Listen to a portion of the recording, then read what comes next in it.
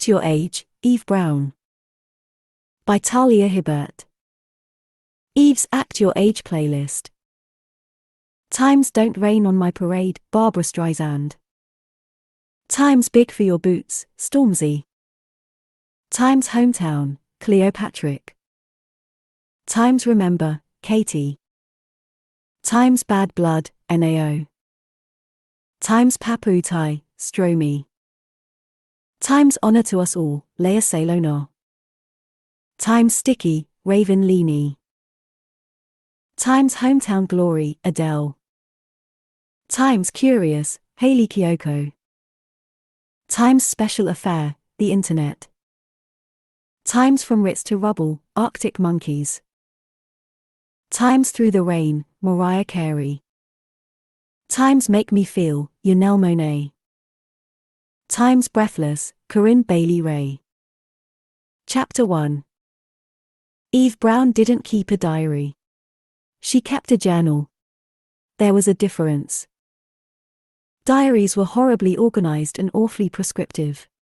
They involved dates and plans and regular entries and the suffocating weight of commitment. Journals, on the other hand, were deliciously wild and lawless things. One could abandon a journal for weeks, then crack it open one Saturday evening under the influence of wine and marshmallows without an ounce of guilt. A woman might journal about last night's dream, or her growing anxieties around the lack of direction in her life, or her resentment toward the author of thrilling AO3 fanfic tasting Captain America, who hadn't uploaded a new chapter since the great titterfucking cliffhanger of December 2017. For example. In short, journaling was, by its very nature, impossible to fail at. Eve had many journals. She rather liked them. So, what better way to spend a lovely, lazy Sunday morning in August than journaling about the stunning rise and decisive fall of her latest career? She sat up with a stretch, clambered off her queen-sized bed, and drew back the velvet curtains covering her floor-to-ceiling windows. As bright summer light flooded the room, Eve tossed aside her silk headscarf, kicked off the shea butterfoot mask socks she'd slept in, and grabbed her journal from her bedside table, leafing through gold-edged pages. Settling back into bed, she began. "Good morning, darling." The journal, of course, was darling. "It's been 8 days since Cecilia's wedding. I'm sorry I didn't write sooner, but you are an inanimate object, so it doesn't really matter. I regret to report that things didn't go 100% to plan. There was a bit of a fuss about Cecilia's corset being eggshell instead of ivory, but I resolved that issue by encouraging her to take a Xanax from Gigi. Then there was a slight palaver with the doves. They were supposed to be released over Cecilia and Gareth for the photographs, but I discovered just before the ceremony that their handler, that is to say, the doves' handler, not Cease and Gareth's, I was their handler, to be frank, hadn't fed them for 2 days, so they wouldn't shit all over the guests. But really, when one wishes to work with the wonders of the animal kingdom, one must respect their ways and resign oneself to the odd sprinkle of shit. One certainly must not starve the poor creatures to avoid said sprinkle of shit. Any sensible person knows this. So I may have lost my temper and released them all. The doves, I mean. Clearly, they were born to be free, hence the wings, etc. Unfortunately, the handler demanded I pay for them, which I suppose was fair enough. It turns out doves are very expensive, so I have had to request an advance on my monthly payment from the trust fund. Hopefully Mother won't notice. Anyway, darling, here is my point. Cecilia and I have sadly fallen out. It seems she was very attached to the idea of the aforementioned doves, and perhaps her tongue had been loosened by the Xanax, but she called me a selfish, jealous cow, so I called her an ungrateful waste of space and ripped the train off her Vera Wang. By accident, obviously. I did fix it after a fashion in time for the actual ceremony, so I don't entirely see the issue. But knowing the lovely Cecilia as I do, I'm sure she'll spend her Fiji honeymoon badmouthing my services on various Bridezilla forums in order to destroy my dream career. Obviously, the joke is on her, because I have no dream career and I have already erased Evantonia weddings from the face of the earth. And Chloe says I lack efficiency. Ha! Eve finished her entry and closed the journal with a satisfied smile, or else, a smile that should be satisfied, but instead felt a little bit sad and slightly nauseous. She'd known Cecilia since their school days. Had always felt somewhat nervous around her, the way Eve often did around, well, humanity in general. As if she were walking a cliff's edge between being the easy, entertaining friend people kept around, and the irritating mess people kicked off the ledge. Now she'd leapt off that ledge with Cecilia, and it turned her stomach to a gently writhing pit. Clearly, Eve was in a mood.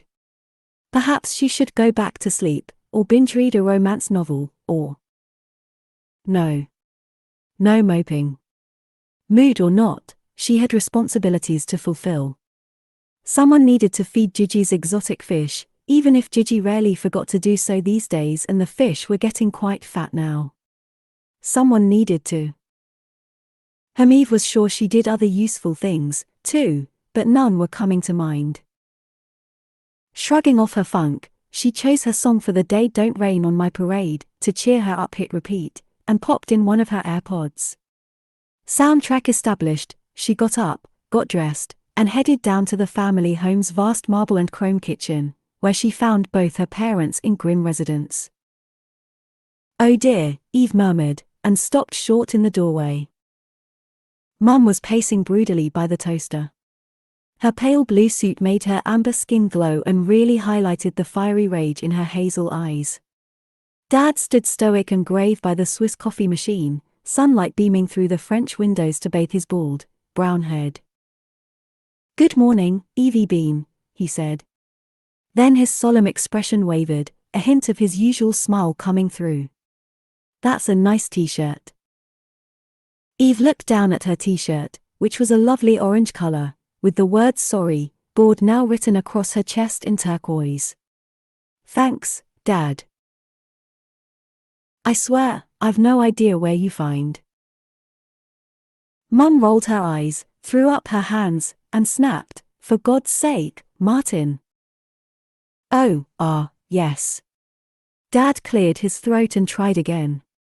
"Eve," he said sternly, "your mother and I would like a word." Wonderful, they were in a mood, too.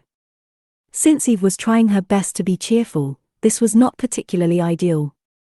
She sighed and entered the kitchen, her steps falling in time with the beat of Barbara's bold staccato.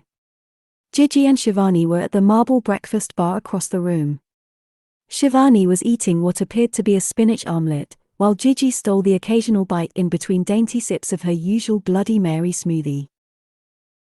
Unwilling to be contaminated by her parents' grumpiness, Eve trilled, "Hello, grandmother, Grand Shivani," and snagged a bottle of Perrier from the fridge. Then, finally, she turned to face Mum and Dad. "I thought you'd be at your couple's spin class this morning." "Oh, no, my lovely little lemon," Gigi cut in. "How could they possibly spin when they have adult children to ambush in the kitchen?" "I know that's how I approach disagreements with my 26-year-old offspring," Shivani murmured. When Mum glared in her direction, Shivani offered a serene smile and flicked her long, graying ponytail. Gigi smirked her approval. So, it was official, Eve was indeed being ambushed. Biting her lip, she asked, "Have I done something wrong? Oh dear, did I forget the taps again?" It had been 8 years since she'd accidentally flooded her en-suite bathroom badly enough to cause a minor floor-ceiling collapse, but she remained slightly nervous about a potential repeat. Mum released a bitter laugh. "The taps," she repeated with frankly excessive drama. "Oh, Eve, I wish this issue were as simple as taps." "Do calm down, Joy," Gigi huffed. "Your vibrations are giving me a migraine." "Mother," Dad said warningly. "Yes, darling?" Gigi said innocently. "For God's sake," Mum said, raging lie, "Eve, we'll continue this in the study." The study was Mum's office, a neat and tidy room on the ground floor of the family home.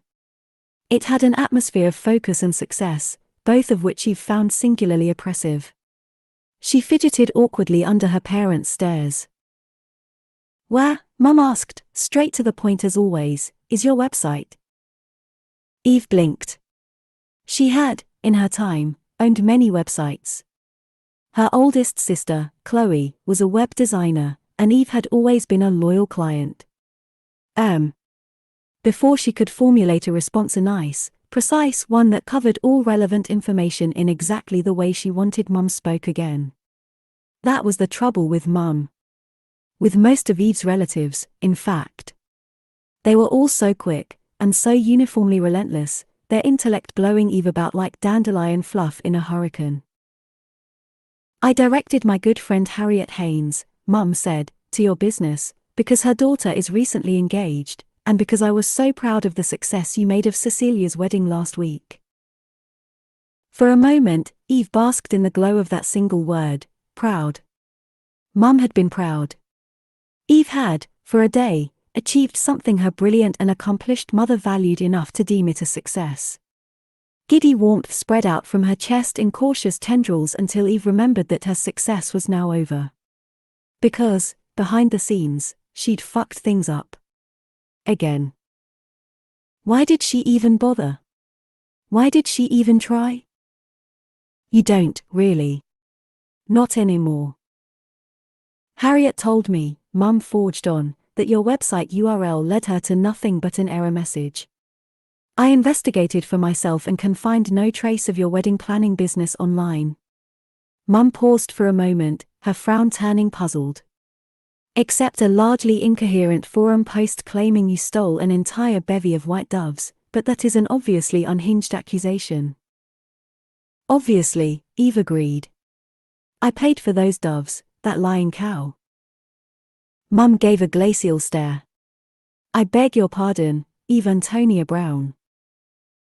Let's focus on the issue at hand, shall we, love?" Dad interjected. "Eve, what's happened to your business?" "Ah. Yes. Well. There was the rub. The thing is, Dad, Mum. I have decided that wedding planning isn't for me after all. So, I dissolved the business, deleted the website and disconnected the URL, and closed down all associated social media accounts. It was best, Eve had found, to simply rip off the bandage." There was a pause. Then Mum said tightly, "So you gave up?" Again. Eve swallowed, suddenly uncomfortable. "Well, no, not exactly. It was just an experience I stumbled into. Cecilia's original wedding planner was rubbish, so." "She was an ordinary woman who couldn't deal with a spoiled brat like Cecilia Bradley-Coots," Dad cut in, his brow creased. "But you could. You did. And you seem to enjoy yourself, Eve. We thought you'd found your calling." A cold bead of sweat began to drip, slow and steady, down Eve's spine. Her calling? Eve wasn't the sort of woman who had callings. "It's for my own good, really," she said, her voice aiming for light and hitting scratchy instead. "Everything went suspiciously well. I couldn't recreate such success again. Wouldn't want to disappoint myself." Dad stared, crestfallen. "But Eve, you're disappointing us." Ouch. No pulling the parental punches today, then. "You can't avoid trying at anything in case you fail," he told her gently. "Failure is a necessary part of growth." She wanted to say, "That's what you think." Eve's parents had never failed at a bloody thing. Eve's parents knew who they were and what they were capable of, as did her sisters. But Eve? All Eve really knew was how to be fun, and experience had taught her she ought to stick to her strong suit and avoid reaching too high. She used to reach, once upon a time. But it hurt so terribly to fall. "Enough is enough, Eve," Mum said into the silence. "You're 26 years old, perfectly intelligent and absolutely capable, yet you waste time and opportunities like a spoiled brat. Just like Cecilia." Eve sucked in an outraged breath. "I am not spoiled." She thought for a moment. "Well, Perhaps I am mildly spoiled. But I think I'm rather charming with it, don't you? No one laughed. Not even Dad. In fact, he looked quite angry as he demanded, "How many careers do you plan to flit through while living at home and surviving on nothing but the money we give you? Your sisters have moved out, and they work damned hard even though they don't need to. But you dropped out of performing arts college. You dropped out of law school. You gave up on teaching. You went from graphic design, to cupcakes, to those tiny violins you used to make." "I don't want to talk about the violins," Eve scowled. She'd quite liked them, but she knew far better than to make a career out of anything she liked. Those were always the failures that hurt most. "You don't want to talk about anything," Dad exploded. "You dip in and out of professions, then you cut and run before things get real. Your mother and I didn't set up the trust so you girls could become wastes of space," he said. "We set it up because when I was a boy, Gigi and I had nothing. And because there are so many situations in life that you've no hope of escaping from without a safety net. But what you're doing, Eve, is abusing your privilege. And I'm disappointed." Those words burned. Her heart began to pound, her pulse rushing loud enough in her ears to drown out Barbara's comforting beat. She tried to process, to find the right words to explain herself, but the conversation was already racing off without her, a runaway train she'd never been fast enough to catch. "We have decided," Mum said, "to cancel your trust fund payments. Whatever savings you have will have to do until you can find a job." Savings? Who the bloody hell had savings? Dad took over. "You can stay here for 3 months. That should be more than enough time to find a place of your own." "Wait, what? You're throwing me out?" Mum went on as if Eve hadn't spoken. "We've discussed things, and your father and I would like you to hold down a job for at least a year before we restart your trust fund payments. We know finding decent work might be difficult with such a unique CV, so we've lined up positions for you in our own companies." Eve jerked back in her seat, her head whirling as she tried to keep up. "But I already quit law." It had only taken a few seminars with hyper-focused geniuses for Eve to realize that she wasn't nearly clever enough to get her head around the unwritten constitution. Mum's mouth tightened. "Well, there's always your father's accountancy firm." Now Eve was truly appalled. "Accountancy? I can barely count." Mum narrowed her eyes. "Don't be flip, Eve. You're right. I don't want to count. And I don't want my parents to hand me a job because I'm too useless to get one on my own. I'm not." Even if she felt that way, sometimes. "No," Mum agreed, "just too feckless to stick with one. To do the hard work, after the excitement and glamour has faded. Too immature to be an adult. When are you going to act your age, Eve? I swear, it's embarrassing." And there it was. Eve sucked in a breath and blinked back, the hot tears prickling at the corners of her eyes. They were more shock than pain, like the tears that came with a banged elbow, but she shouldn't be shocked at all, now, should she? Of course her parents saw her this way. Of course they thought she was an immature little brat. She'd never given anyone a reason to think she was anything else. I need to go," she said, standing up quickly, her voice thick with tears. Embarrassing. She was so bloody embarrassing, crying like a child because her mother had told her the truth, running away from everything because she wasn't strong enough to cope with the pressure. "Eve, darling," Mum began, already sounding softer, full of regret. Next, she'd say, "I'm sorry, I didn't mean that," and everyone would decide that was enough for today, and the poor, delicate baby of the family would be let off the hook for a while because everyone knew Eve couldn't handle difficult conversations. She wanted to be more than this. She really, really did. She just didn't know how. "Don't worry," she said sharply. "I've listened to everything you've said, and I'm taking it very seriously. I don't need you to baby me anymore. I will deal with this on my own, and I will try not to disappoint or embarrass you in the process. But now I need to go before I completely undermine myself by bursting into tears." She turned her back on her stricken parents and bolted. Chapter 2. It had taken Eve 7 attempts to pass her driving test. Apparently, she had serious spatial awareness problems that took 4 years of weekly lessons to overcome. But driving was one of the few things Eve had refused to give up on, because earning a license meant earning freedom. For example, the freedom to drive fast and aimless down abandoned country roads while blasting a playlist that started with Storm's Big for Your Boots at full volume. Her mood had taken a sharp dip, and Barbara would no longer do. As she sped past turn after turn that would take her back to the main road to the city, to her sisters Eve debated the pros and cons of running to Chloe or Danny for help. What, exactly, would she say?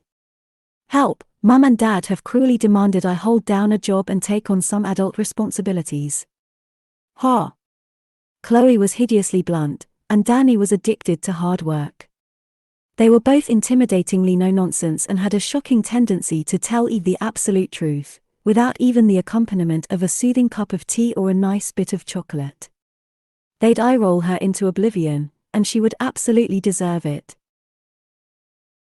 Eve had told her parents she'd handle things herself, and she would keep that promise. As soon as she finished undoing the instinctive panic caused by this morning's conversation, that is. She turned up the endless music and drove.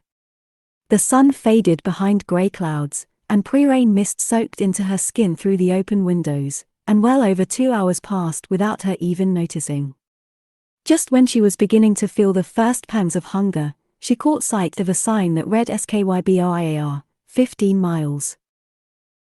Skybriar, she murmured over the thrum of Cleopatra's hometown. It sounded like a fairy tale. Fairy tales meant happily ever after. She took the turn. Skybriar looked like a fairy tale, too. Its main road unravelled down a gigantic hill, the kind usually found in books or Welsh travel brochures. Mysterious woodlands stood tall on either side of the pavement, likely containing pixies and unicorns and other fabulous things. The air through Eve's open window tasted fresh and earthy and clean as she drove deeper into the town, past adorable, old-fashioned, stone-built houses and people in wellies walking well-behaved little dogs. She spotted a sign among the green, a gleaming blue board with white lace effect around the edges that read Pemberton Gingerbread Festival, Saturday, the 31st of August. How absolutely darling, and how potentially delicious. Oh, but it wasn't the 31st yet. Never mind. Another turn, taken at random, and she struck gold. Up ahead, guarded by a grand oak tree and fenced in by a low, moss-covered wall, sat an impressive red brick Victorian with a burgundy sign outside that read Castell Cottage. Excellent accommodation, delicious cuisine. She was feeling better already. Actually, that was a categorical lie. But she would feel better once she ate, and took a moment to think, and generally stopped her drama queen behavior. Eve was quite certain of that. She threw her car into the nearest sort of parking space. Well, it was an empty spot by the pavement, so it would do, and cut off the radio. Then she slipped in an AirPod, chose a new song, Shut Up and Groove, Mars Ego, to match her determinedly positive mood, and pressed play. Flipping down the car's mirror, she dabbed at her red eyes and stared disapprovingly at her bare mouth. Boring, boring, boring. Even her waist-length braids, lavender and brown, were still tied back in a bedtime knot. She set them free to spill over her shoulders, then rifled through her glove box and found a glittery, orange Chanel lip gloss. There, she smiled at her reflection. Much better. When in doubt, throw some color at it. Satisfied, she got out of the car and approached the cute little countryside restaurant thingy through softly falling drizzle. Only when she reached the grand front door, above which sat yet another burgundy sign, did she notice what she'd missed the first time. Castell Cottage. Bed and breakfast. Eve checked her watch and discovered that it was now far from breakfast time. Gabriel's burning bollocks, you have got to be kidding me. She glared at her warped reflection in the front door's stained glass window.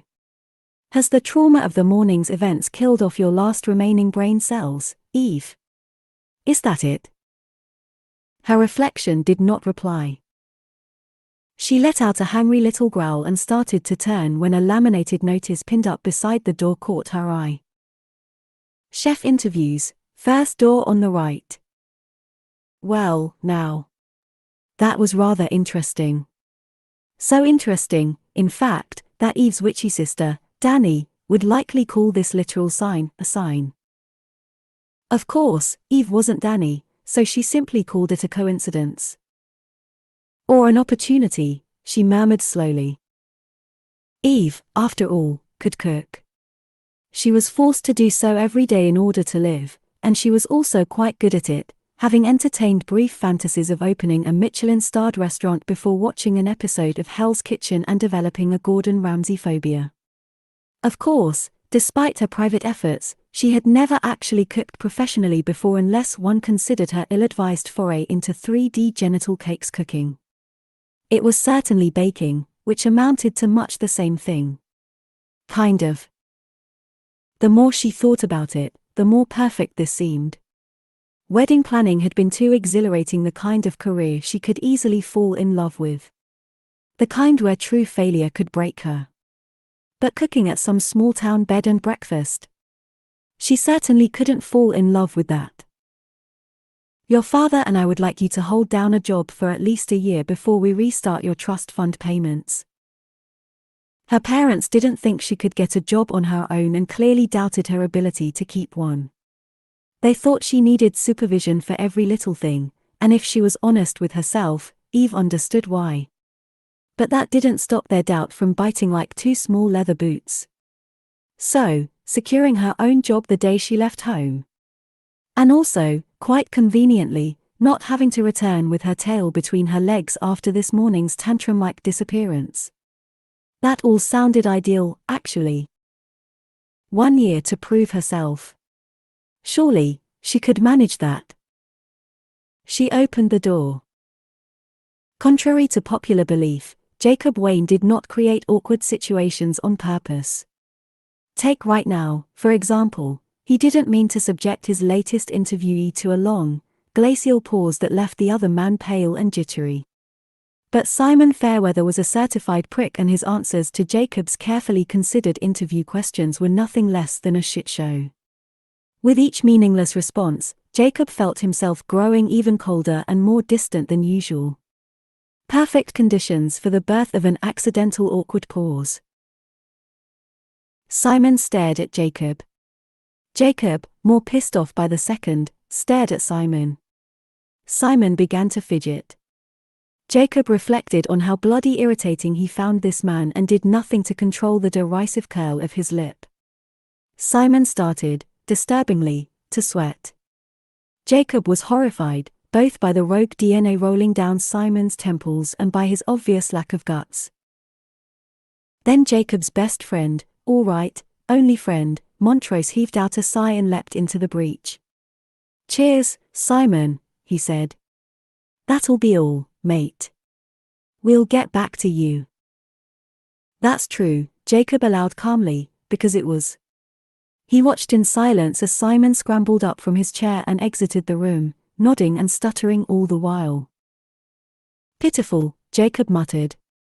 As the dining room door swung shut, he wrote 2 careful words on his notepad, FUCK. Everything.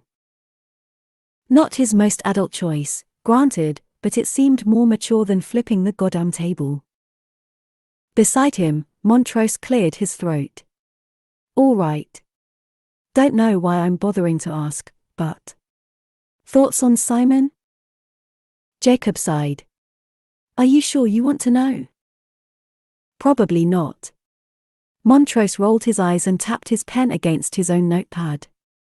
He, Jacob noticed, had written a load of intelligent, sensible shit about today's applicants, complete with bullet points. Once upon a time, Jacob had been capable of intelligence and bullet points, too. Just last week, in fact.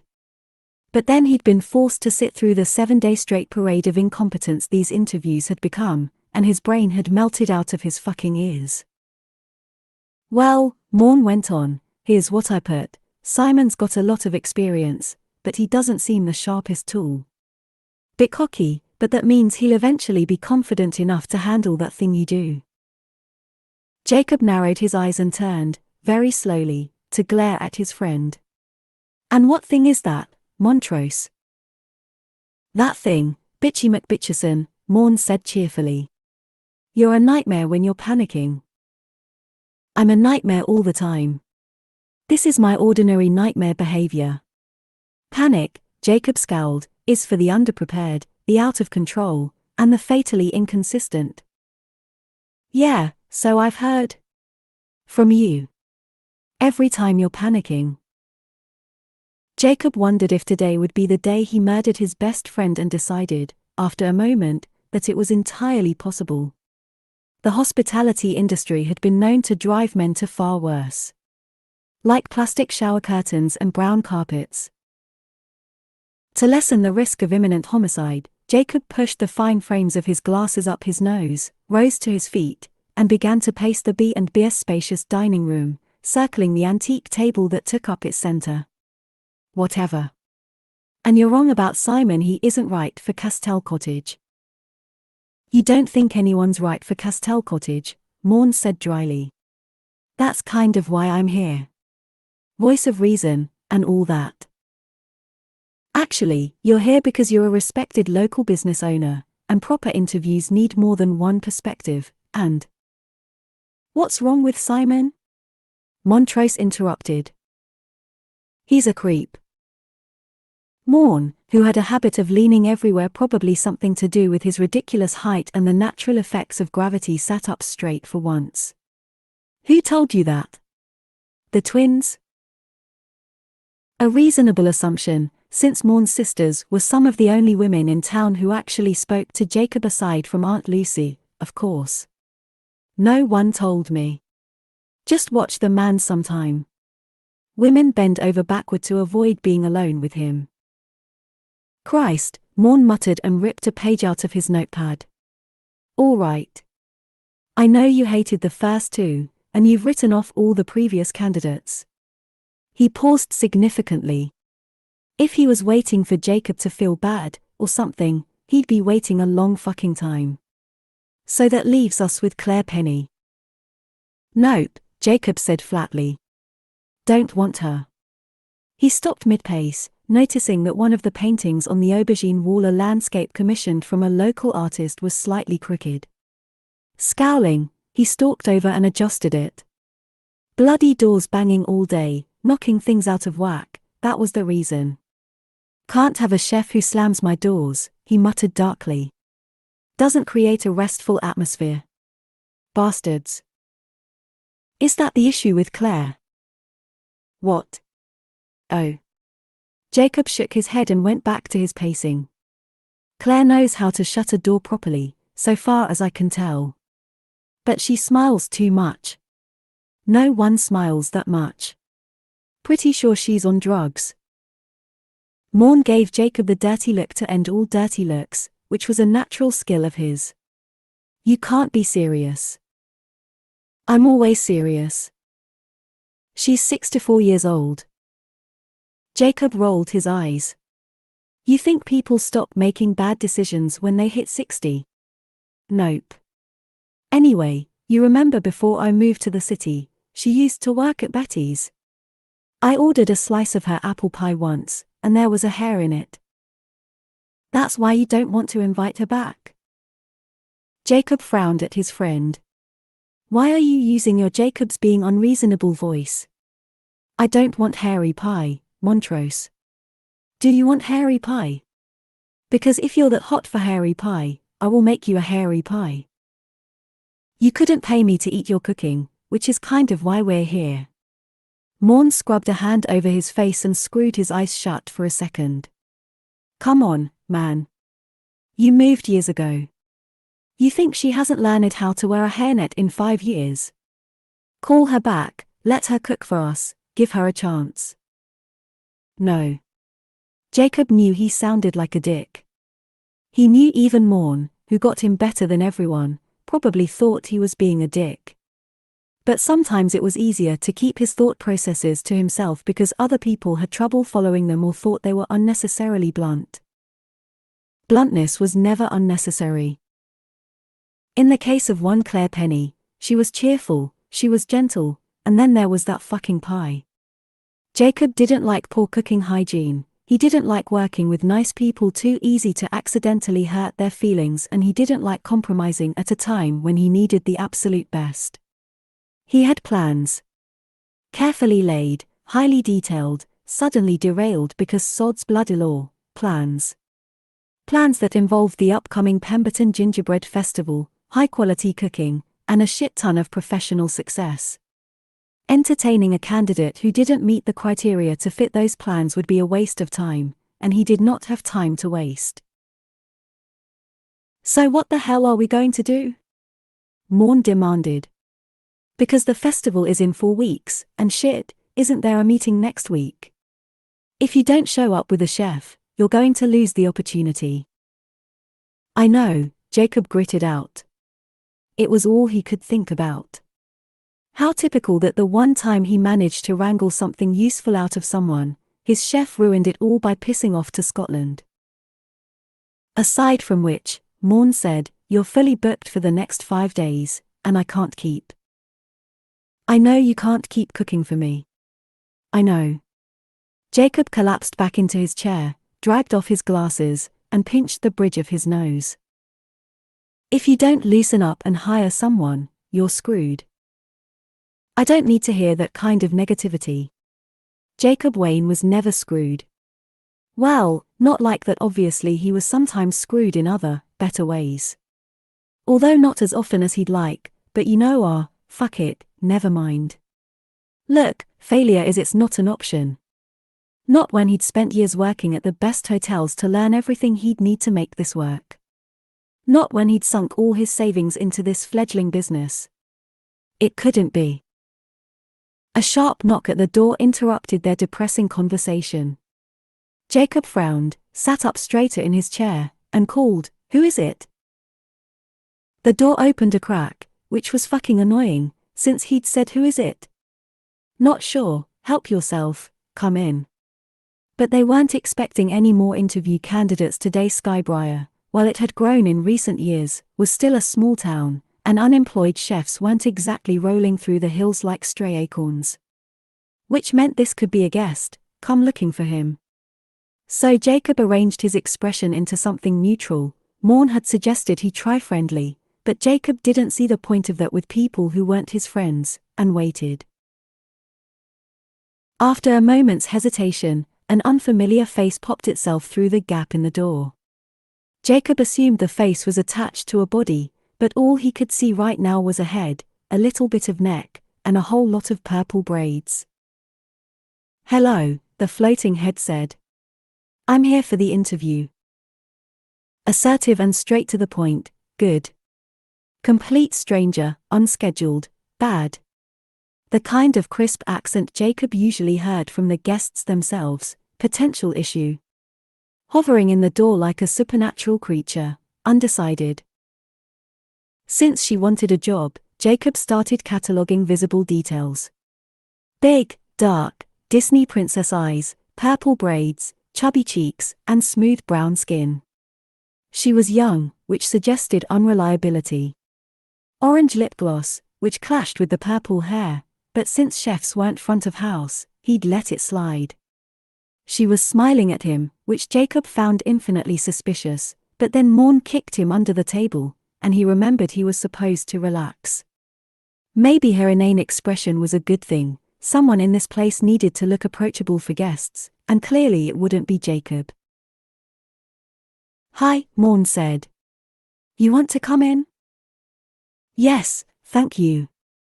The head and neck became a complete person. She stepped into the room, shut the door behind her, and assaulted Jacob with her t-shirt. Bright orange like the lip gloss, with words written across her chest in turquoise block capitals, "Sorry, bored now." Ironic clothing. Rude ironic clothing. Apathetic, rude, ironic clothing.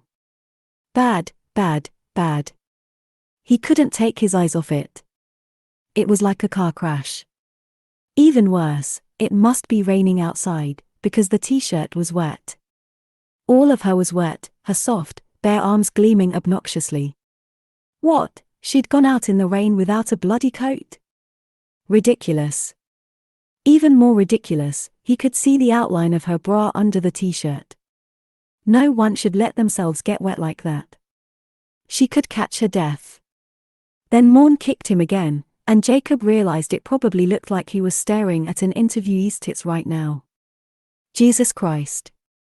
He looked down at his notepad, cleared his throat, and scrawled down 3 O's and an X. 3 positives, 1 negative. He'd given her an extra positive to make up for the chest staring. My name is Eve Brown, she said, coming to sit down. More confidence. Good. He circled one of the O's again. I'm Eric Montrose, Morn said. I run the Rose and Crown over on Friars Hill. And my silent friend here is the owner of Castell Cottage, Jacob Wayne. Silent? Oh, yeah. That was Jacob right now. He was just taking things in. He had things in his head.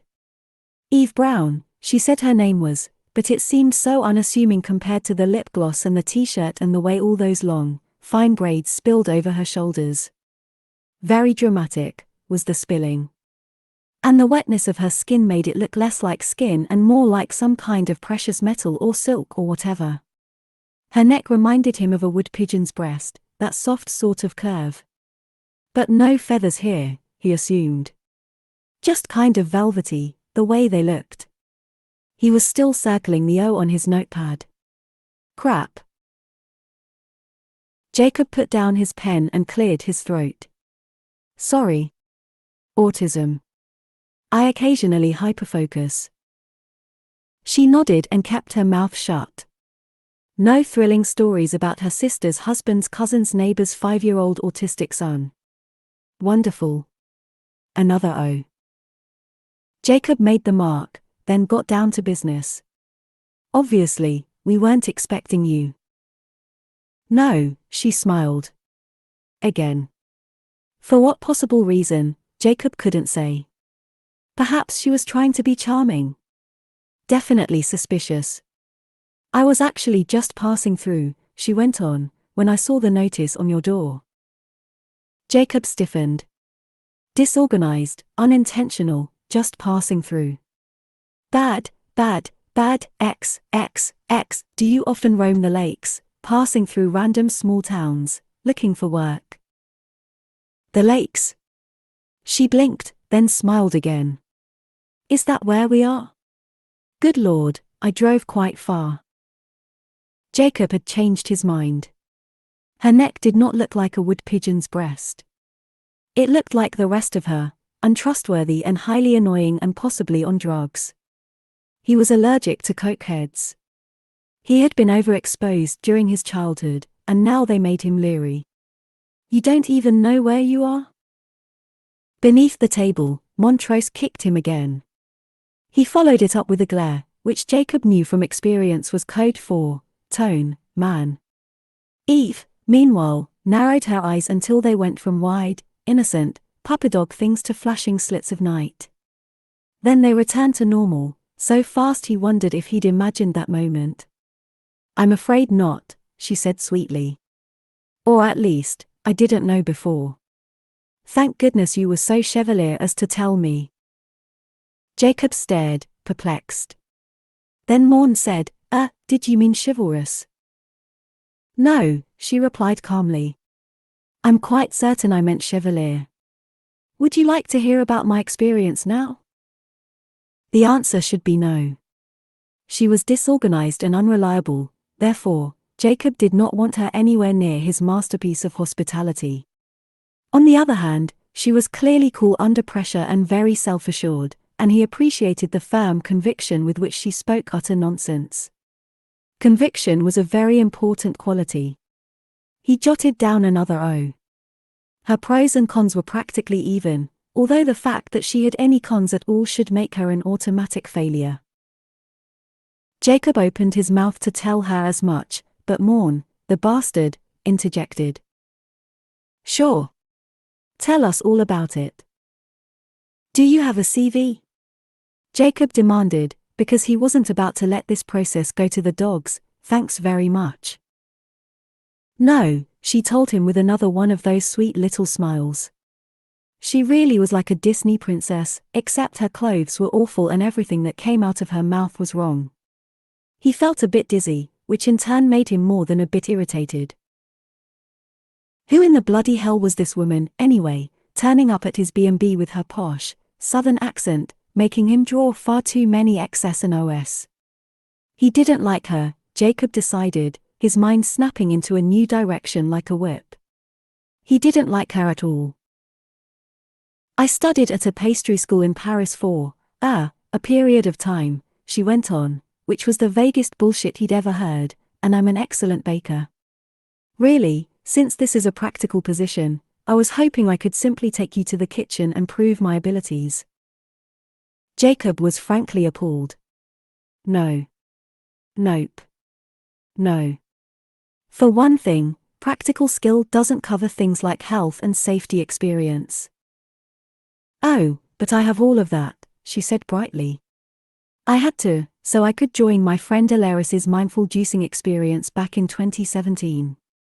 Juice recipe development, she told them in a conspiratorial tone, is an underrated form of meditation. Really? Morn asked. Morn, Jacob said, why are you responding to this rubbish? Eve ignored him, or perhaps she didn't hear. He'd noticed she was wearing one of those earbud things, peeking through the braids, as if her t-shirt wasn't offensive enough. Oh, yes, she was saying, her eyes on Morn as she nodded pleasantly. It does work. My grandmother is a great fan. You know, I've been looking for ways to turn the pub into a kind of events hub for the town. Maybe something like that would work. Holding classes, or... I'd be happy to discuss it with you, Eve said. I could even give you Alaris's number. She's a true pioneer. Jacob wondered if perhaps, when he had gotten up to pace 20 minutes ago, he had actually tripped and fallen and hit his head and was now in a coma.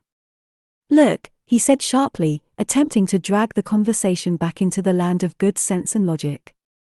I can't interview you without a CV. You have no references, no solid evidence of education or employment.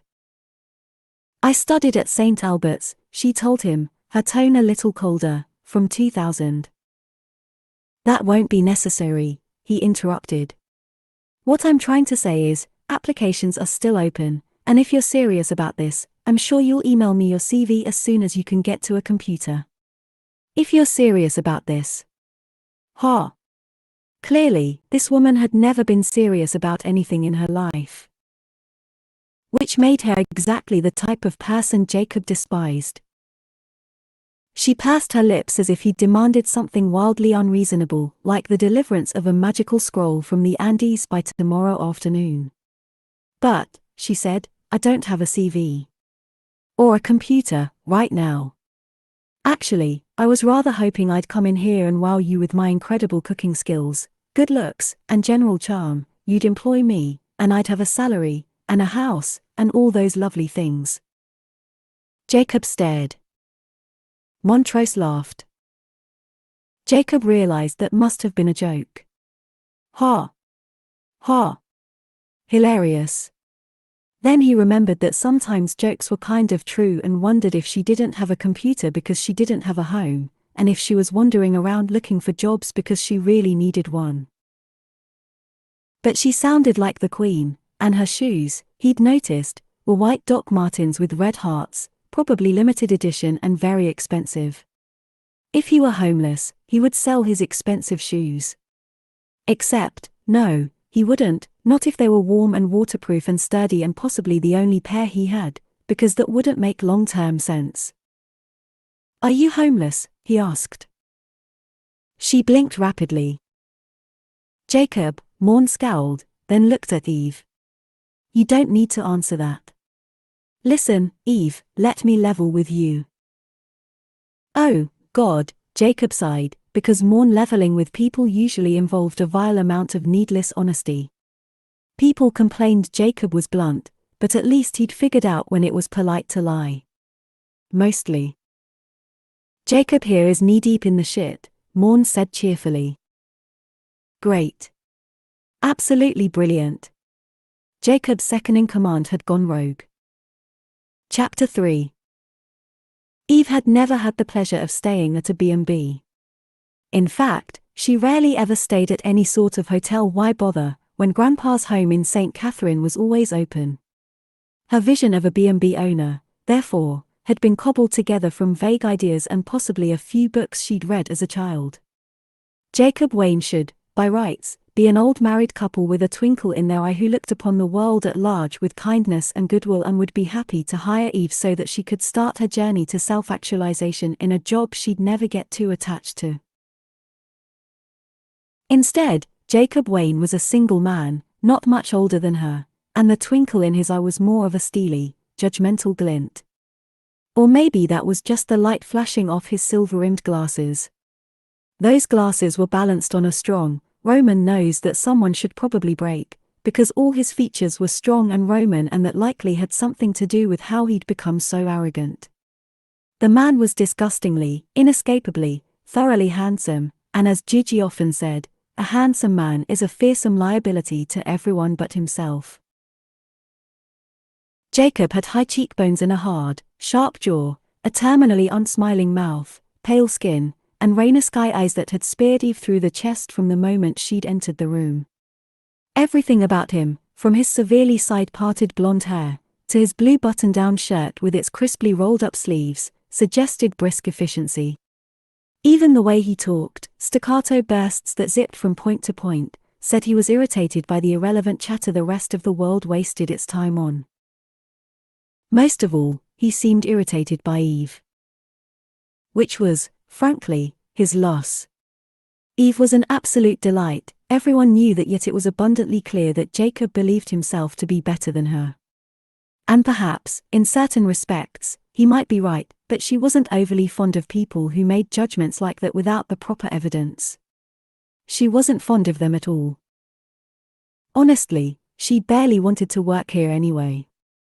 In fact, what she wanted to do with Jacob sneering Wayne, after just 10 minutes of acquaintance, was conk him on the head with a saucepan. But watching a scarlet flush creep up his chiseled cheeks was also enjoyable, and since that's what happened when Morn said, Jacob here is knee-deep in the shit, Eve decided to listen instead of storming off. Jacob's last chef won the lotto down at the corner shop last week, Morn went on. 50 grand, so she's jacked work in and moved back to Scotland to marry her fella long distance, they were, and start her own business. Eve arched a dubious eyebrow. Well, that's nice for her. But I doubt she'll get far with 50,000. That's what I said, Jacob burst out. What's a house deposit without a guaranteed income to pay the mortgage?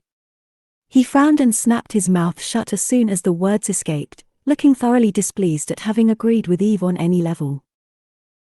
Of course, Eve hadn't realized £50,000 was a house deposit. What she'd meant was that £50,000 hadn't been even half of the budget of the wedding she'd planned for Cecilia. But she decided to keep that minor detail to herself. You waste time and opportunities like a spoiled brat.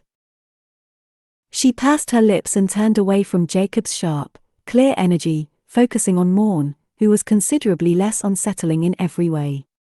Oh, he was as handsome as Jacob, with his smiling mouth, dark skin, and warm eyes, but he didn't vibrate with iron control and never-ending judgment, which made him far easier to look at. Please, she said politely, do continue. Morn smiled a little wider. Jacob, meanwhile, narrowed those frosty eyes of his. Not that Eve was looking. Point is, Montrose went on, the chef's gone, and Jacob doesn't know how to boil an egg.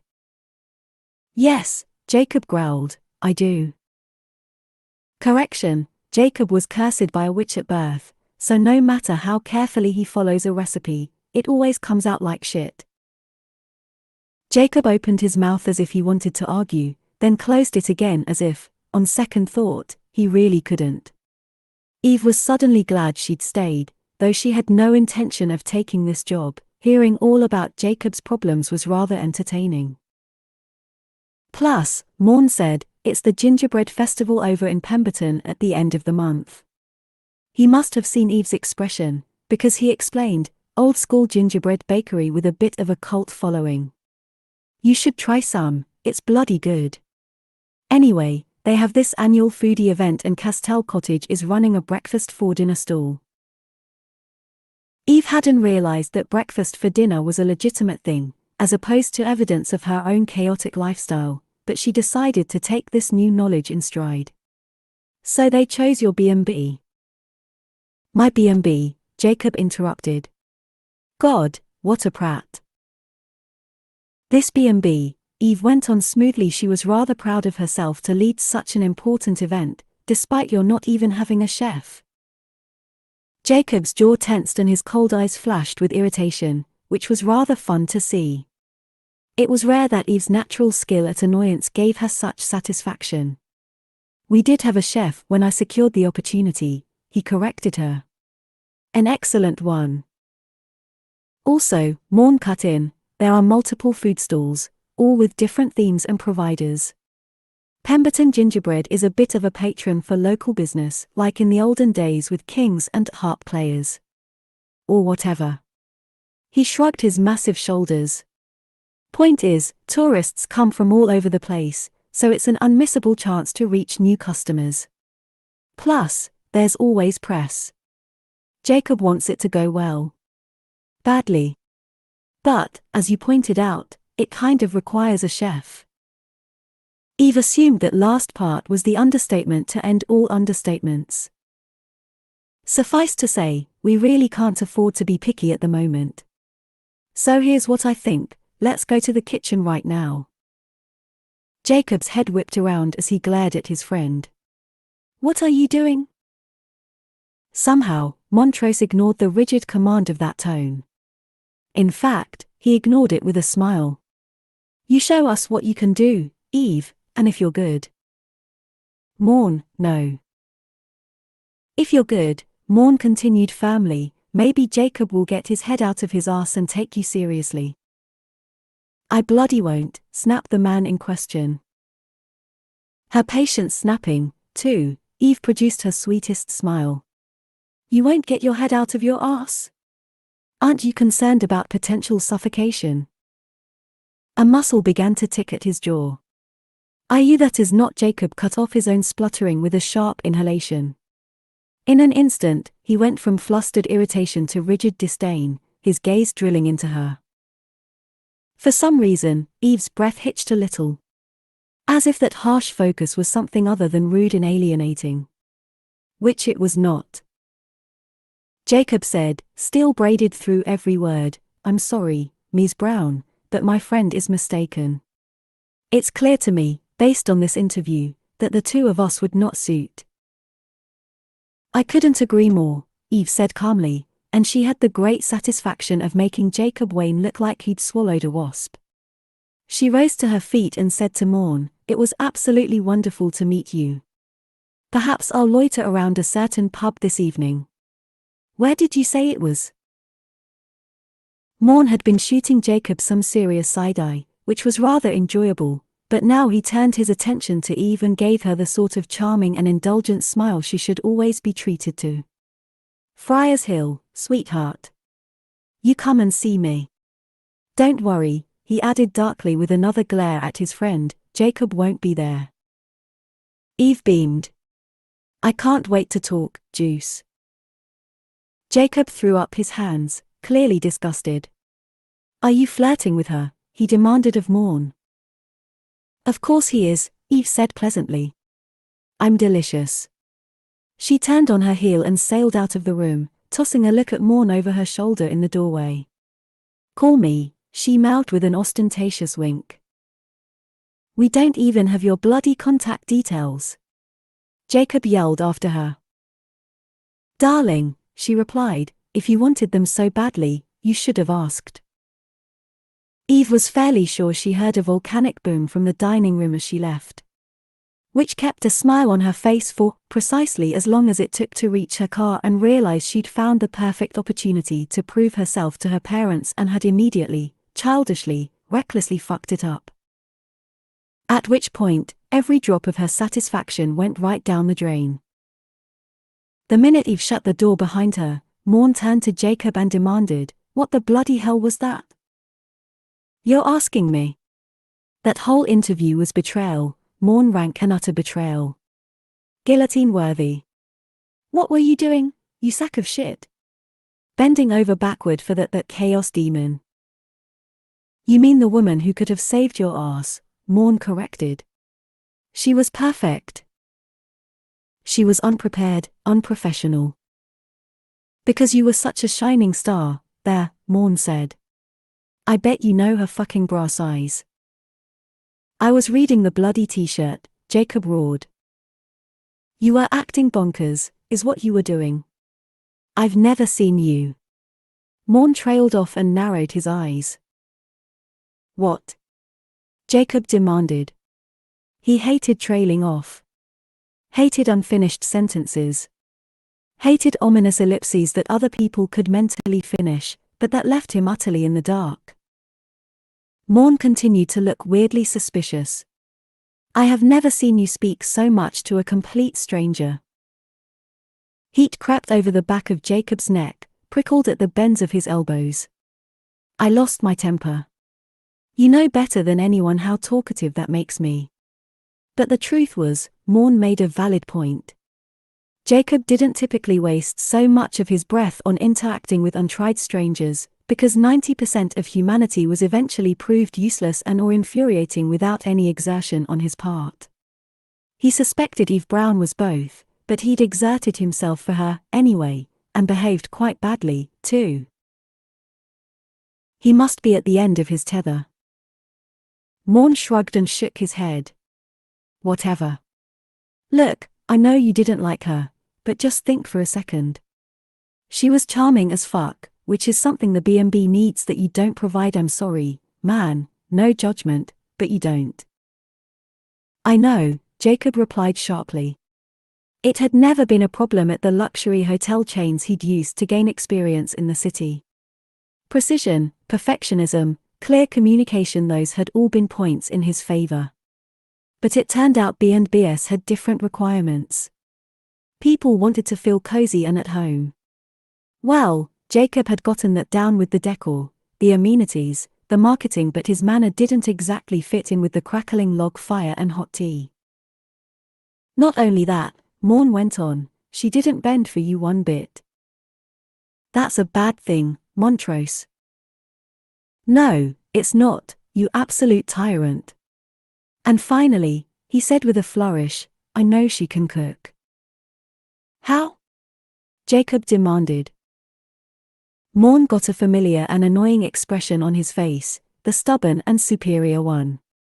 "I can just tell." "How?"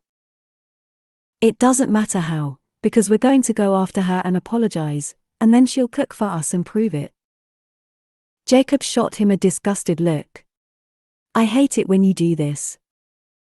"When I'm right, you mean?" "When you're full of shit." Jacob took off his glasses and cleaned them on the edge of his shirt, thoughts flying.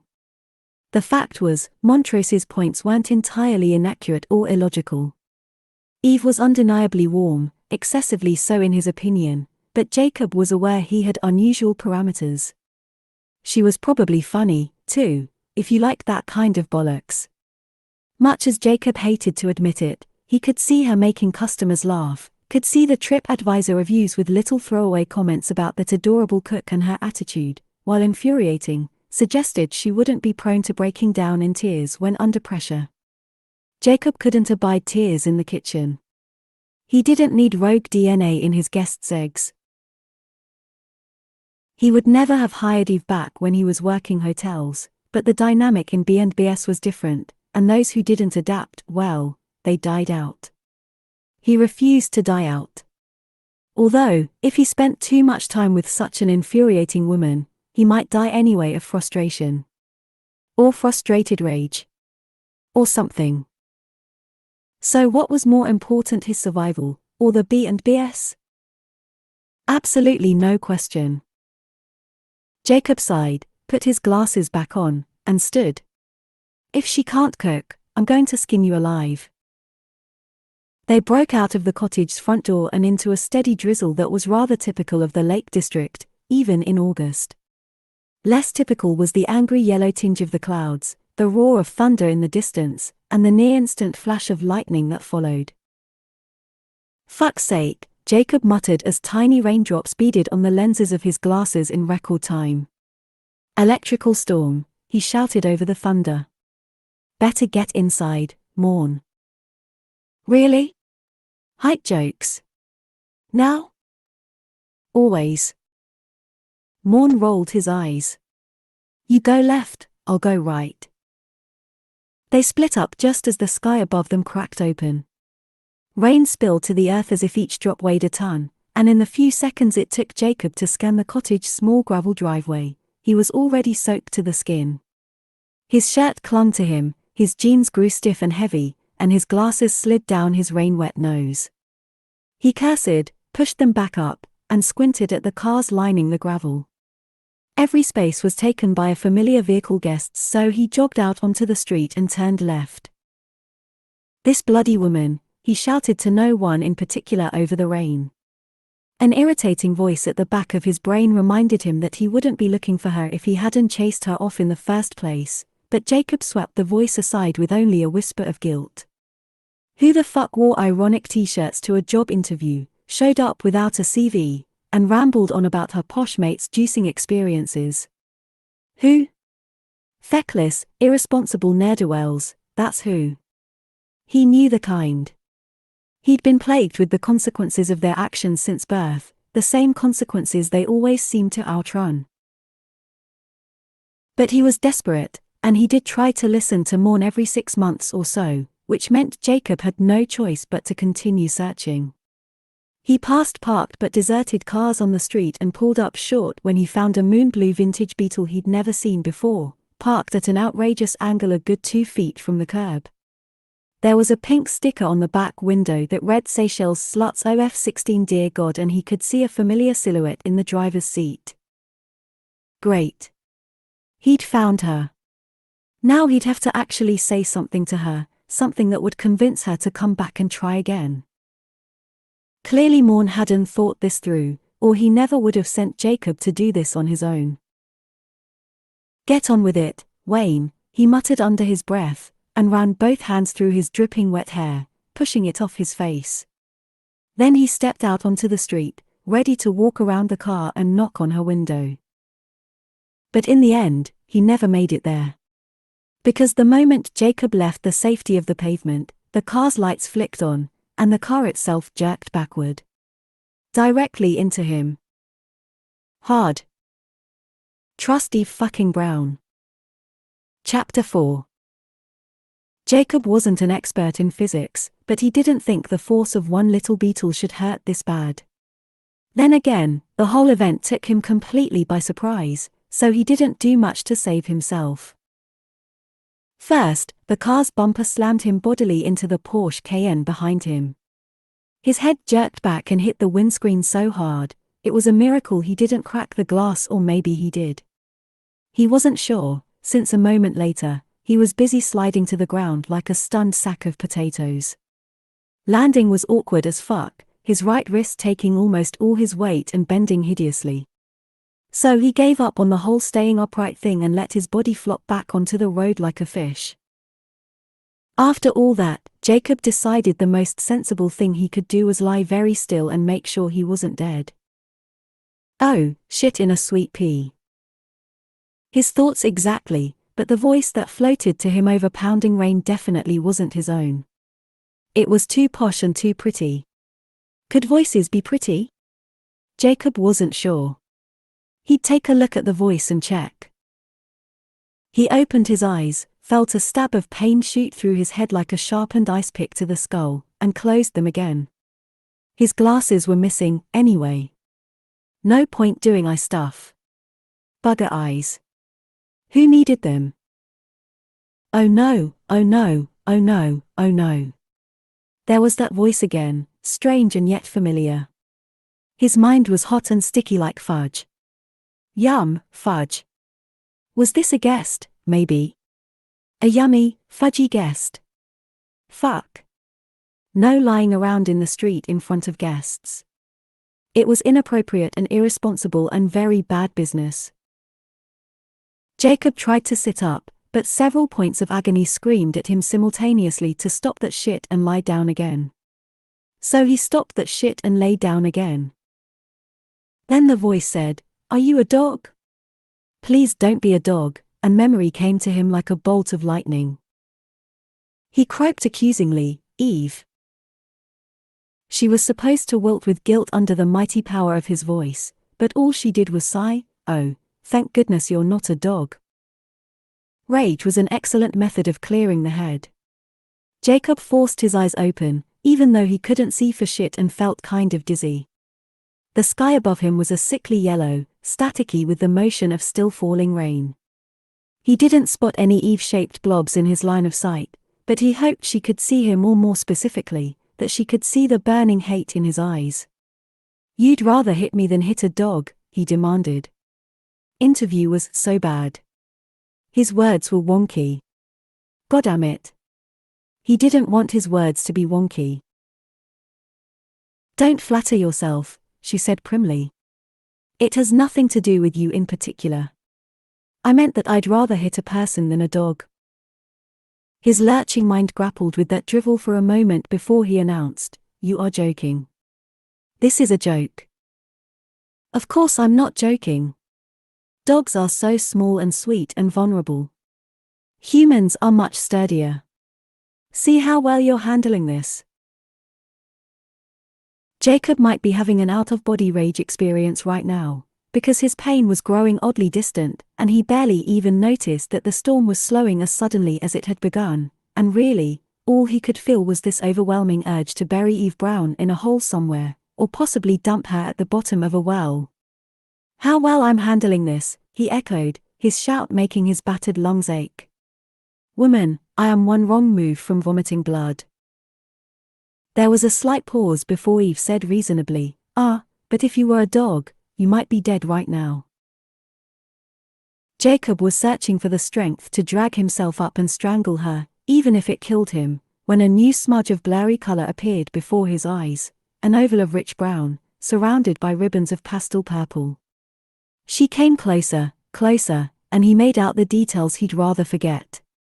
The rounded cheeks and the big, dark eyes behind rain-wet, spiky eyelashes. The stubbornly pointed chin and glittery, glossy lips. She was biting those lips, if he wasn't mistaken, and quite violently, too.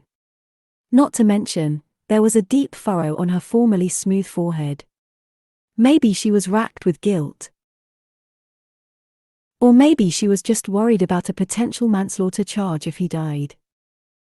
Probably the latter. "Would it take your mind off things if I showed you my tits?" she asked out of the blue. God, concussions were strange. "Jacob."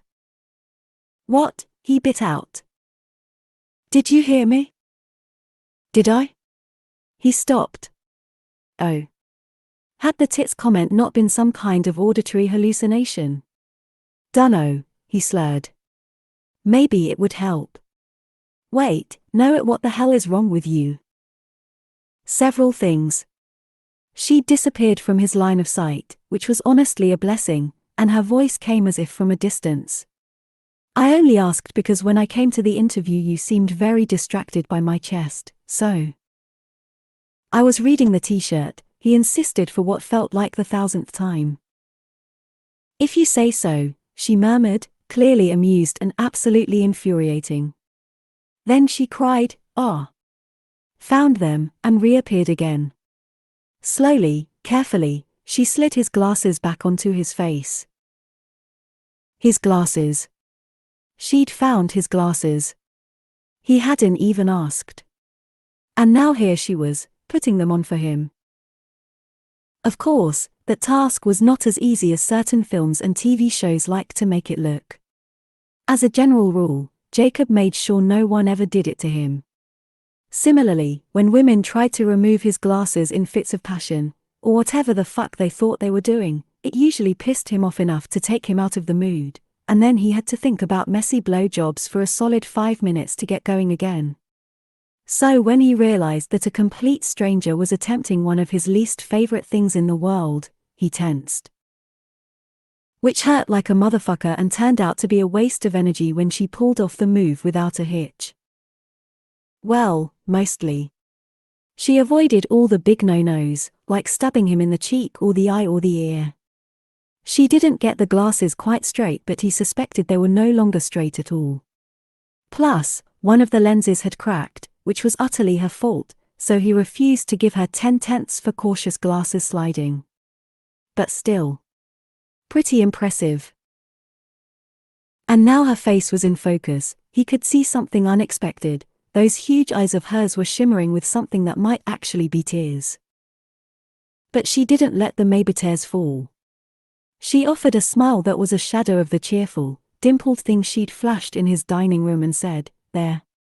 Now you can glare at me properly." Jacob really must be concussed, because instead of telling her to fuck off, he said softly, "Thanks." Thanking her.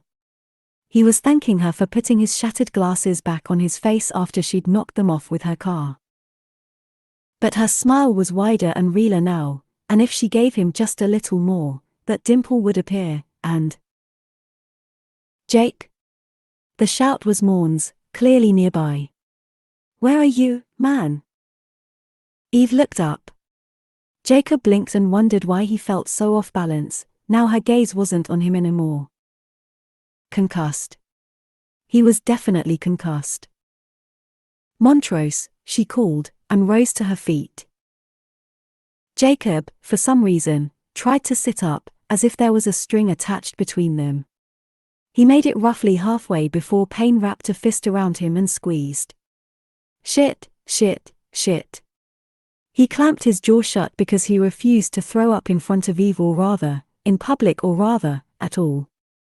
Then he sat up the rest of the way, realized he'd done something terrible to his ass, and tried to roll up on his knees instead. "Christ, mate," came Montrose's voice from above. "You're a mess. What the bloody hell happened?" Eve wailed, "I hit him with my car." Just as Jacob snapped, "She hit me with her car." Then he registered how teary Eve sounded and felt like a bit of a bastard. Hang on, she was the bastard. Huh? Good God, what the hell was wrong with him? "I'm going to call an ambulance," Eve said. "You bloody well aren't," Jacob snorted, then instantly regretted the snort. Could lungs be broken? His lungs were broken. "Ambulance," he wheezed contemptuously. "What a fuss." "Jacob," Morn said sternly, "don't be a prick. You need medical attention." "I realize that," Jacob said, "but there's no need for an ambulance. Waste of public resources." He was perfectly fit. There were people dying, for Christ's sake. "I'll drive myself." He started to rise to his feet, but the world swung sideways and a gang of vicious pixies set fire to his skull. He was all charred and crumbling inside, and he felt violently dizzy again. "Montrose is going to drive me," he corrected, and looked up at the man in question, studiously avoiding Eve. Everything would be 1,000 times better if she wasn't here, so he had decided to pretend she wasn't. "Give us a hand, Morn." Morn gave a long-suffering sigh and knelt down, sliding an arm around Jacob's back, which hurt like a motherfucker, but there was nothing to be done about that, and muttering, "Hold on to me. Properly.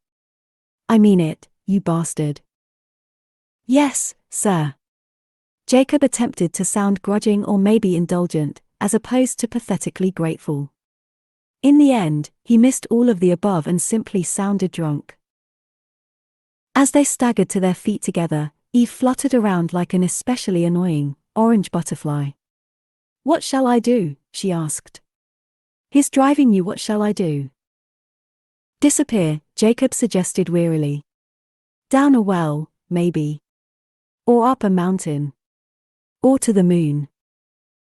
Watch the cottage, Morn said. What? Jacob wasn't sure who said it first, him or Eve. Well, I'm taking you to the hospital, Morn scowled. My sisters are working, and so's your Aunt Lucy. Looks like Eve's all we've got. He turned to the demoness in question. We were looking for you, anyway, hoping to give you a trial, so here it is. Trial by fire. Tell all the guests what's happened and wing it. Jacob wanted to tell Morn he'd lost his mind, but he was growing incredibly exhausted with every second they spent standing up, and the connection between his mouth and his brain seemed to have become dislodged at some point in the last few minutes. So all he could do was croak out, but serial killer, very sophisticated conwoman industry spy, she's going to steal my complimentary organic shampoo provider. There was a startled pause before Morn said sadly, look what you've done to him. Eve winced and focused on Jacob, speaking as if to an infant. I'm not a serial killer, she told him slowly, or any of the other things you just said, whatever they were. But I am really, awfully, terribly sorry about hitting you with my car. And I promise I will look after your B&B as if it's my very own. Or at least, that's what he thought he heard. It was hard to tell over the ringing in his ears. Jacob tried to say, take your promise and stick it up your arse, Madam Spy, but what came out was a raspy Jesus, fuck, my head. And then the fuzziness got even fuzzier and Morn dragged him away, and Jacob just sort of went. Warm and dry in the B&B, Eve could almost convince herself that the past 20 minutes had been a dream. Of course she hadn't run over the most infuriating man alive. Of course he hadn't been dragged off to the hospital by his best friend, leaving Eve behind to watch a goddamn bed and breakfast. Really, why not take things even further? Of course Eve hadn't driven miles in a teary fit of pique before interviewing for the first job she came across as if that would solve all her problems. Because only a spoiled brat, or, alternatively, an adorable dog with a very tiny brain, would ever do such things, and Eve was surely neither. Which didn't explain why her jeans were still damp from kneeling beside Jacob's crumpled form, why her hands were shaking something awful, or why she was currently standing nervous and alone in Castell Cottage welcoming foyer. Well, shit sticks and fudgesicles. Eve found a handily placed chaise longue by the stairs and summarily collapsed. She'd been aiming for an elegant lounge of the type Gigi might do, but her jeans were stiff and her frigid, fear-stricken bones were stiffer, so she ended up falling like a pile of bricks. The chaise was upholstered in burgundy silk that matched the Edwardian, or was it Victorian? Oh, who gave a shit wallpaper and rugs? There were a lot of rugs in this high-ceilinged room, she noticed, as well as mahogany floors polished to a gleaming shine, and glowing wall sconces and various other things that said coziness and comfort and gravitas. Was this really Jacob's B&B, or did he just manage things?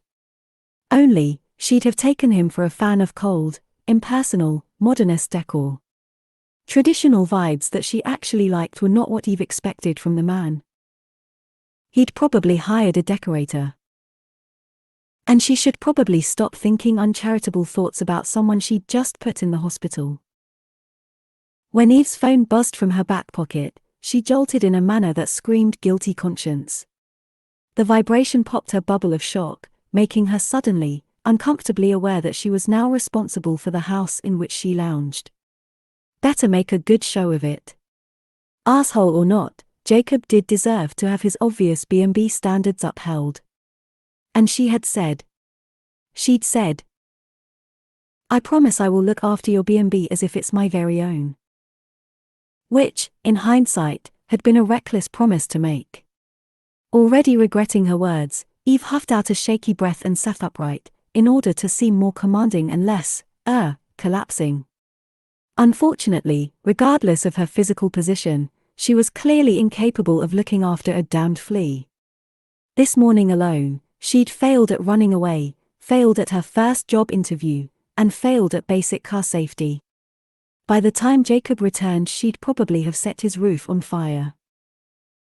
Rolling her lips between her teeth, she wiggled her still vibrating phone from her pocket.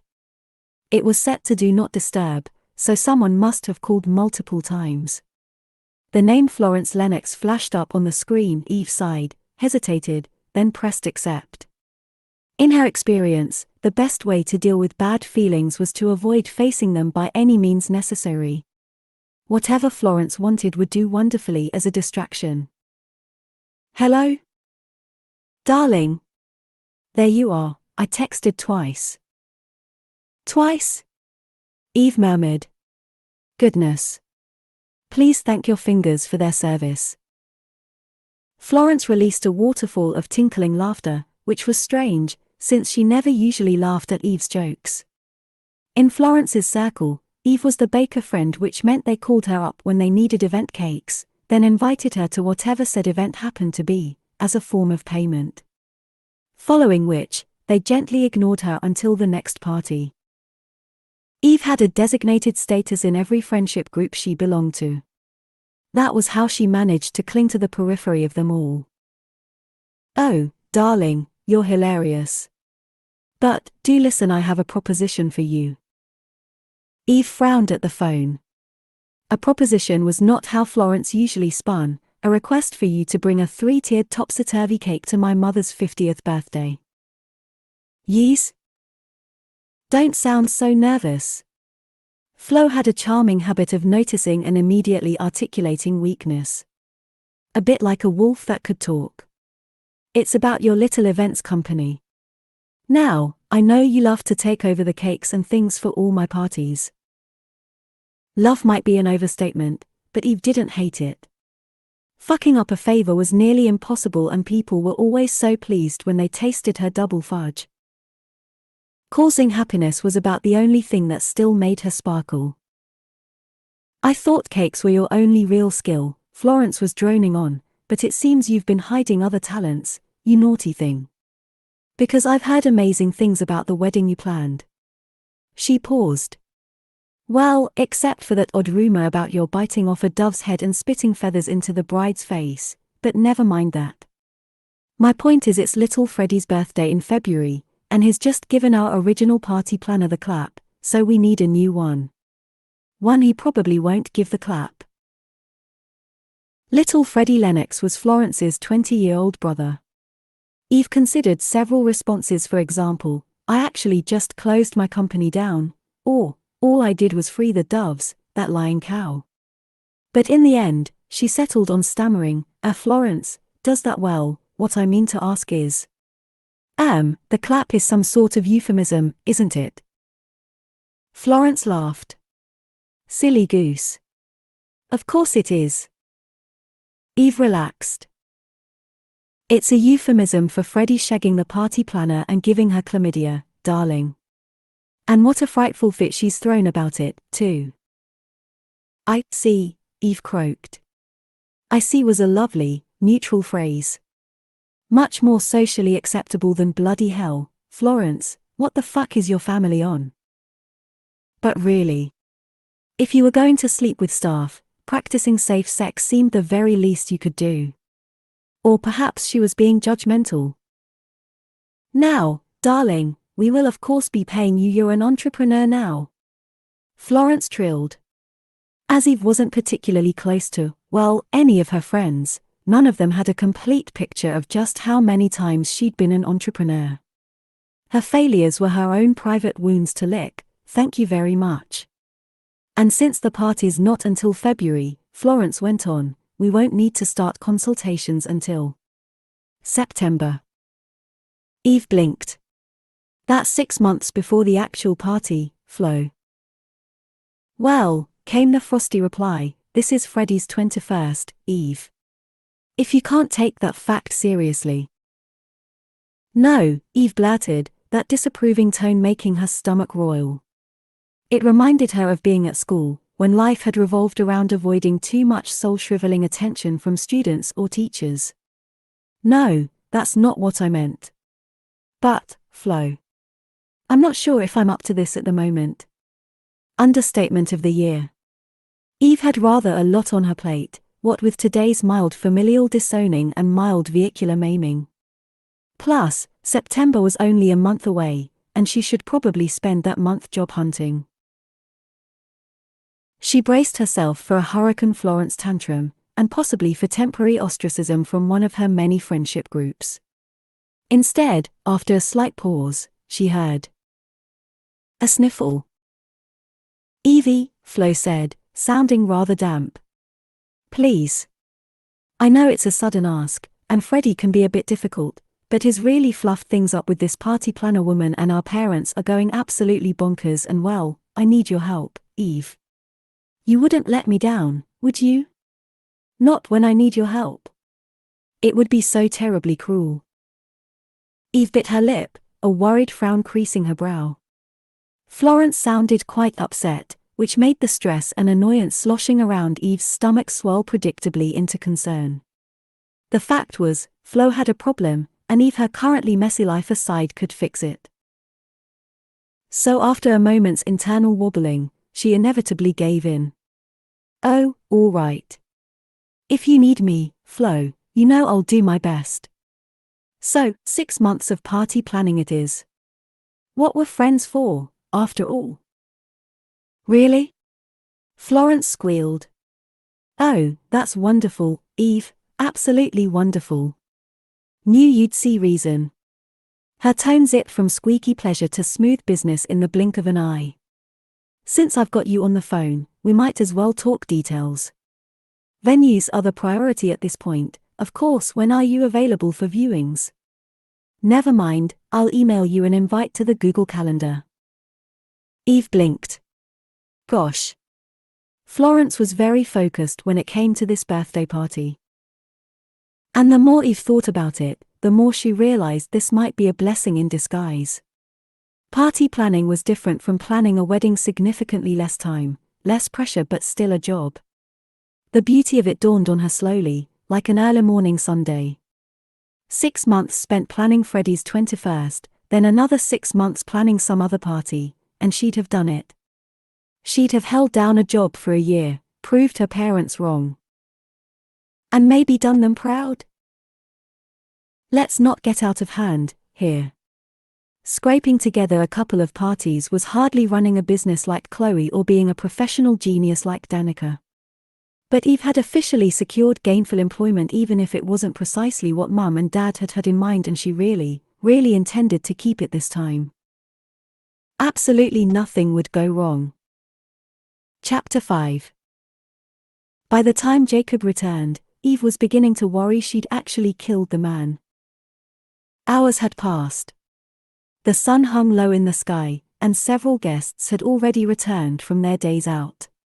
She knew that the National Health Service, being currently underfunded, came with heftier waiting times, but good Lord, how long did it take to check a man's skull and whack a bandage on him?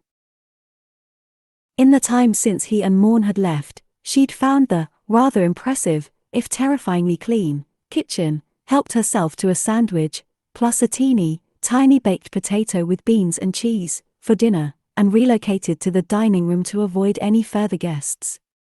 She found undefined interactions with strangers to be incredibly awkward and had decided not to expose her delicate nerves any further. And anyway, this was a bed and breakfast, not a bed and make uncomfortable eye contact with the strange woman hovering in the foyer. She was here to prevent grand disasters and answer urgent requests, not to ask various hikers if they needed fresh towels.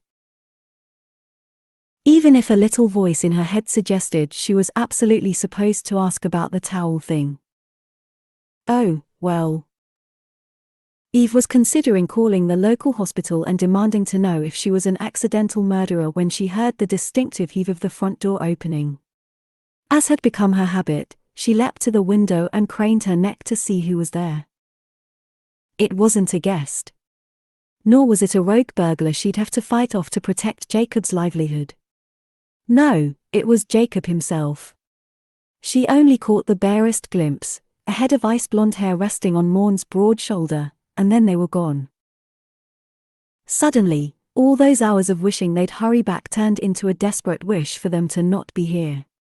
Because it finally occurred to Eve that Jacob coming back probably meant Jacob ripping her a new asshole for, running him over. Which she would richly deserve. Wincing, Eve tiptoed over to the dining room door, which she'd left open a crack, in case any of the guests rang the bell at the front desk or screeched "Arg! A murder most foul," or something like that. Nudging it slightly wider, she peered out into the foyer just as Morn used his free hand to shut the door. His other hand, you understand, was engaged in Jacob hoisting. And Jacob clearly needed a lot of hoisting. The viciously upright posture she'd noticed earlier that day had vanished, his long, lean body now wobbled like a kite in the wind, except for his right arm, which was held at a rigid angle by, oh, bloody hell, was that a cast? She had literally broken him. Fabulous. It occurred to Eve that Mum might not be pleased about this new party planning contract if it came alongside a lawsuit for dangerous driving. Sigh. Ever the disappointment, Eve. Was that Mum's voice, or Eve's own? Nope. Morn's words dragged Eve back to the scene playing out before her. She choked on a yelp of laughter when she saw Jacob trying to get behind the ornately carved reception desk. By climbing over it. Morn yanked him back with both hands. Jacob grunted, "Ger off. Gotta check the check-in now." "Sorry, mate. Bit difficult, at the minute, to grab you without grabbing a bruise." Eve bit her lip and attempted not to die of guilt. She estimated she could survive another 3 to 4 minutes without perishing, but then Jacob turned, and she finally saw his face, and her survival time dropped to approximately 5 seconds. He looked absolutely nothing like himself. She barely knew the man, but his transformation was dramatic enough to be obvious. Behind his glasses, which he'd knocked askew during his attempt to vault the desk, those blue-grey ice chip eyes had melted into hazy springs, his pupils big enough that she could see them from here. His high cheekbones were flushed like strawberry ice cream. Strawberry was Eve's favorite flavor. Which wasn't remotely relevant. And his perfectly coiffed hair, with its severe side part, had turned into baby duck fluff. That was really the only way to put it. He looked like a toddler who'd been tossing and turning in bed. A drunk toddler. Wearing a cast. At this rate, Eve was going to bite her own lip bloodless. "Now, come here," Morn was saying, "and be good, or I'll go into your sock drawer and unpair all your—" "No." Jacob gasped, as if this threat was too dire to bear. Eve slapped a hand over her mouth to stifle a giggle. Good Lord. If you'd asked her this morning whether Jacob arsehole Wayne was capable of being adorable, she'd have bet her left tit the answer was no. And Eve's left tit had always been her favorite. "Just lemme do the thing," Jacob scowled as Morn tugged him toward the stairs. "The work things and thing. We going to my office?" Yeah, Morn." "Christ," Morn muttered, "when did you get so heavy?" "I have heavy bones," Jacob said proudly. Morn snorted. "If I'd known concussions could be this funny, I'd have borrowed my sister's GoPro. And don't worry about work stuff, Jake. Eve's watching the place, remember?" The sound of her own name made Eve jump. And then Morn's dark gaze swung directly to hers through the gap she'd made in the door, and she jumped again. So much for her cunning spy skills. Morn arched an eyebrow as if to say, now would be a great time to come out. Eve shook her head as if to say, "No, thank you, I am a monumental coward." "Eve," Jacob muttered darkly. So darkly that, for a moment, she worried he'd seen her, too. But no, he was staring into space, glaring with impressive focus at a spot on the wall. "Eve," he repeated. "She broke my arm." "Yeah, Jacob. She did." Well. So much for Morn's comparatively sweet and kind nature, the bastard. And he had the audacity to grin as he spoke. "She can't watch Castell Cottage, Jacob growled as Morn dragged him up the stairs. She is a disaster. Bit harsh, mate. She has no idea of the proper protocols. Well, we were in a pinch, so. She's obnoxious and disorganized and posh. This last was said as if it might be the most grievous crime of all.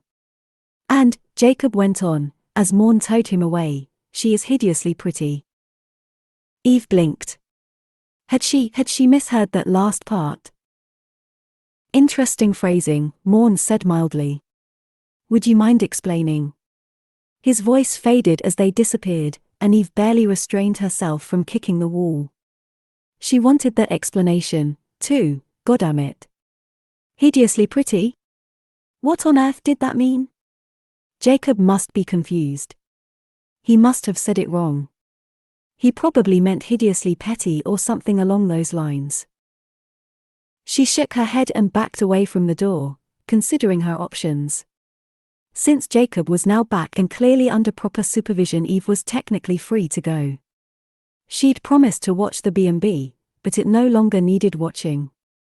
She could run from the scene of the crime right this second, return home in time for a late yoga class with Gigi and Shivs, and tell Mum and Dad all about her day's successes while completely leaving out the part where she bombed an interview and drove over the interviewer.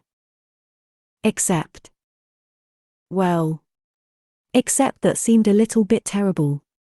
Jacob might be an asshole, but in this situation, she was even assholier, which was really saying something.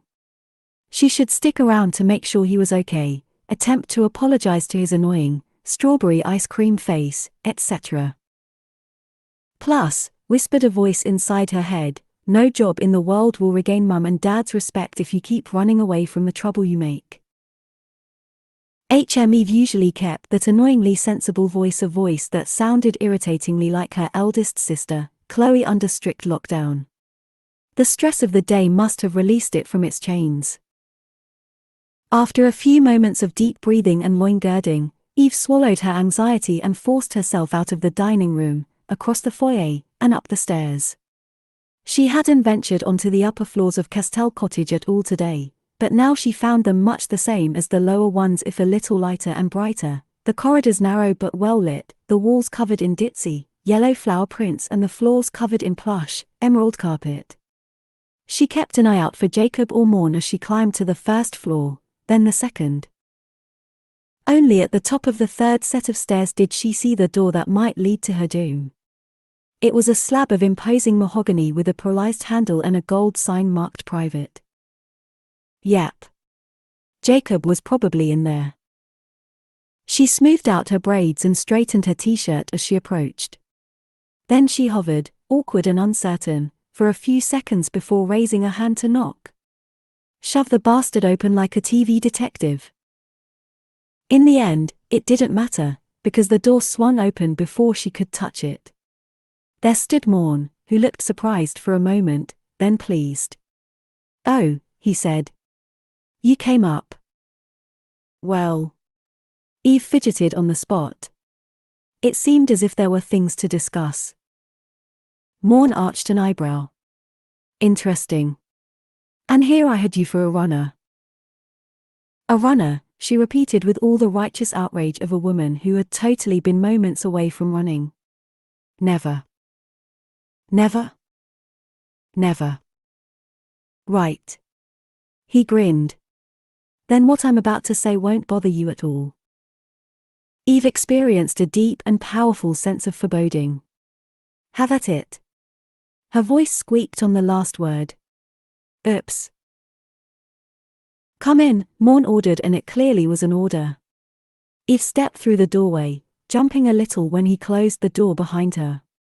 She looked around to find herself in what could only be described as Jacob's quarters. This section of hallway had 5 doors, one that showed a glimpse of bathroom counter and neatly folded towels, one open cupboard with a washer-dryer thrumming away, 2 doors that remained neatly closed, and one at the end of the corridor that was slightly ajar but not enough to see through it. Eve's nosiness was therefore thwarted. Morn led her to one of the closed doors, which turned out to be locked. He produced a key and she found herself ushered into the most anal-retentive office she'd ever seen in her life. It was a box room with a desk set in front of tall, wide windows, a trio of filing cabinets lining the magnolia walls, and absolutely nothing else. No books, no photographs, not even any of the old, jazzy rugs thrown about elsewhere in Castell Cottage. A blank slate. "Is this Jacob's office?" she managed. Morn, who was already standing behind the desk rifling through drawers, shot her a look. "It helps him focus." Well, Eve bloody bet it did. The only possible distraction in this room was the window, and Jacob apparently sat with his back to it. Morn straightened up, a stack of notebooks in his hands. "All right, listen up. I don't know if Jake got a chance to mention it before you ran him over." Wow. Okay, they were being blunt, then. She could respect that. "But we were chasing after you to give you the job." When Eve stared blankly in response, Morn added, "The chef job. Here. Jacob figured out a couple seconds after you'd gone that you're pretty much our only hope, so yeah." Was Eve imagining things, or was the guilt being piled rather high in this conversation? "Then things went left," Morn continued, "and now I'm a little worried you don't intend to take the job you apparently wanted so badly. I'm especially worried because of this gingerbread festival thing, which has worked incredibly fucking hard for, and because, if you waltz off and leave us in the lurch, you're also leaving Jacob in an even worse position than he was in before. What with the fractured wrist, and all. So.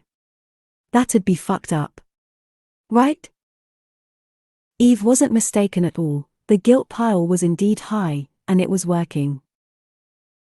Cooking at Castell Cottage was, logically speaking, a horrible idea. Eve had no clue what she was doing, the owner had hated her on sight, and that was before she'd run him over. Plus, she was employed by Florence now, or she would be, come September. But the weight of her need to atone pressed heavier and heavier, squeezing an unauthorized reply from her throat. "Of course I'm taking the job," she croaked. And immediately wanted to kick herself. Morn brightened. "You are?" "I'm not. I am." "Oh, perfect. Thank you. That's really, thanks, because we're in a bit of a bind here. Now, I hate to throw you in at the deep end, but Jacob's got a concussion and a fractured wrist and a seriously bruised ass." Eve wrestled with an involuntary wince. "So he's not exactly going to be better in the morning. Do you think you could take over for a little while, just while he's recovering?" Eve blinked. "Take over? But I only interviewed for the chef position." "Yeah, but then you hit Jacob with your car." "Well, doesn't he have any other staff?" "No." "No?" "No," Morn repeated calmly, striding across the room toward her with his mysterious pile of papers. "Here. These should help." Eve opened the first notebook to find a handwritten title page in impressive calligraphy. "How Not to Fuck Up My Health Rating." By Jacob Wayne. She stared. "Are these employee handbooks?" "Basically." That he made himself?" "Yep," Morn said. "Now, I need to see to the pub, and you need to be prepared for breakfast tomorrow morning, so." A thought struck Eve on a wave of horror. "What time is breakfast tomorrow morning?" Morn ignored her. "So I'm going to rush you through the ropes." "Okay. Okay. Okay." A very large part of Eve wanted to scream that no, this was not okay, mostly because holy shit, there were 7 notebooks piled in her arms, and this bed and breakfast seemed properly run and generally good and therefore intimidating, and she already knew she couldn't possibly take over in a manner that would please the Prince of Perfection Jacob Wayne. Didn't they realize she wasn't up to much? Didn't they know she never quite got things right? Putting her in charge of anything would be a mistake, but putting her in charge of this. And yet, who else was going to do it? Eve bit her lip as realizations racked up in her head. The basic facts were these: Jacob was out of commission. It was her fault. And even before all this happened, he'd been woefully down on staff. Someone needed to step up here, and it looked like she was the only otherwise unoccupied person around. "Fine," she said. Her voice was slightly shaky, but it was clear. "Fine. I'll do it. So show me the ropes." God, sleep was good. As he snuggled deeper into his nest of pillows and blankets, Jacob wondered fuzzily why he insisted on getting up at 5 a.m. every morning. Something, work, something, routine. He had a vague recollection of doing push-ups before breakfast, or some such bullshit. But right now, he couldn't comprehend why any sensible human would ever do any of that when they could just stay in bed forever. Even better, when they could sleep forever. He'd been in the middle of a bloody brilliant dream about devouring an orange, segment by sweet, juicy segment, when something had woken him up. Should probably investigate that. Scowling, he opened his eyes. The barest hint of moonlight trickled through his curtains, but the darkness didn't matter. Without his glasses, Jacob couldn't see for shit, anyway. It was sound that made him realize someone was in his room, the creak of slow, easy footsteps, the steady huff of gentle breaths. He clenched his right hand into a fist, or tried to. But it turned out his right arm was still broken had that really happened. So he ended up shouting in pain. Also known as completely giving himself away to his possible murderer. "Jacob," the murderer said, her whisper all velvet and smoke. And now he had the funniest sense of déjà vu. "You," he croaked, squeezing his eyes shut. "This woman, this lilac and orange female, this destroyer of fucking worlds. I came to check on you," she whispered. "I read on the internet that you should check on people with concussions or they might, die. This human bloody wrecking ball." "Did you know you're speaking out loud?" the demoness asked. "This gorgeous fucking nitwit. Is this negging? Are you negging me right now?" Jacob's thoughts lurched along like a series of disjointed train carriages, but they were all aimed squarely at one thing: getting rid of Eve Brown. "Piss off," he growled, trying and failing to sit up.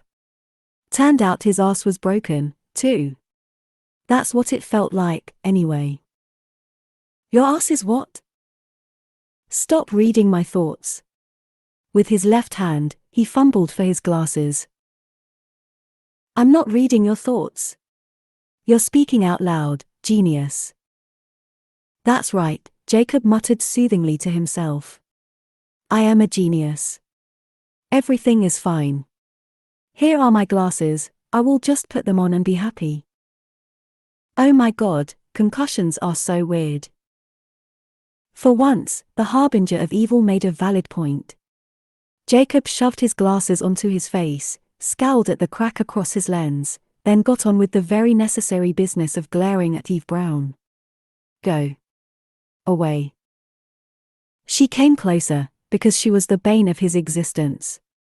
Her steps brought her into the slice of watery moonlight that had snuck through his curtains. She was still prettier than she had any right to be, with those wide eyes and that glowing skin. Her mouth was free of obnoxious gloss and therefore looked even better than before. He wanted to bite it. He wanted to bite her. She had many, many biteable places. He was busy cataloguing them all, from her chest to her waist to her hips, when he realized that Eve wasn't wearing her obnoxious t-shirt anymore. She was wearing a loose, oversized shirt, and he never figured out what else, because at that moment, she reached out and touched him. Her cool palm pressed against his forehead, and Jacob's mind went a little haywire. Well, a little more haywire. She murmured. "You're warm. But that's probably because you're covered in 1,000 blankets." "It's my nest," he said. His nests kept him safe. Even when he didn't know where he was, or where Ma and Dad might drag the family next, his nests had always helped him fall asleep. But Jacob had never told anyone about his nests. Especially not as an adult, for God's sake. He clenched his jaw to stop his uncontrollable mouth spilling any more embarrassing secrets. Instead of laughing or asking questions, Eve just nodded absently. Yes, she said, nests are useful things. This one could do with a reduction, however. And then she fucked with his nest. Well, she removed one of the blankets. And then another, and while Jacob did start to feel a little cooler funny, since he hadn't realized he was hot, he also felt completely outraged. There, she said softly. Soft, soft, soft. Is that better? Get off, he mumbled. Off my nest. Pardon? Get off my. He broke off into a yawn. I think you're tired. He felt the weight of another blanket lift. You should probably go back to sleep. There's fresh water on your bedside table, and I'm right next door if you need anything at all. Okay. Fuck off, awful woman. She laughed. She laughed. For God's sake, Jacob was going to push her out of a bloody window. After he took a little nap. Chapter 6. Eve's Monday mornings were always wildly unpredictable, but she could never in 1,000 years have seen this coming. It was 5:56 a.m. and she was standing in someone else's sterile, steel kitchen with the memory of 1,000 employee handbooks spinning through her mind, preparing to make breakfast. Good God!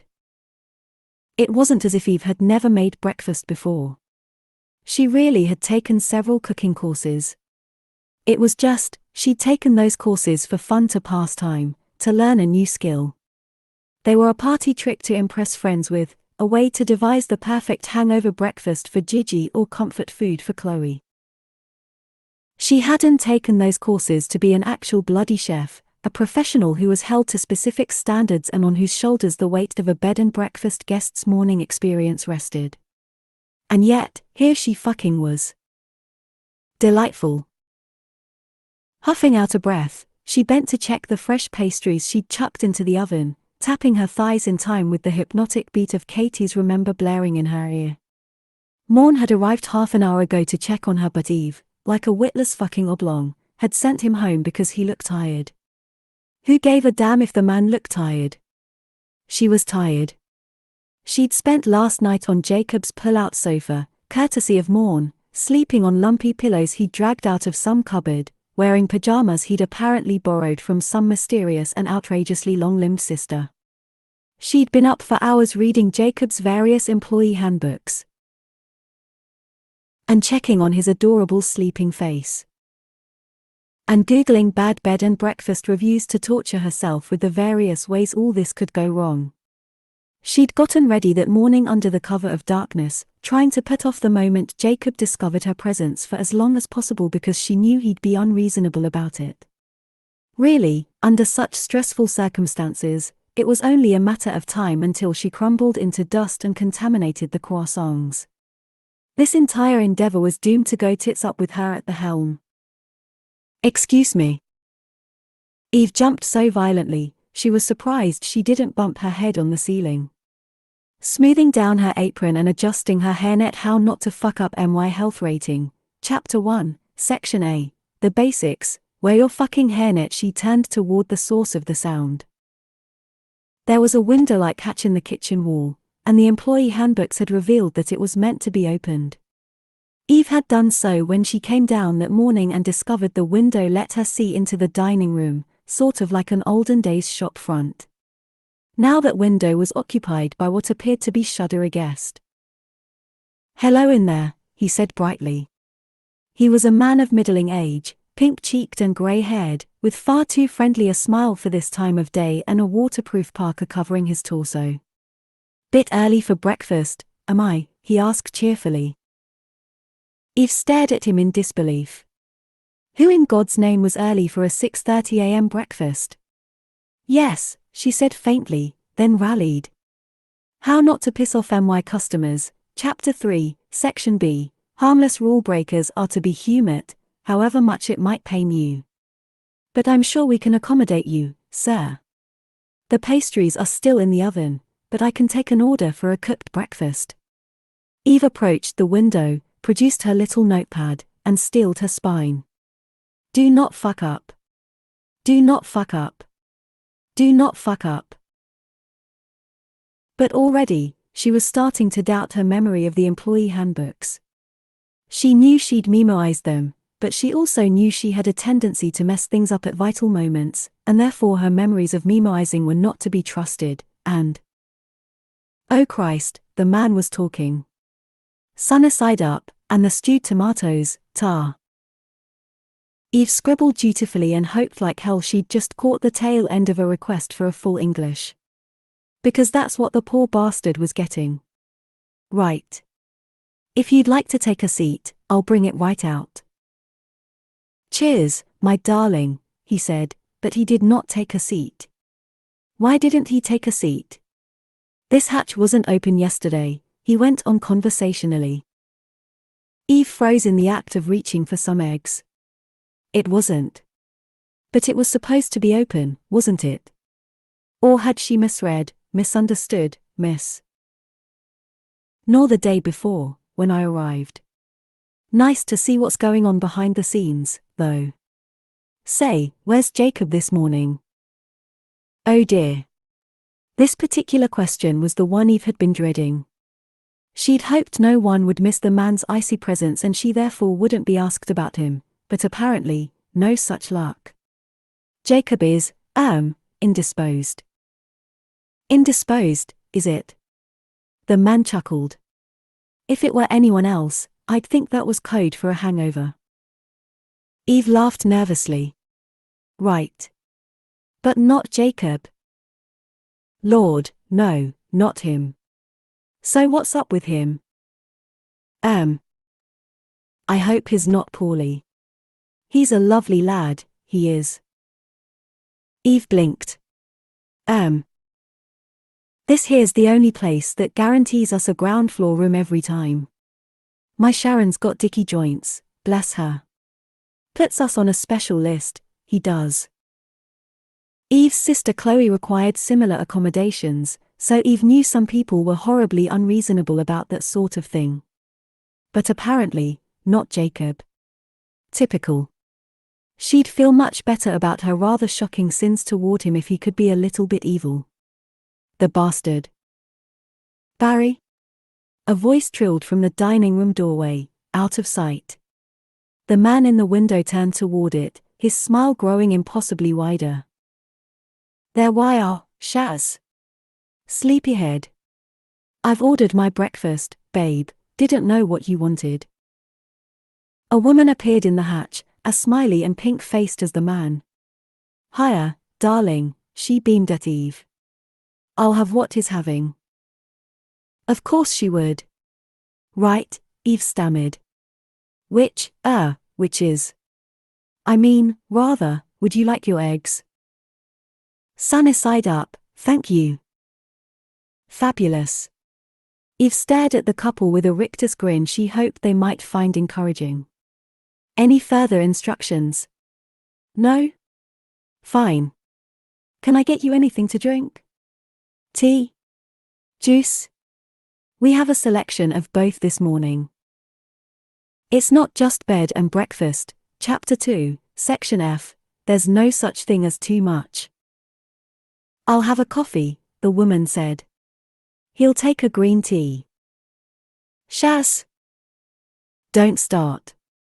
She patted Barry's chest, then linked her arm with his and tugged him off toward the tables. Now, leave this poor woman to her work. Yes, thank you, Shaz. Eve waved them off with what she hoped was a sunny smile, then returned to anxiety cooking as soon as their backs were turned. Okay, full English. She presumed. Eve grabbed Jacob's premium grade, locally sourced pork sausages from the fridge. Locals like money. Chapter 8, Section N. Skybrier's butcher is named Peter. He is very old. Do not question his maths or he will provide inferior sausage meat and got started. She was, under ordinary circumstances, quite an excellent cook. Despite this fact, Eve stared at the sausages for a moment, gripped by the fear that she'd put the wrong oil in the pan. She was humming frantically along to the beat of Tiana Taylor's How You Want It, trying to recall the basics of cooking oil usage, when the kitchen door opened behind her. She froze, dread catching her by the throat. Dear God! Jacob was awake. Jacob was here. And she was frazzled, to say the least. But she was also trying, and that should count for something. So Eve cleared her throat, lifted her chin, and turned around to find that Jacob wasn't standing in the doorway after all. No, Eve had been joined by a tall, slender woman with sharp blue eyes, her graying blonde hair pulled into a no-nonsense ponytail and her jacket open over a uniform apron of some sort. The woman stared at Eve. Eve stared at the woman. Then the woman said, "You're not my nephew." Eve blinked rapidly. She replied, "No. No, I'm not." Hadn't Jacob mentioned an aunt, yesterday? Yes, he had. What was her name? Laura, Lisa, Lillian. Aunt. Someone gave Eve a very searching look. Really, it felt rather like an X-ray. Well, she barked, where is he, then? Lucy, Eve blurted. The aunt raised an eyebrow. Yes? Sorry, I meant, Eve didn't think she'd so much in her life. I believe he's in bed. He was last I saw, anyway. A beat passed. Lucy's other eyebrow arched to join the first. Not, Eve said quickly, that I saw him, because what I meant was that. Go steady, girl, before you swallow your tongue. The ghost of a smile passed the woman's fine mouth. What's your name? Eve mumbled. Then a thought hit, and she spun around. Shit, my sausages. I'm Lucy Castell, which you seem to know already. New chef, are you? Castell. HM. So Jacob had named his bed and breakfast after his aunt. That had to be dull and uncreative or weird and sinister, somehow. Because if it wasn't either of those things, it might be cute.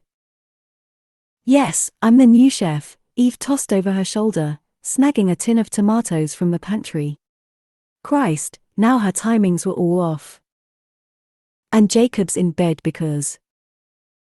Eve wondered if she could politely elect not to answer. Is he ill?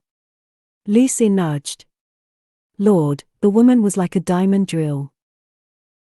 Not exactly, Eve murmured, pouring tomatoes into a saucepan and opening up the spice rack.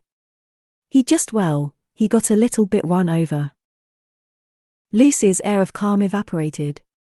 He what? Eve spun around to face the other woman, hoping her own guilt wasn't patently obvious. Oh, it's nothing to worry about. Just a broken wrist and a very mild concussion, so. Run over by who? Lucy demanded. Diamond. Drill. Eve squeaked. Me? Lucy stared in a very violent manner. Eve began mentally cataloguing all the knives in the kitchen and their whereabouts in relation to Lucy's hands.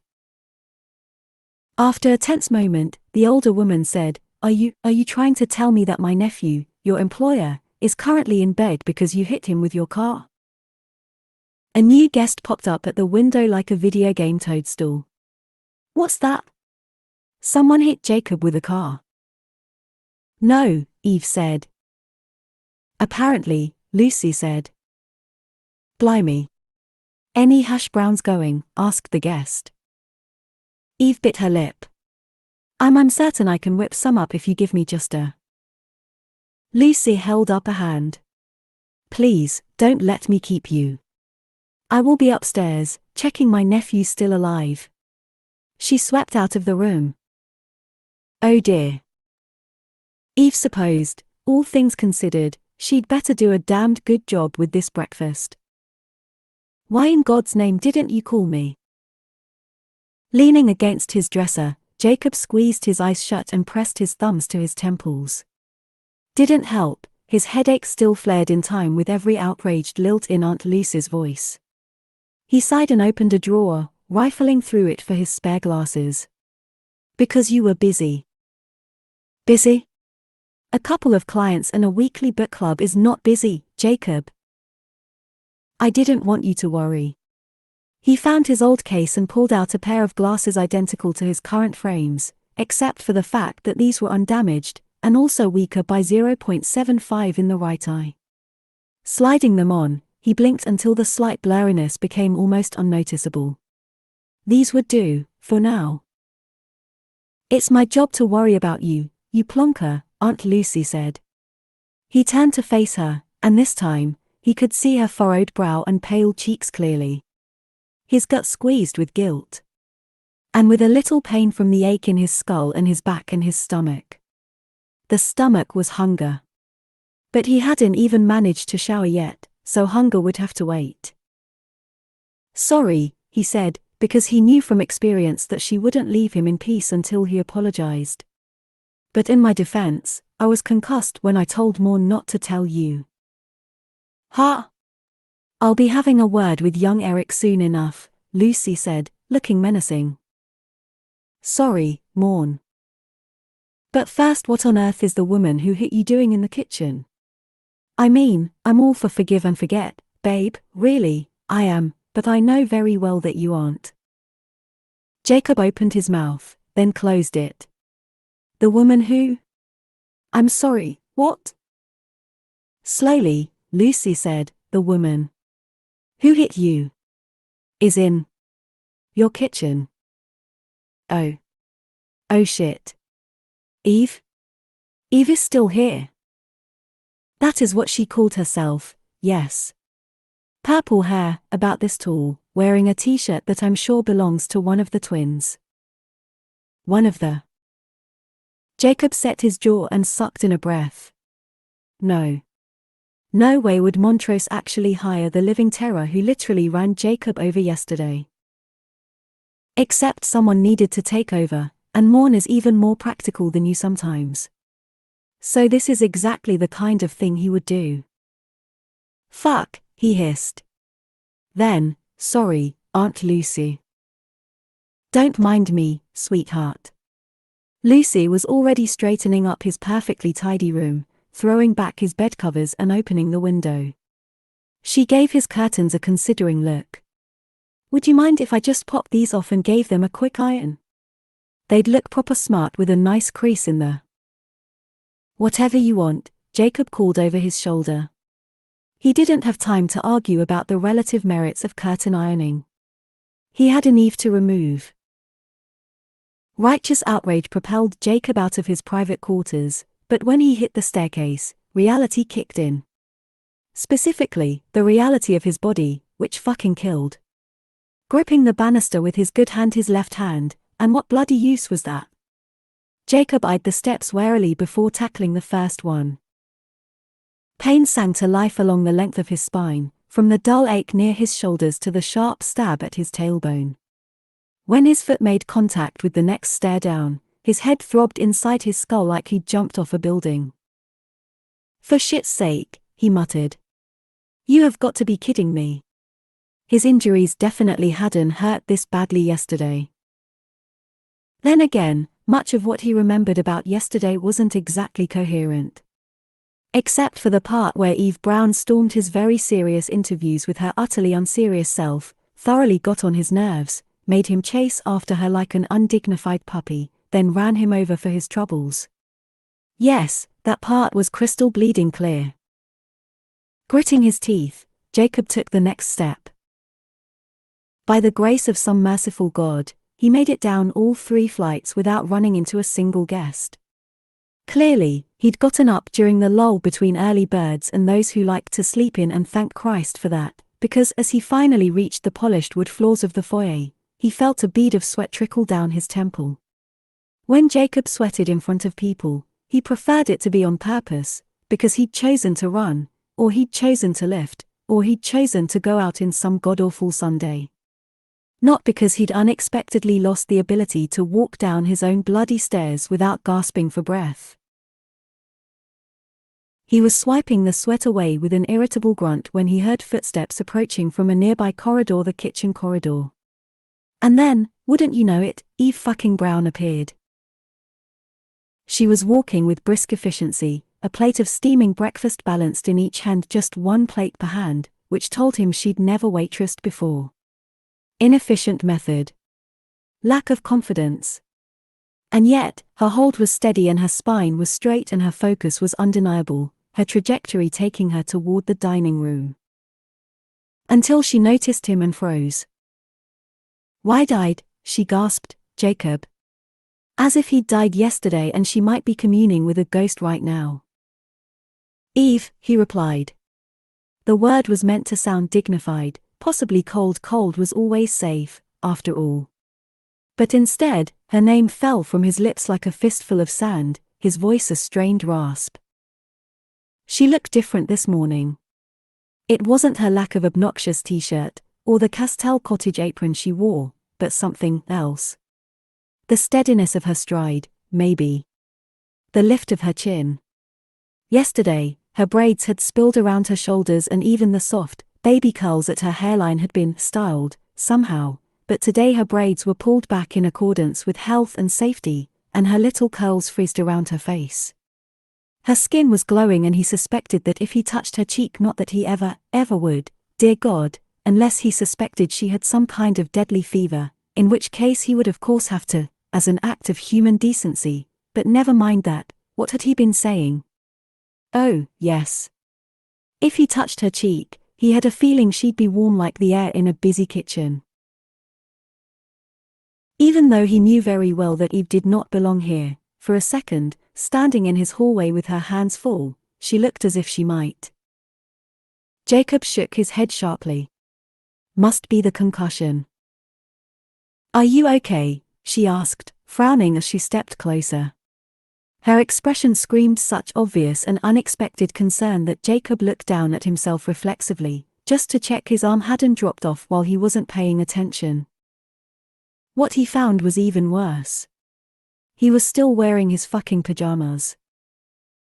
He realized with a jolt that he'd jumped out of bed and rushed down here to throw her out without even making himself presentable first.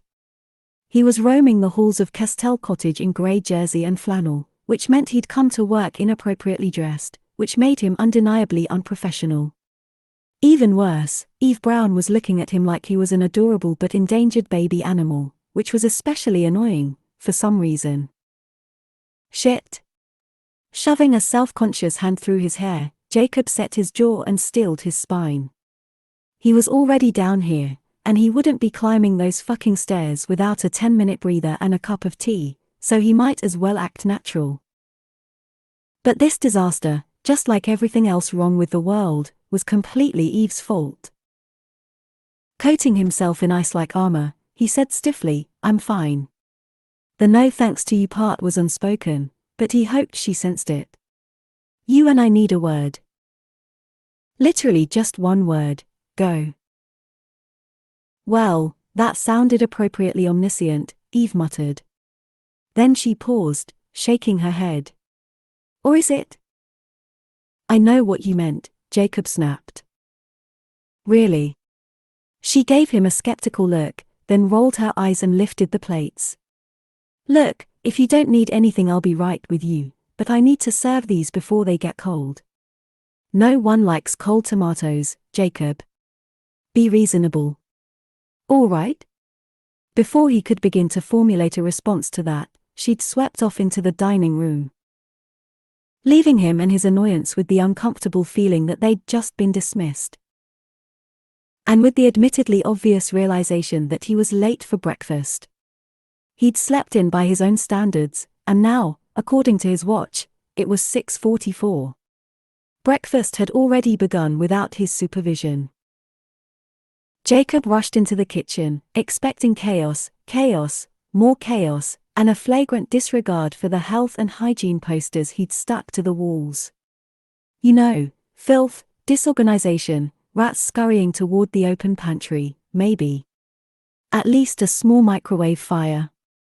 Instead, he stared in shock at a kitchen that appeared to be absolutely fine. Exactly as it should be. Clearly in use, but safe and orderly all the same. Well, that was a bit fucked, he'd bitched, and I look like a twat in this apron. Blah, blah, blah. Well, apparently Eve had no such concerns, because the window was rolled up and Jacob had a direct view into the dining room. A direct view of her, actually. She sailed into his line of sight, approaching one end of the mammoth dining table with that infuriating smile. Although, now Jacob saw the smile directed at guests, he had to admit its obnoxious beauty and objective cuteness had some benefits. Feeling himself bamboozled by the thing was unsettling, but watching it have the same effect on Mrs. and Mrs. Beatson wasn't all bad. He stared, semi-mesmerized, as she fetched salt and pepper for the couple from 2 feet down the table as if they couldn't reach it themselves. He frowned, genuinely perplexed, as she poured tea for another party like the three of them didn't have 6 clearly functional hands. He glowered with increasing annoyance as Eve whipped around the room being infuriatingly, impressively, undeniably helpful. It was like she saw people's needs before they'd even noticed themselves. Which was, obviously, an excellent skill for a hospitality employee to possess.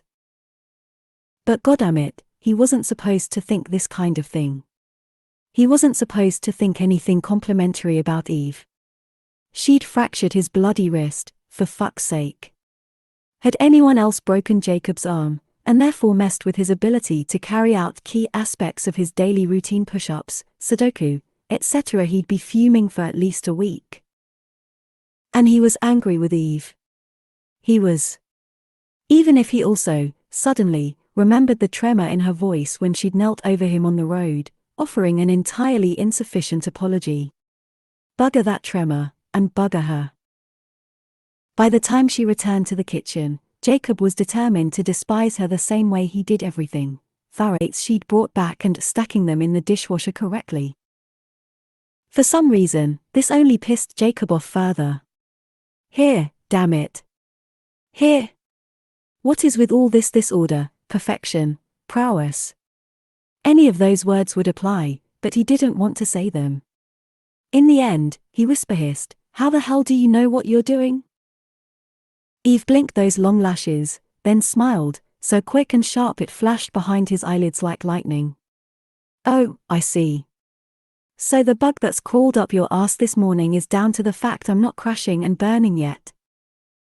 "Yet," she said. Something about that word snapped against his skin like a rubber band. But Jacob was quickly distracted by his own embarrassment, because her accusation was technically correct and it made him sound ridiculous. "Well," he ground out, "obviously I'm pleased that you're doing actually, you know what, fuck that." He stopped, then said sharply, "How well you may or may not be doing is irrelevant, because you shouldn't be here at all. I didn't hire you." She set down the last plate and turned to face him, eyes narrowed and hands on her hips. "You were going to." "You don't know what I was going to do." "Morn told me," she shot back. Making a mental note to smack Montrose later twice, Jacob powered through. "Any decisions I may have come to before you hit me with your car were invalidated the moment you hit me with your car." Eve had the grace to look awkward. Yes, sorry about that." She turned and hurried over to the stove, grabbing a box of eggs. "The thing is, I thought helping out while you were under the weather might go some way toward atoning for that grieving mistake." Jacob scowled at the back of her head. There was nothing worse than someone making a valid point during an argument he intended to win. "Look," he began. But then Eve moved toward the pantry, grabbed a fresh loaf of bread, and shut the pantry door with her hip. And good God, what a hip! Jacob's jaw clenched as several muscles in his body tightened without permission. His eyes glued to Eve's back of their own accord, focusing on the place where her knotted apron strings grazed the strip of bare skin between her borrowed t-shirt and her jeans. "Don't do that," he growled. Really, it was a growl. Like a dog. Jacob immediately wanted to shoot himself. She turned around, a line appearing between her eyebrows. Do what? And now his choices were, either to say out loud don't move things with your body that belongs to you, or to pretend he'd made an involuntary noise as part of a concussion-related seizure. Nothing, he muttered, biting the inside of his cheek. Look, I'm glad things are going well down here.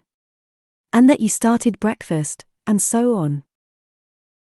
Eve smiled, a real smile, the bright, sunshine one that lit up entire rooms, possibly entire worlds. He felt a bit dazed. As a concussed man who'd only just woken up, it probably wasn't safe for him to be exposed to such things. I'm sorry, she said teasingly, was that a compliment? His reply was automatic. No. A positive comment of some sort directed at me, then. Ah. She held up a finger to cut off his response. Don't bother to answer. I'm quite certain it was. And then she was off, back to the stove again, leaving Jacob feeling odd. Flushed. Perhaps he should go back to the hospital. His reactions were all wrong this morning, and he was becoming concerned. This conversation isn't over, he said, which made no sense, because it clearly should be. He was sliding backward down a very steep hill, and Eve was pushing him with one finger and laughing all the way. The fact remains that I didn't hire you, and he paused beside her, squinting at the flash of white hiding beneath the braids she'd pinned over her ears. Bloody hell, are you still wearing that fucking earbud? She flicked him a cool look. Language, Mr. Wayne. I'm sure the guests don't want your foul mouth served with their tea. Jacob was pretty sure steam had just shot out of his ears. Trust me, she went on, you want me to wear the earbud. Music helps me concentrate on the order of things. That made not a lick of sense. But then, Jacob supposed, his own methods of focusing had never made much sense to other people either. And the alternative, she went on, is to let me sing to myself, which would probably disrupt the guests' eggs something awful. I can't decide if you're serious or if you're just being a... Returning to the subject at hand, I think I have a solution to your latest stick up the arse, she said, briskly cutting him off.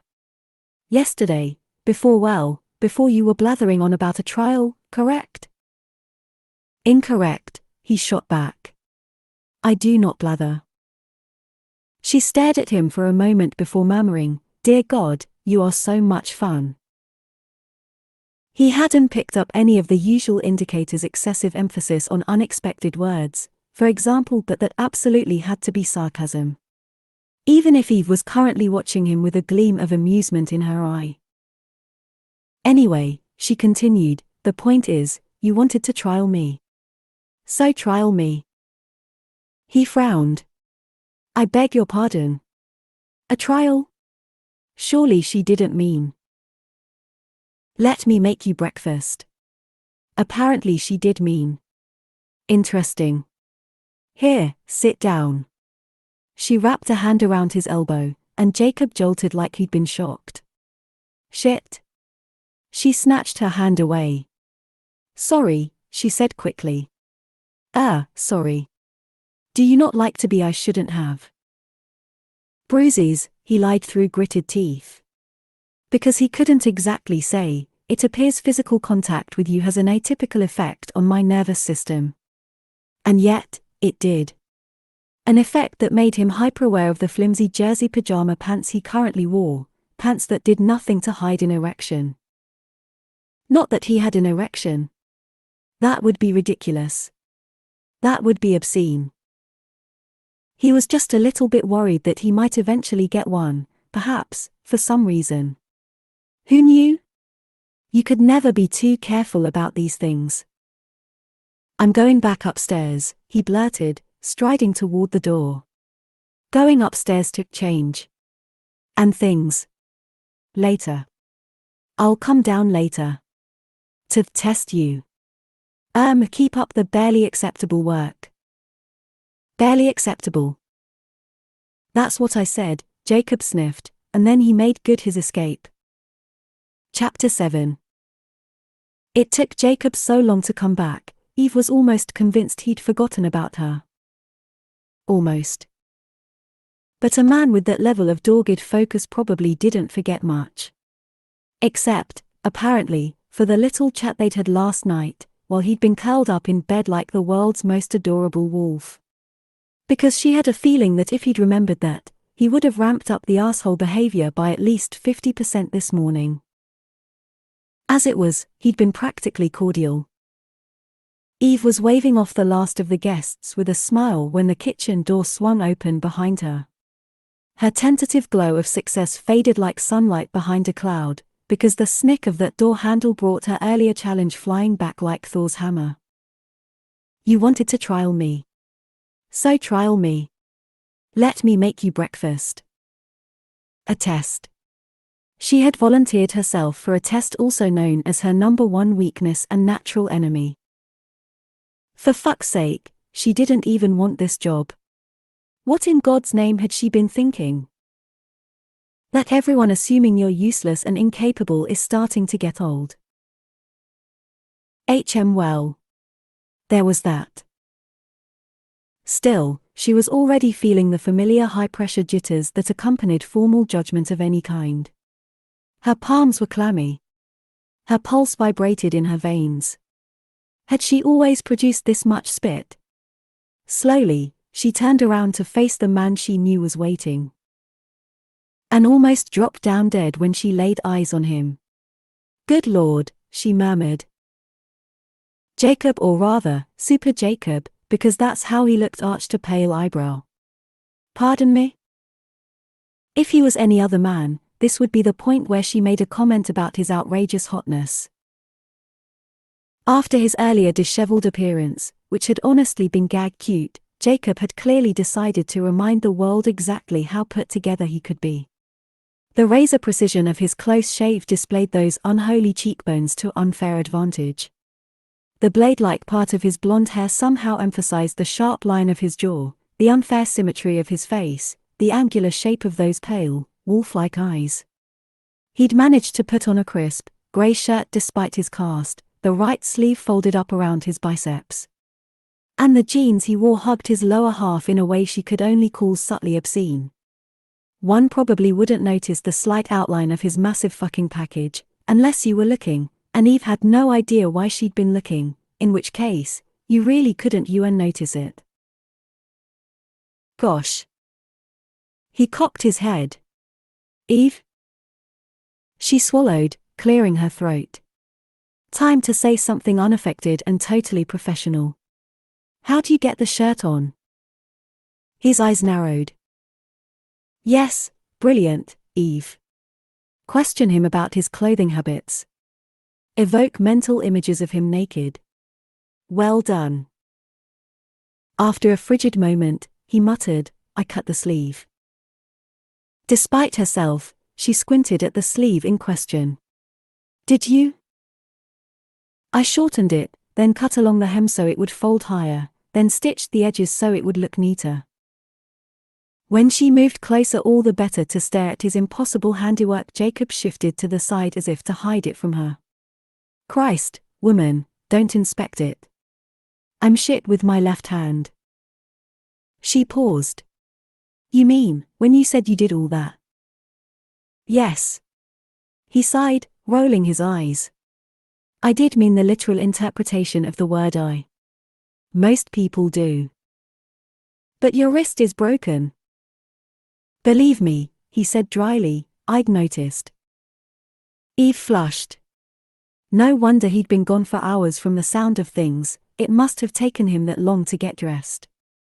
You do realize that broken limbs are usually a valid excuse to dress a little differently than usual. You do realize, he drawled, that excuses are not something I've ever been interested in. Well, yes, she was starting to get that vibe. Now, he continued, if we could return to the point, you're supposed to be making me breakfast. Oh. Yes. Eve gulped and turned away from him, heading to the shiny, double-doored fridge. "You know, I would have cooked for you regardless," she quipped, except her voice wasn't as light as she'd like. "You don't need to dress it up like an exam. If I remember rightly, you were the one who came up with the idea." Yes, she was, and she sincerely desired to travel back in time and kick herself. When she faced him again, Jacob had made himself comfortable leaning against the wall. The pose seemed so casual, with his long legs and his lean hips and the easy angles of his body, that it took her a moment to notice the slight wince on his face. He hid it well. But it was still there, shadowing those icy eyes and twisting his fine mouth at the corners. Throwing sausages into a hot pan, she said, "You should probably sit down." There were a couple of stools at the central island, uncomfortable, steel-looking stools, but stools all the same. Jacob grunted and shifted against the wall, a sinuous predator trying to get comfortable. "Can't." "Oh. Ah. Yes." Eve remembered Morn's comment about ass bruising and tried not to drown in this brand new influx of guilt. "Didn't I tell you to take that out?" he went on, nodding at her. It took Eve a moment to realize what he meant. Her hand rose automatically to her ear, as if to protect the source of Nao's bad blood from his evil eyes. "And didn't I tell you," she shot back, "that I work better with it in?" She sounded a hell of a lot more confident than she felt because that, she'd discovered, was the knack with Jacob, confidence. He might be tough, might be harsh, but he didn't do it in the hopes of crushing those around him. He did it with the assumption that if they were stronger, better, right, they'd push back. So he reacted just as she'd expected, tilting his head like a wolf examining strange prey instead of biting its head off. After a moment's consideration, he said, "You mentioned before that you could sing instead." She pressed her lips together as she soaked bread in egg and cinnamon. Could being the operatic word.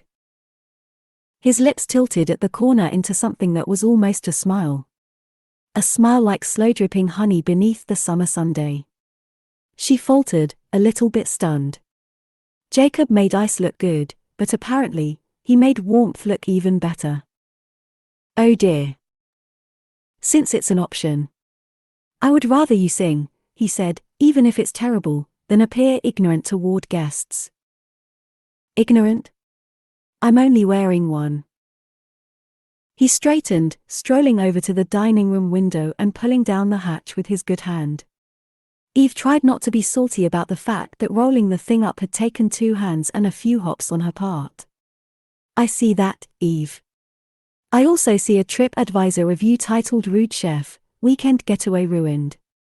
People find unusual habits more charming when they are included. So, if singing is a viable alternative for you, consider it." People find unusual habits more charming when they are included. Eve had always known that, in the back of her mind, but it was something she'd resented, and so she tended to ignore it. Now, here was Jacob, laying it out like a military tactic rather than some sort of moral directive. Like a strategy they were smart enough to deploy upon people who just didn't understand, rather than a behavioral correction. Slowly, cautiously, she found herself saying, "I'll give it a try." He met her eyes for a moment. "Well, I appreciate that." Then he faltered, as if he hadn't meant to say something so reasonable. Within seconds, his familiar glare was back, scalping her with its mighty force. Eve didn't mind. Actually, she found this much easier to deal with than Jacob masquerading as a nice man. That whole us against them routine had threatened to do something terrible and ominous to her nether regions. "As for right now," he went on, his tone frostier, "you might as well play your music out loud. Unless you find it more helpful when it's directly in your ear." And there he went again, even cold. He illustrated an understanding of how her needs worked. Or maybe it was simply an attempt at understanding, which, for some reason, Eve found just as satisfying. Either way, he needed to stop before she got all confused and started to accidentally enjoy his presence a bit. This was meant to be a test, damn it. She was supposed to be sick with nerves right now, and also with hating him. He was ruining everything, and it would serve him right if she threw her fried bread mixture over his head. But Eve was a reasonable, responsible, semi-professional woman these days, so instead, she set the mixture aside, put her soaked bread in the pan, then pulled out her phone and uncoupled her AirPod.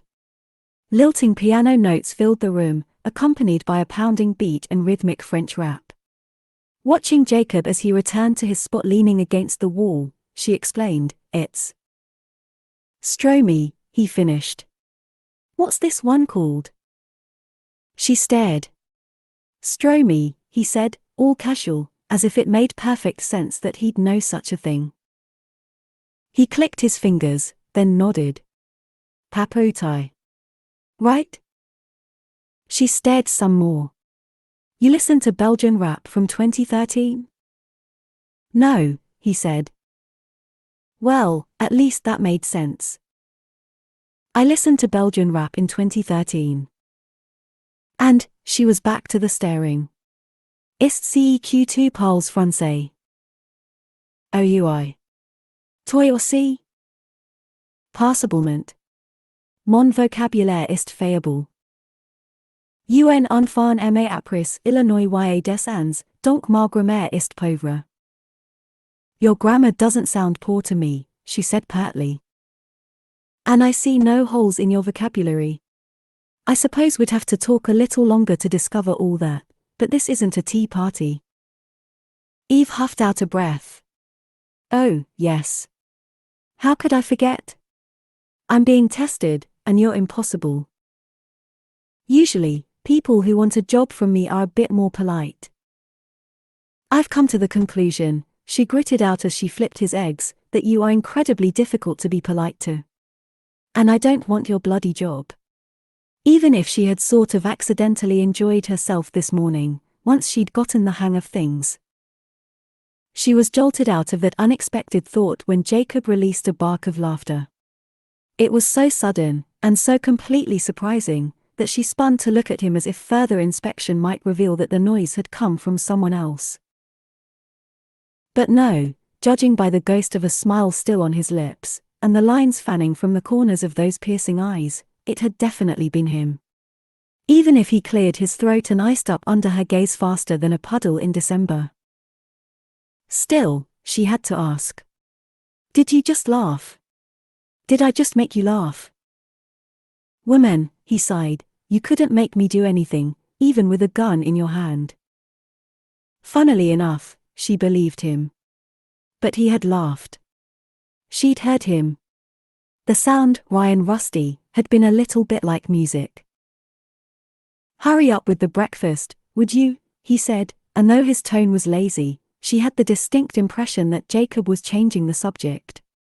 "If you're not up to scratch, I'll need to find another replacement, and the clock is ticking." Turning her back on him, Eve rolled her eyes. "Up to scratch?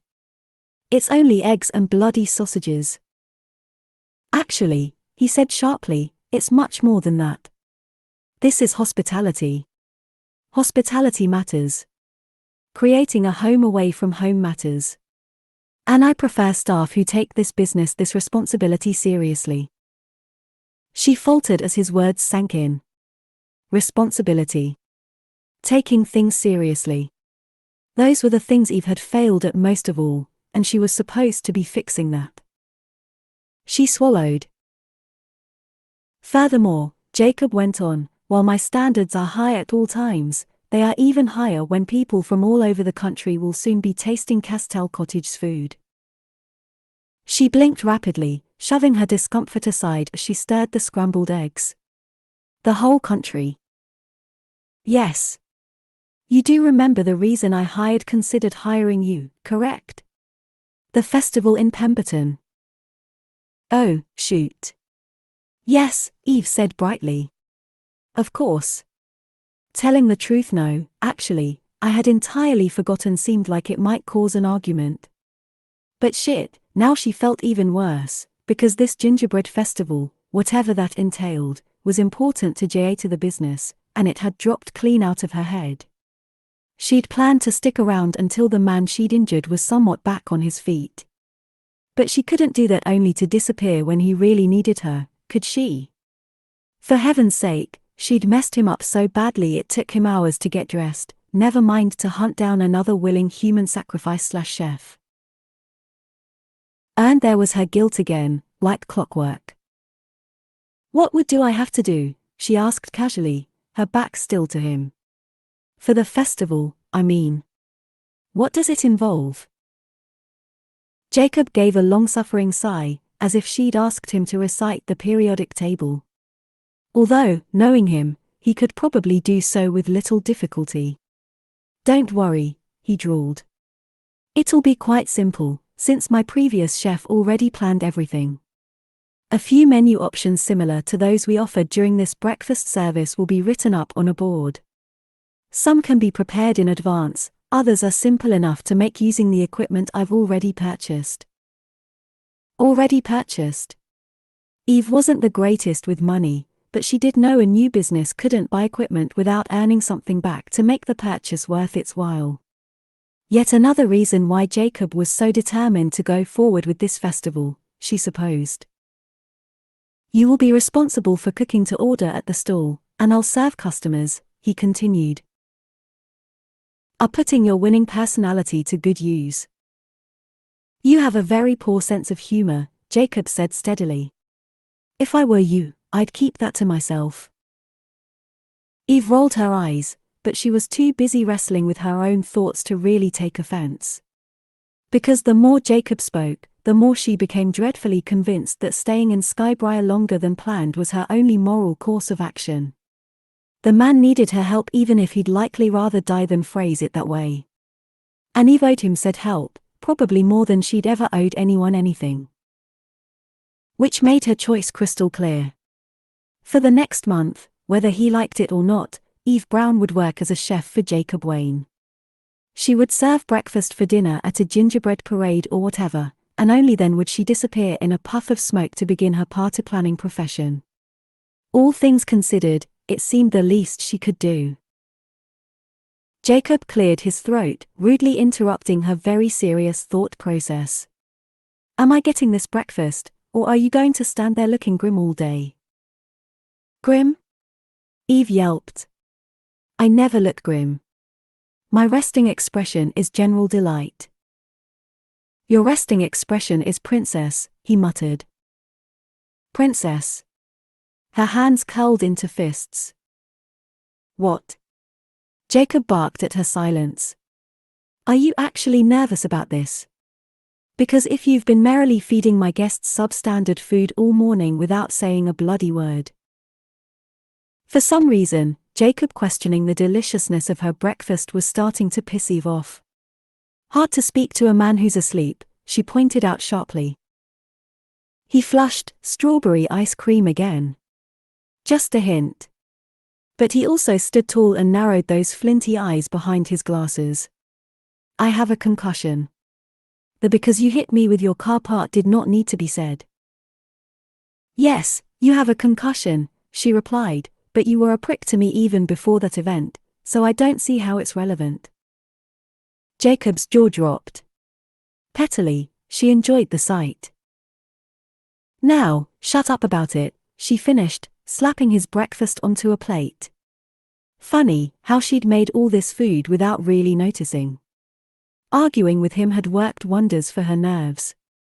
"Here's the plan. Since your wrist is broken and your arse is also broken, I'll give you this," he muttered, "at least you're thorough when you run a man over." Eve valiantly ignored him. Or was it Valium lie?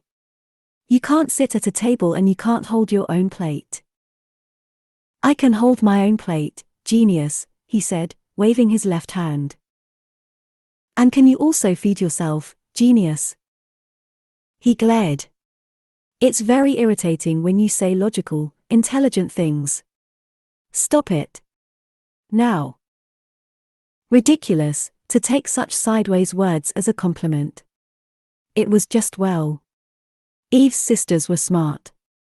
They passed exams and built careers and did incredible things with computers or peer-reviewed research. Eve failed exams, attended drama school, failed that, too, and mixed up all her words because focusing on conversations was beyond her. Family never called her stupid, and her friends only ever implied it, but intelligent wasn't a word she often heard directed at herself. Jacob cocked his head, watching her steadily. You keep zoning out of this conversation. Have you suffered a blow to the head too, or do you find me that boring? You are the exact opposite of boring, she blurted out before she could stop herself. Jacob blinked, and she had the pleasure of seeing him look genuinely at a loss for the first time since they'd met. Oh. He cleared his throat. She watched his Adam's apple bob as he swallowed. Right. Well. That's true. Eve shoved the plate of breakfast at him, pleased when he took it reflexively with his good hand. This'll probably be cold after all the babbling we've done. Excuse me, he said severely, I don't babble. I am ignoring you and your smartass interruptions, she replied, because they do not deserve acknowledgement. As I was saying, you do realize that claiming you won't acknowledge something is an acknowledgement in itself.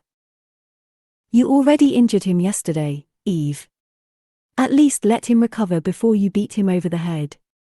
As I was saying, here is the plan. You hold the plate, and I, she murmured, fighting a smile as she picked up his fork, will feed you. He reacted just as wonderfully as Eve had expected. Which is to say, his eyes widened with comical horror, that vicious mouth fell into a rather satisfying O, and more strawberry ice cream crept up his pale cheeks, the outraged kind, this time, which had a sort of raspberry tinge. Feed me, he sputtered. Eve couldn't hold back her smile anymore. It spread evilly across her face. A snicker might have escaped, too. That is what I said. Are you taking the piss? I'm not having you feed me. That is unnecessary. Do you have another solution, then? I'm completely inappropriate. Inappropriate? Eve blinked, taken aback for a moment. Oh, you don't mean to say you're sensitive about the idea of me shoving a sausage down your throat? To her surprise, instead of scoffing at her admittedly risque joke, Jacob simply blushed harder. Do you ever shut up? He muttered. Do you? Of course. When I'm alone, he said, which I seriously wish I was right now. But then how would you eat my delicious test breakfast? Oh, fuck off. I told you about the logic and the intelligence and the making points. It unsettles me. Stop. Eve didn't mean to grin. It just happened. How about this? Jacob said after a moment. You hold my plate, and I feed myself. I had considered that, she said. And disregarded it because? Because feeding is a dominant action. A helpful action. An action that infant. Oh dear. There was nothing worse than confusing her words when she was trying to be badass. She waited for Jacob to pounce on her stutter, but all he did was sigh and drawl acidly, I'm assuming you are searching for the word infantilize. Oh. Yes. Thank you. Eve brightened. Let the badassery continue. Feeding is an action that infantilizes you. Whereas holding something, like a table, is servile, and I am not servile. Jacob stared. First of all, you think like a wolf under all that pastel hair. Said the wolf himself. And second of all, you literally work for me. You should be servile. I thought I didn't work for you yet. Well, you're trying to, he snapped. Embrace servility in your soul, and maybe I'll hire you. Do you often encourage servility in the souls of the black women around you? Do either? He shut his mouth with a click and glared. Again. You think like a wolf. Thank you. Now open up for the choo-choo train. Murder, Jacob murmured. I am going to commit a murder. But to Eve's surprise, when she stabbed some egg and a chunk of sausage onto the fork, Jacob opened his mouth and took it. He really took it. She found herself dazed by the sight of Jacob Wayne, usually all frost and superior self-control, parting those fine lips for her. His teeth were so white and his tongue was so pink. Those were quite ordinary colors for tongues and teeth to be, and yet Eve found herself unfairly fascinated by the contrast. And then he bent his head forward and closed his mouth around the fork. The fork she was holding. She felt the action, the slight pressure, even as she saw it. His gaze was lowered, focused on the fork, presumably to make sure she didn't accidentally stab him with it. Which, in fairness, she might, because her limbs were feeling oddly distant and her brain was starting to hum. Behind his glasses, his eyelashes were long and thick. She hadn't noticed before, since they were the sort of golden color that didn't exactly catch attention in a face like his. But here, now, all she could do was notice them. Jacob released the fork, and chewed, and swallowed. His eyes fluttered shut for the barest second, and a slight grunt of pleasure escaped him before he could stop it. Eve knew she should be punching the air with pure, professional satisfaction, or better yet, told-you-so satisfaction. Instead, all she could do was suck in a breath and press a cool hand to her suddenly feverish throat. Because shit. Jacob made pleasure look and sound rather good. Wait, no. No. Eve had an unfortunate habit of forming attractions to unsuitable men. Her sexual choices, like her other choices, had always been utterly terrible. But since she was currently on a voyage of growth and self-discovery, gaining maturity points like the intrepid heroine of a Bill Dung's Whatever the Fuck, she would not develop the horn for this incredible asshole of a man.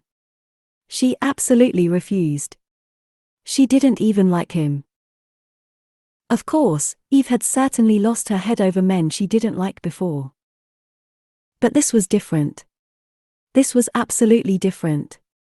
So, she said to her staring libido, "Don't let me catch you mooning again." Jacob opened his eyes just as she finished scolding her vagina. "Okay," he said grimly, as if she'd presented him with something awful rather than the very best British breakfast had to offer. Maybe that was possibly quite decent. Thankfully, as soon as he spoke, every ounce of Eve's physical appreciation drained away like hot water down a plug hole. How convenient. "Is that French toast?" he went on, eyeing the plate. "Let me try some of that." "Why? At best it'll only be maybe possibly quite decent." He rolled his eyes, then winced as if the action had hurt. "Fine," he said, "it was good. You're hired. Now give me the bloody toast." And just like that, she was walking on air. "Really? You mean it?" Her smile practically stretched from ear to ear, so intense her cheeks started to hurt. "Yes. Toast. Now." Still beaming, Eve dropped the fork and picked up a slice of French toast, holding it to his lips. But her mind was elsewhere. Specifically, itching to grab her phone so she could change the music filling the kitchen from Stromy to some miraculous hymn. How odd, to feel this helium balloon of excitement in her chest over a job she barely wanted, one she was only taking for various moral reasons, etc. Satisfaction was such an unpredictable thing. Maybe she was pleased to have secured a proper job on her own, something her parents assumed she couldn't do. Yes, that must be it. And, of course, it didn't hurt that she'd enjoyed cooking this morning. Once she'd gotten over her nerves, chatting to guests and playing with ingredients in the kitchen had been rather fun. Not reading Vanessa Riley in bed fun, but completing a puzzle fun. Which? Eve sucked in a breath, pulling back her fingers when they touched something soft and warm and human. Before her, Jacob blushed like a traffic light, his chin snapping up so he was staring straight ahead. Or, more specifically, over her head. "Did you just bite me?" she asked. Except it hadn't been a bite, because there were no teeth involved. Just the velvet brush of Jacob's mouth. No, he barked. The toast was very good. I got a bit carried away, and I wasn't paying attention, so. Sorry. Oh. He'd been so busy eating the toast, he'd almost eaten her. Usually, Eve would laugh about that. Tease him mercilessly, at the very least. Instead, she found herself staring at her still tingling fingertips. Well, Jacob said into the silence. I think that's enough breakfast for today. It wasn't until he turned and walked away that Eve realized how close they'd been standing. He put his plate down on the counter with a clatter that seemed distinctly you and Jacob-like, then continued speaking with his back to her. It was a very broad back. It seemed to rise and fall with his breaths quite frequently. Or maybe she was just looking very hard. Morn must have set you up for this morning, he said. Are you aware of afternoon tea? Eve bit her lip. Rhythm and Routine, Chapter 3, Section A, The Full Experience. Afternoon tea and cake is to be served in the yellow parlor daily at 4 o'clock. Yes, she murmured. I'm aware of afternoon tea. And you can bake? Of course, she snorted, momentarily affronted. Good. Other than that, I'll need to meet with you at some point to go over basic paperwork, and there's a meeting this week amongst the Gingerbread Festival organizers that we should both attend. Oh, and, since I'm currently down an arm, I'll need your help with housekeeping after breakfast. He paused, cleared his throat, and added quickly, but not for the next few days. No. Eve tried to shake the feeling he was making this part up as he went along. My aunt, he said finally, has rearranged a few appointments so she can help me. Which means your only remaining duties today are afternoon tea. If you need anything, I'm usually in my office. But I'll probably be very busy, so you might not find me there, or, I might not answer when you knock. With that, he turned away from the counter and stalked toward the door. Okay, Eve said. Jacob, are you? He left. Eve had intended to keep the details of yesterday's disastrous interview private, which is to say, completely off her family's radar. But later that day, she made the fatal mistake of calling her sisters for a post-shopping phone call that quickly veered from the price of a decent bra, astronomical, to Eve's latest goings-on. After a valiant 3 minutes of prevarication, she unfortunately sang like a canary. Oh, Eve, Danica said. You can always be relied upon for an interesting story. Really, with you to live through vicariously, Chloe and I barely need to leave the house. And a good thing, too, Chloe murmured absently, because I'm far too busy to bother. For some reason, the word busy made Eve think of Jacob. Too many things were making her think of Jacob, at present probably because his sudden disappearance earlier had jabbed at an old and much disturbed scar. Eve hefted the shopping bags weighing down her arms. She really needed to start working out, if her current exhaustion was any indication, and continued the uphill trek back to Castell Cottage. I should stop telling you two my stories, then, she said, because you both need to get a bloody life. Twin gasps hit her, one through each AirPod. Left for Chloe, right for Danny. How dare you, darling? That was the left. I have a life. I built it myself. Eve rolled her eyes.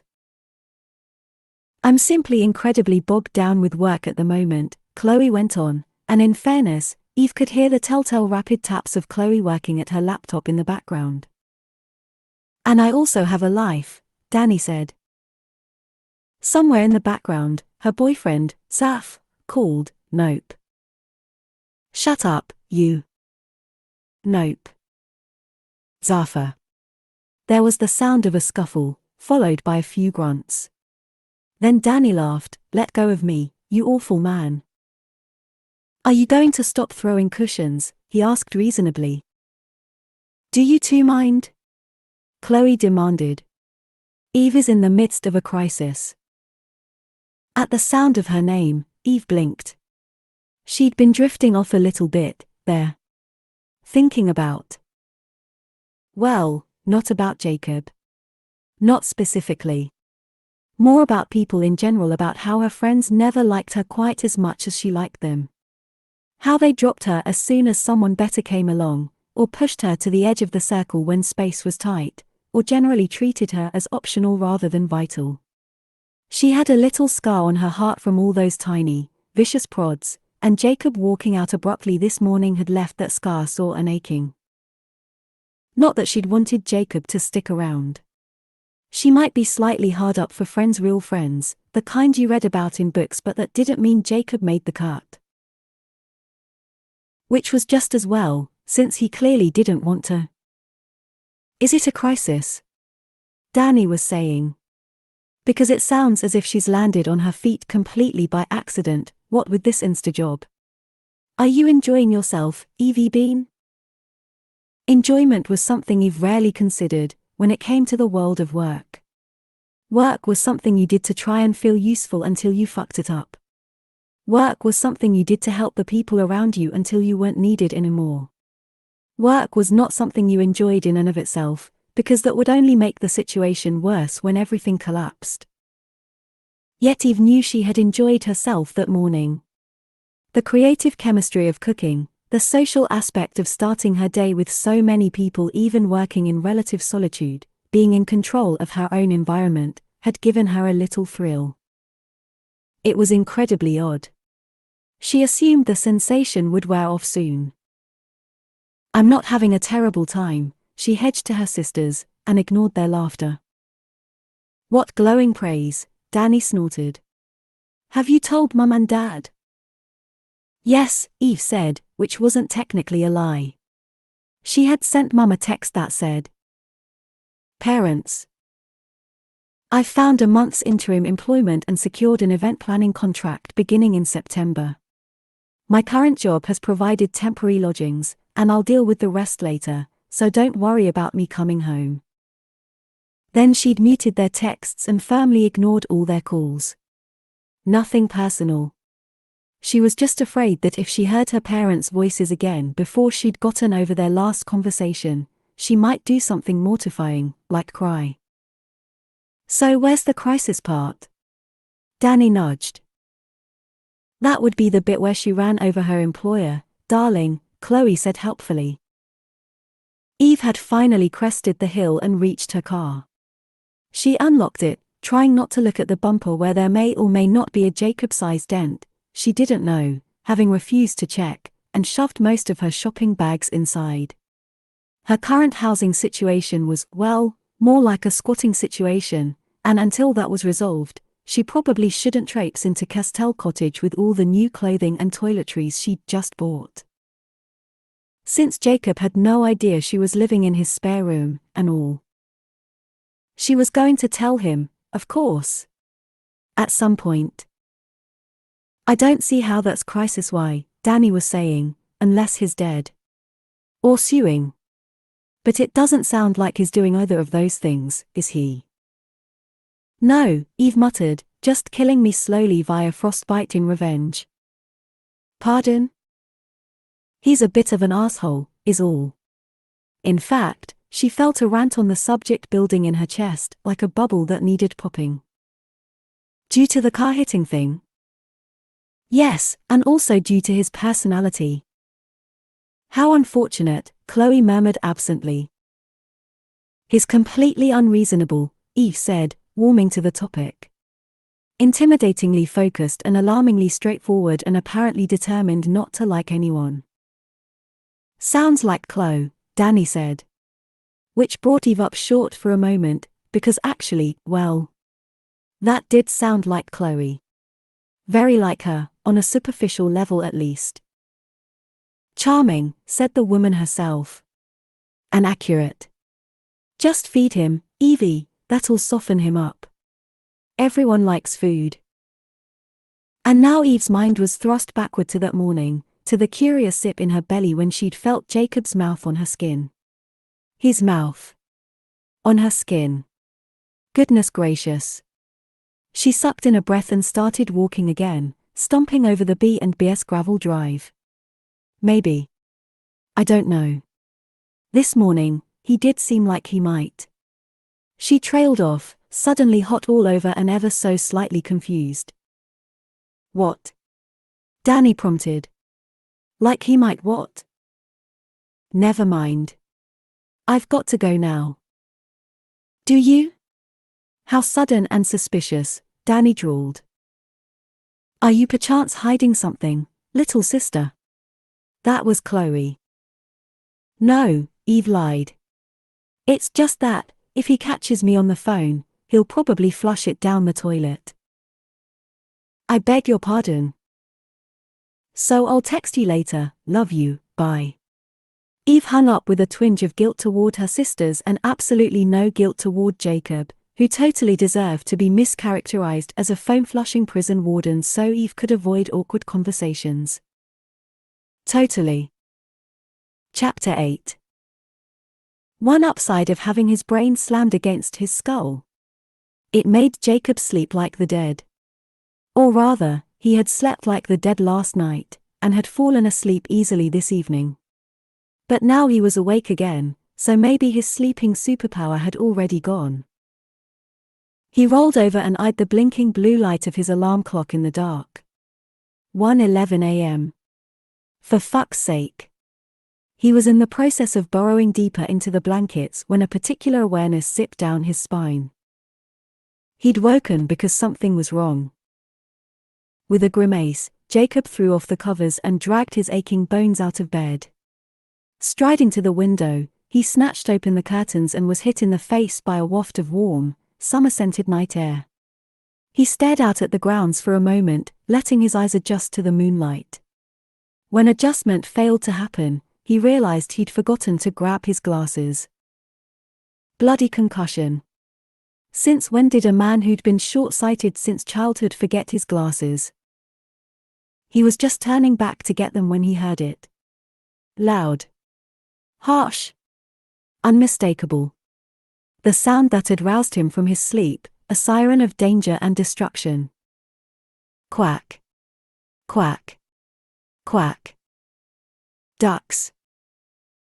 Gripping the windowsill with his good hand, Jacob stuck his head out of the window, then remembered that bellowing at ducks at 1 a.m. with a house full of sleeping guests was not conducive to 5-star reviews. Crap.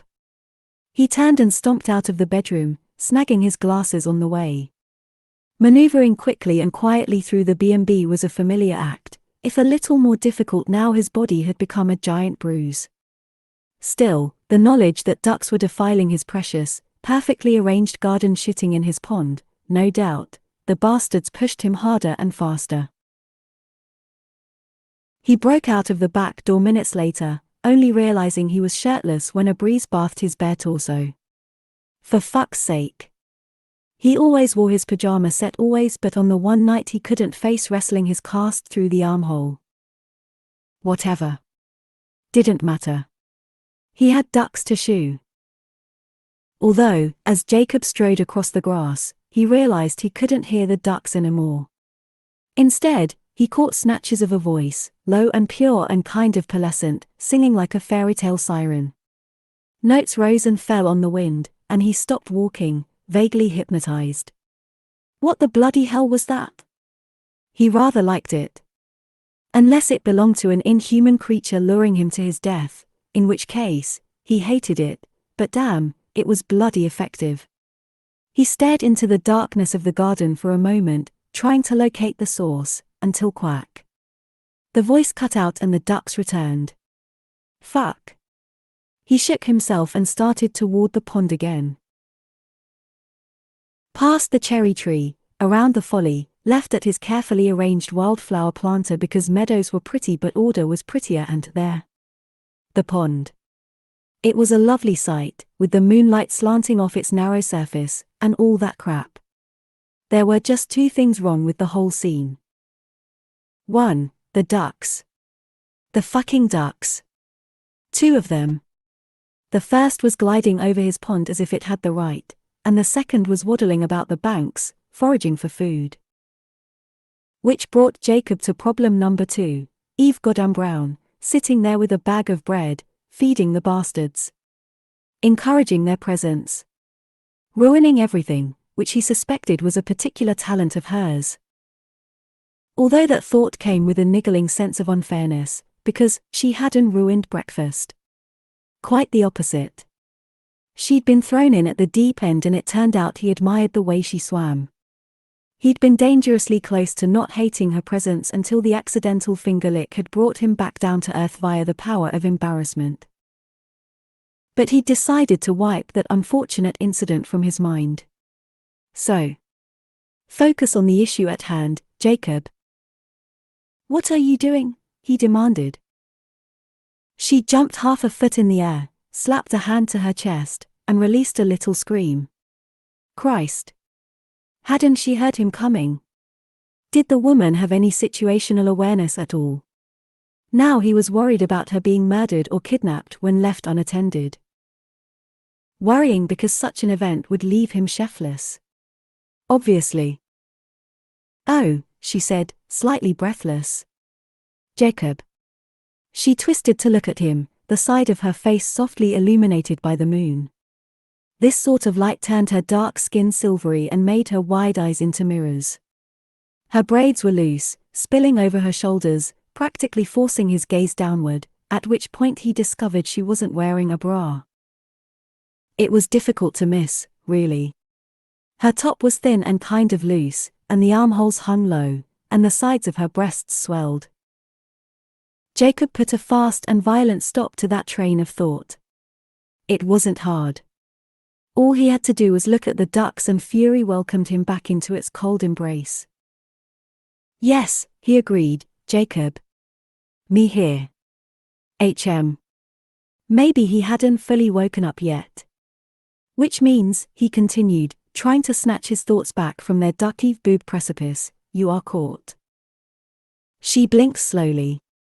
Caught. Feeding ducks. She blinked some more. Should I not be feeding ducks? No, he burst out, then realized he was almost loud enough to wake the dead, never mind Castell Cottage guests. No, he repeated again, more quietly. But they seemed so hungry, she said, and the worst part was that Eve appeared genuinely concerned. For ducks. For the vermin of the waterfowl world. Good God.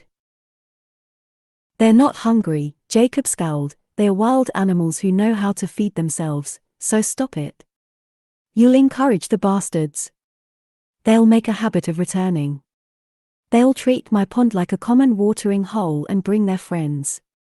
Next thing you know, the whole garden will be duck shit and duck sex, which is an extremely disturbing event, let me tell you. An aggressive duck demands for food. Aside from which, you're not even supposed to give them bread. A pause. Eve cocked her head. Then, instead of addressing the substance of his speech, she asked in tones of great surprise, you aren't? Oh dear. Why on earth not? It's bad for the digestion. Christ, woman, read a waterfowl blog. Which you do because, Jacob sniffed, suddenly aware that this conversation had spiraled out of his control. Know thine enemy. Ah, she murmured. Yes. Of course. The moon had shifted, so Jacob could no longer see her face. But he had the strangest suspicion that she was smiling.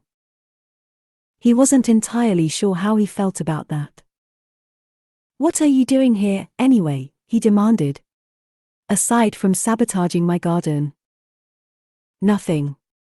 Which was a nonsense answer if he'd ever heard one, but she rose to her feet and went on. If you're so anti-duck, I'll get rid of them. Not that I brought them here in the first place. Bloody ducks. They should know by now that Jacob's property was off limits to their foul ways. Well, he muttered. Good. Except it wasn't good, because Eve was still here, and he really didn't want her to be. He was starting to find her charming. Jacob usually saw charm as useless and insubstantial, but somehow, she made the damn thing stick. made it solid and welcoming, like a well-built brick house rather than smoke and mirrors. That was technically a good thing, but he hadn't expected it, and so he decided to resent it. He'd always hated surprises. What possessed you to come over here at this time of night and waste perfectly good bread? My perfectly good bread. I'll buy some more tomorrow, she said, throwing what remained of the bag, throwing it casually on the ground. You'll fuck up my sup. Supply is my responsibility now, anyway, she cut in, and Jacob was left to wonder how the bloody hell she'd known that. He hadn't mentioned it, because frankly, he hadn't wanted her to do it just yet. Supply monitoring was a delicate business, and Eve seemed a bit bloody ditzy, to say the least. Plus, he'd only known her for a few days. Putting her in charge of securing sausages and whatnot seemed premature. They hadn't even had their first post-employment meeting yet. Because you've been avoiding her. Blah, blah, blah. The point was, she knew too much. Who told you that? He demanded. It was Morn, wasn't it? I had him come and visit you today, you know. While you were baking. Eve, who was windmilling her arms at the first duck with almost no effect, snorted a laugh. Visit me? I thought he was on his way to visit you. Well, yes. Wanted to check I hadn't died while he wasn't looking. But I don't see how that mission took him to the kitchen. Earlier, it had occurred to Jacob that he'd left a bit abruptly after the finger-licking moment, and he'd started to feel almost bad.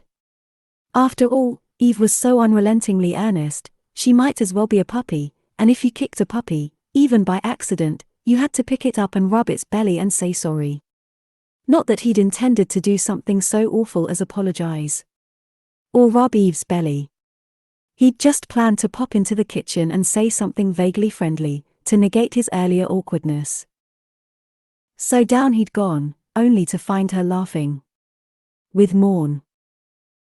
You should be aware, Jacob said now, that I think he likes you. It would make sense, after all. Eve was technically attractive, and technically interesting, and really quite capable in a way that made Jacob's stomach tighten, but also quite silly in a way that made his chest fizz, so, yes. He could see it. Why Morn might like her, that is. Everyone likes me on first acquaintance, Eve said, then flicked a look at Jacob. Well. Except you. He snapped his mouth shut before it could betray him. Aha! Success! The first duck had finally taken the hint and fucked off, waddle flying away with an affronted squawk. Eve clapped her hands and did a little jump, and Jacob thanked every god he knew that the moon was currently covered by cloud, because if he'd seen that movement in any kind of light he probably would have noticed something awful.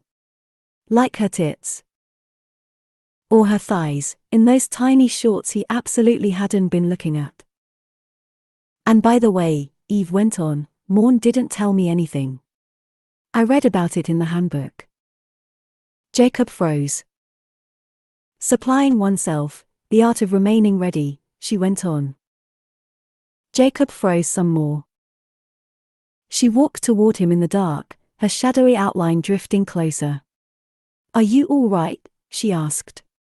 Is this some sort of concussion thing? Do I need to reboot you?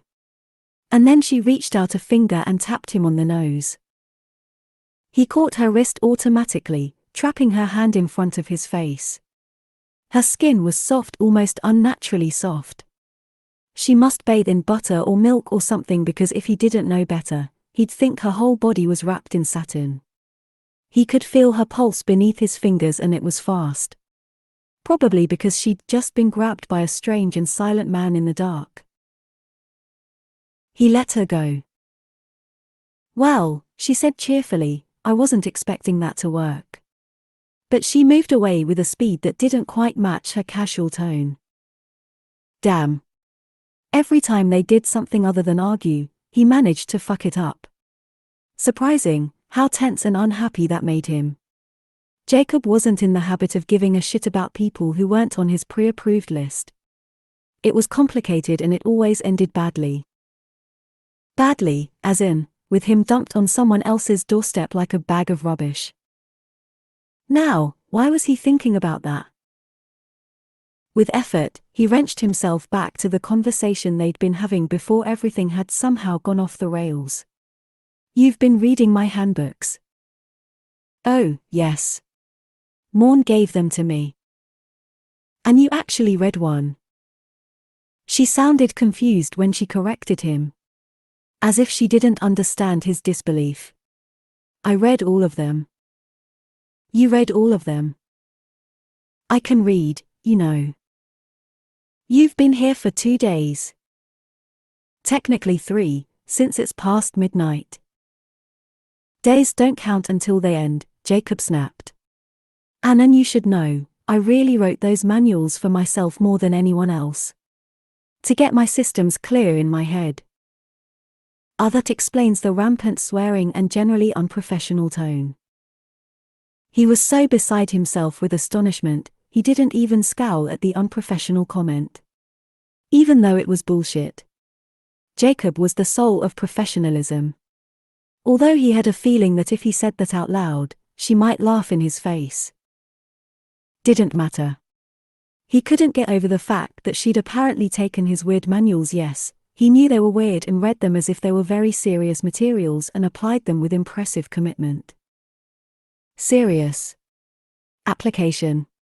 Commitment. All these things added up to one impossible conclusion. "Eve," he said slowly. Do you, by any chance, respect my B&B? "What on earth kind of question is that?" she demanded. "Of course I do, you widgeon." Well. He'd expected someone like Eve, someone carefree, someone flexible, someone who could bend without breaking, to look down on his rigidity. To laugh at it, maybe. But this. "In that case," he said stiffly, his mind still sifting through evidence, "it is entirely possible that I have been operating on some incorrect assumptions about you, based solely on your horrific taste in t-shirts and your annoyingly whimsical manner." "Is that your way of saying you've been a judgmental prick?" she asked. "Gosh, I hope so. Say sorry next. Go on. You can do it. Piss off." There he is. Jacob was disturbed to find himself grinning ear to ear. God, why did she have to be funny? He felt himself being dragged against his will toward the certain doom of not hating her. Dangled over the explosive volcano of enjoying her as a person. "And what exactly is horrific about my t-shirts?" she asked, as if she'd just remembered the comment. "Everything. Except for how tight they were." He was a fan of the tightness. "Wait, what?" Jacob was busy checking his own pulse, because his thoughts indicated a lack of oxygen to the brain, possibly caused by some kind of cardiac event, when the clouds covering the moon danced away again. Eve came properly into view, but this time, she wasn't standing or duck chasing safely on the banks. This time, she was at the very edge of the pond, waving her arms like a wind turbine and muttering, "Shoo! Shoo!" at a certain beady-eyed minion of poop and destruction. Which was wonderful, except for the part where she was leaning perilously far. "Eve," Jacob said. "Go on, Mr. Duck. Bugger off." "Make me," said the duck's tranquil glide and vicious gaze. "Eve. Be careful. The banks are uneven and you're too." "Shit sticks," said Eve, and fell right in. The night was warm, but the pond, as it turned out, was not. Eve sucked in a breath as she plunged into cold water, then choked and coughed when she got a mouthful of pond for her troubles. Oh, fudge-knickers. Now she probably had tuberculosis, or something. Lung mold, or something. She was diseased, and all because Jacob was ridiculously anal about ducks. She would kill him. She would murder him. She would. Another splash sounded beside her, and then a steely arm wrapped around her waist, and Eve found herself turned around and smushed chest first against some sort of wall. She blinked water droplets from her eyes and squinted up. The wall had a marble-carved jawline and a wintry gaze and slightly lopsided glasses. The wall was Jacob. Her mind momentarily glitched. He shook her about like a terrier shaking a rat. The fact that he did this with only one arm made the whole ordeal even more undignified. His other arm, or rather, his cast, was held in the air, clear of the pond, because even when leaping into bodies of water to physically assault his staff, he remained coordinated and sensible. The bastard. Eve, he said, shaking her some more. Say words. Proper words. Together. She slapped his arm, his strong arm, which was lean and corded with muscle, and currently getting up close and personal with her not remotely lean or muscular waist. It was an interesting contrast, one she absolutely did not enjoy because that would be weird. Get off me, you prat. Oh good, he said, you're all right? She paused, then glowed for a moment. He'd been checking she was all right? He cared that she was all right? Maybe he wasn't the worst human being on earth after all. Then he added, it's far too late to find someone else to do this morning's breakfast, and Eve decided she'd been mistaken. He was definitely still the worst. Fuck off, she muttered and shoved him away. Her brand new pajamas were ruined. Her braids were swirling around in algae. Her mouth still tasted of tuberculosis or fungus or something equally terrible, and when she tried to step back, her shoe sort of squidged in something, and the something gave way, and suddenly she was sinking. Oh no you don't, Jacob said and grabbed her again. Now she was back against the wall of his chest. Why, she gritted out, is the water up to my neck, but only up to your boob area? He stared down at her. Because we are different heights, Eve. I know that. She scowled, then blinked. Jacob, are you shirtless? Let's not discuss it. Bloody hell. She hadn't noticed before, in the shadows, but it was difficult not to notice now, with his bare skin pressed against hers. She prodded experimentally at his abs. Bloody hell. Stop that, he snapped. Do you think we could get out of here now? There's algae on me. Apparently he found that even more abhorrent than she did, because he shuddered. It was a full body movement, one that seemed involuntary and pressed the aforementioned abs against her tits. Which might have been enjoyable if he hadn't muttered darkly, slime. Can't stand slime. Actually, even with the mutterings, it was still enjoyable. How dare Jacob of all people have this television body? He must have made a deal with the devil.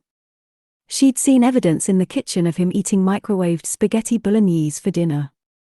Men who ate nice food like spaghetti bolognese were not supposed to also have abs. There was a balance to the universe that had to be observed and he was shamelessly flouting it. Well, not to be ungrateful, she shot back, unreasonably irritated, but why on earth did you jump in? You're injured, you clod. He gave her a severe look and said stiffly, obviously, I came in to rescue you. Rescue me? It's a pond, Jacob. Still, the word rescue fizzed through her mind with all sorts of soft and pleasant meanings. And you're a disaster. I'm surprised you didn't slip under and crack your head open on a rock and drown on my property and send my insurance through the roof. Or something like that. Oh, insurance. She laughed. That's why you jumped in to rescue me. Obviously, he bit out. Funny how she didn't believe him. Jacob's attitude was rather like a barbed wire fence, designed to rip you to shreds if you got too close, but only to protect something special. No matter what he said, injured men who were obsessed with cleanliness didn't jump bodily into ponds over insurance.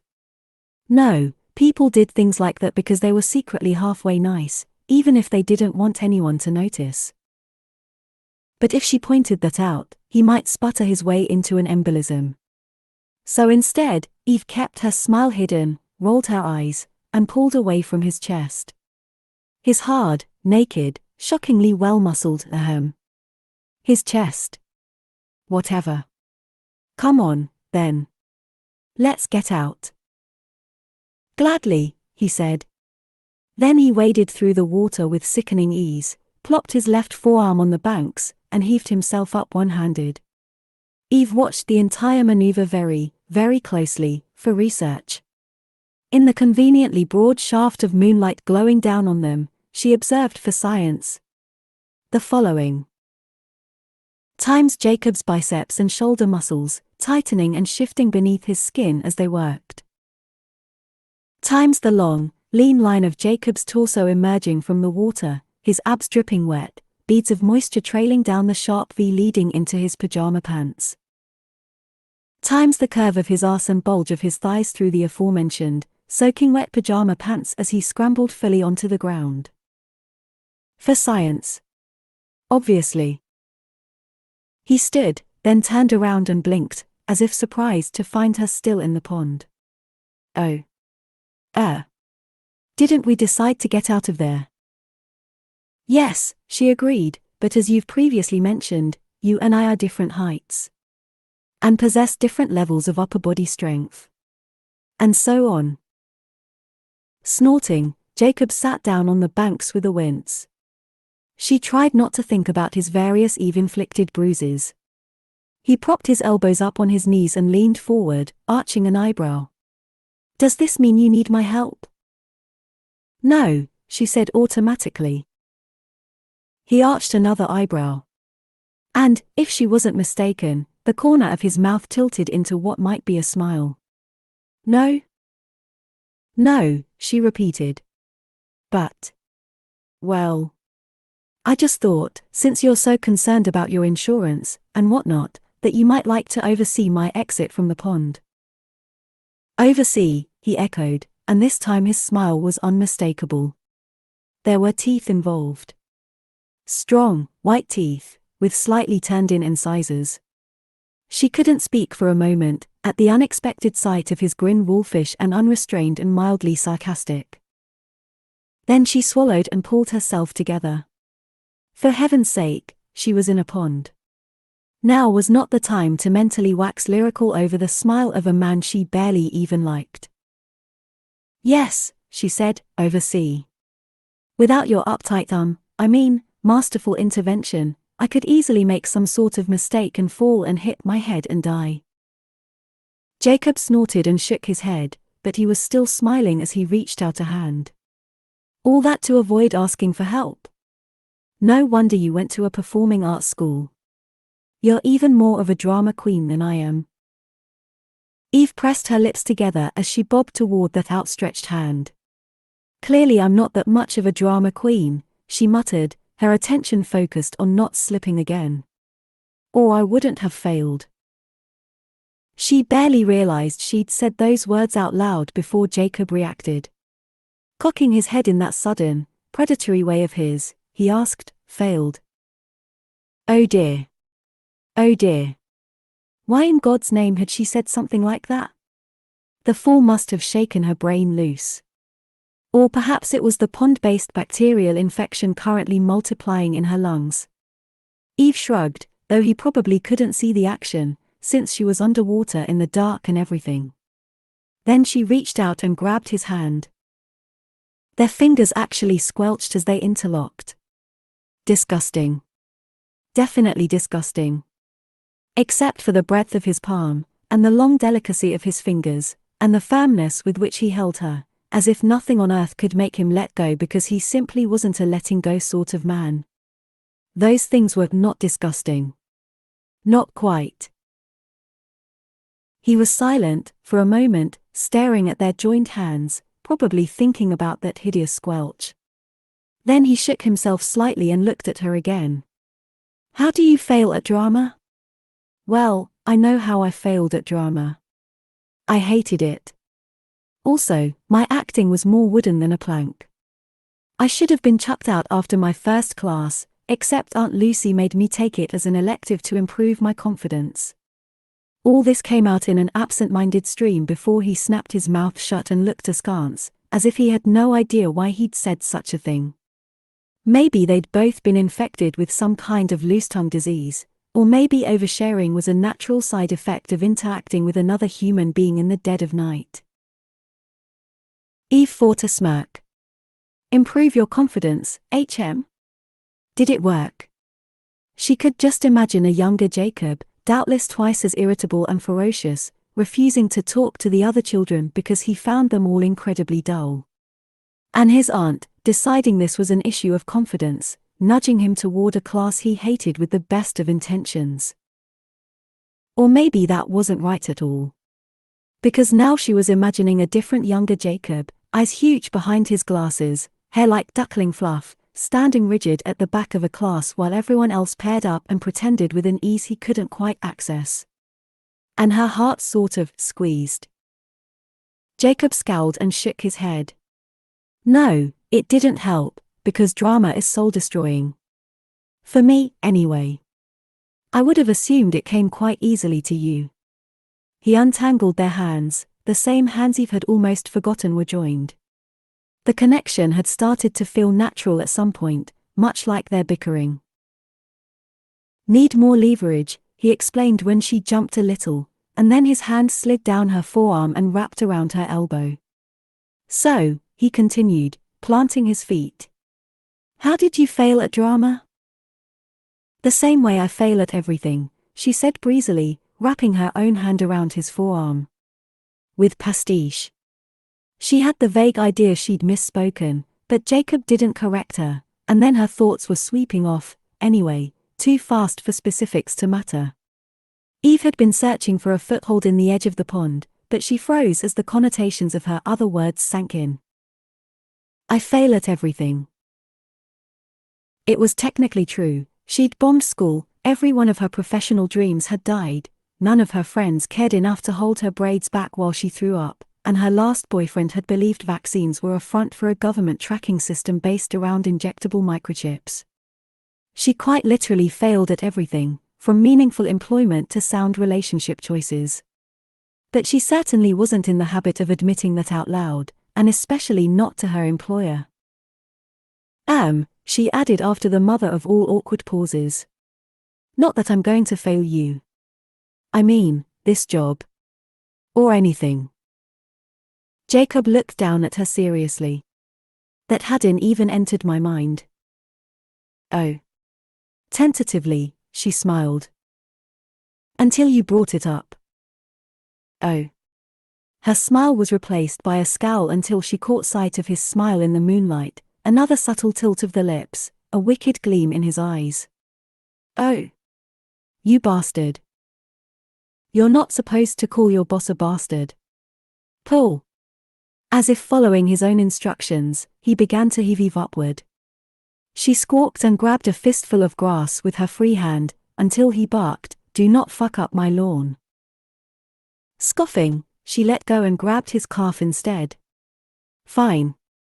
And I will call my boss a bastard when he teases me with such a ruthless lack of concern for my sensitive soul. I don't tease, Jacob said, his voice low and strained as he dragged her bodily from the pond. For a moment, Eve thought of those same words in a different context. They flashed through her, hot and glittering and entirely inappropriate. And, he went on, I don't give a damn about your sensitive soul. Clearly, she shot back. She was almost out of the pond now, her upper body completely clear. Jacob's muscles were straining and his jaw tight, yet somehow he managed to balance lifting a woman who clearly weighed more than him one-handed. With trying not to tumble back into the pond himself. It was slow, but it was steady, and Eve had the sneaking suspicion that despite her own best efforts to clamber out, she wasn't doing much to help.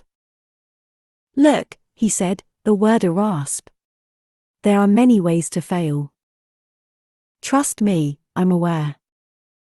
And very few of them are actually controllable. Life has too many moving parts. He managed to sound resentful of the very nature of human existence, which Eve found impressive despite herself. So when it comes to this job, and failing, or succeeding, there's really only one thing you can promise me. And, he added sharply, you will promise. What? His response couldn't be more surprising if he'd delivered it while butt naked and standing on his head. Try for me, Eve. That's all. Just try. She stared. Had she misheard him? King of high standards and anal retentive rules. That's all? That's all you think it'll take, for me not to fail? Why not? You're a relatively smart woman. Relatively. No common sense, but other than that, smart. Eve wanted to be offended, except he was wearing that tiny smile again. So she found herself trying not to laugh instead of ripping him a new asshole. Only Jacob could make relatively smart sound like a genuine and unreserved compliment. You're also a good cook, he went on, and I get the sense that you try to be a nice person, when you're not running people over. Plus, you're determined. I can work with determined. I can respect determined. I can trust determined. So, yes, I think trying will do it. That's all I need from you. Trying. Just trying. She should probably still be hung up on that part, but instead she found herself echoing with obvious surprise, respect. Yes, Eve. I respect you just fine. He met her gaze as he gave one last, good pull. Eve was just thinking that perhaps she didn't hate Jacob after all, and perhaps, even more shocking, he maybe possibly didn't entirely hate her when she found herself free from the pond and flying through the air. That flight ended when she bumped into Jacob, knocking him backward and probably breaking several of his already bruised ribs. Fuck, he barked. I'm so sorry. As quickly as she could, Eve shifted her weight onto her hands and knees, hovering over him. She bent her head to inspect him for damage, or something, God, she didn't know. But at the same time, Jacob pushed himself up on one elbow, and she thought for a moment they were going to bump heads, but somehow they both managed to stop moving. Which left their faces less than an inch apart. She assumed that was his face, anyway. She couldn't quite see, with the fall of her hair surrounding them and blocking all the moonlight. But she could feel his breath ghosting against her cheek. He smelled like toothpaste and fresh lemons. And pond, yes, but it was the lemons that had her attention.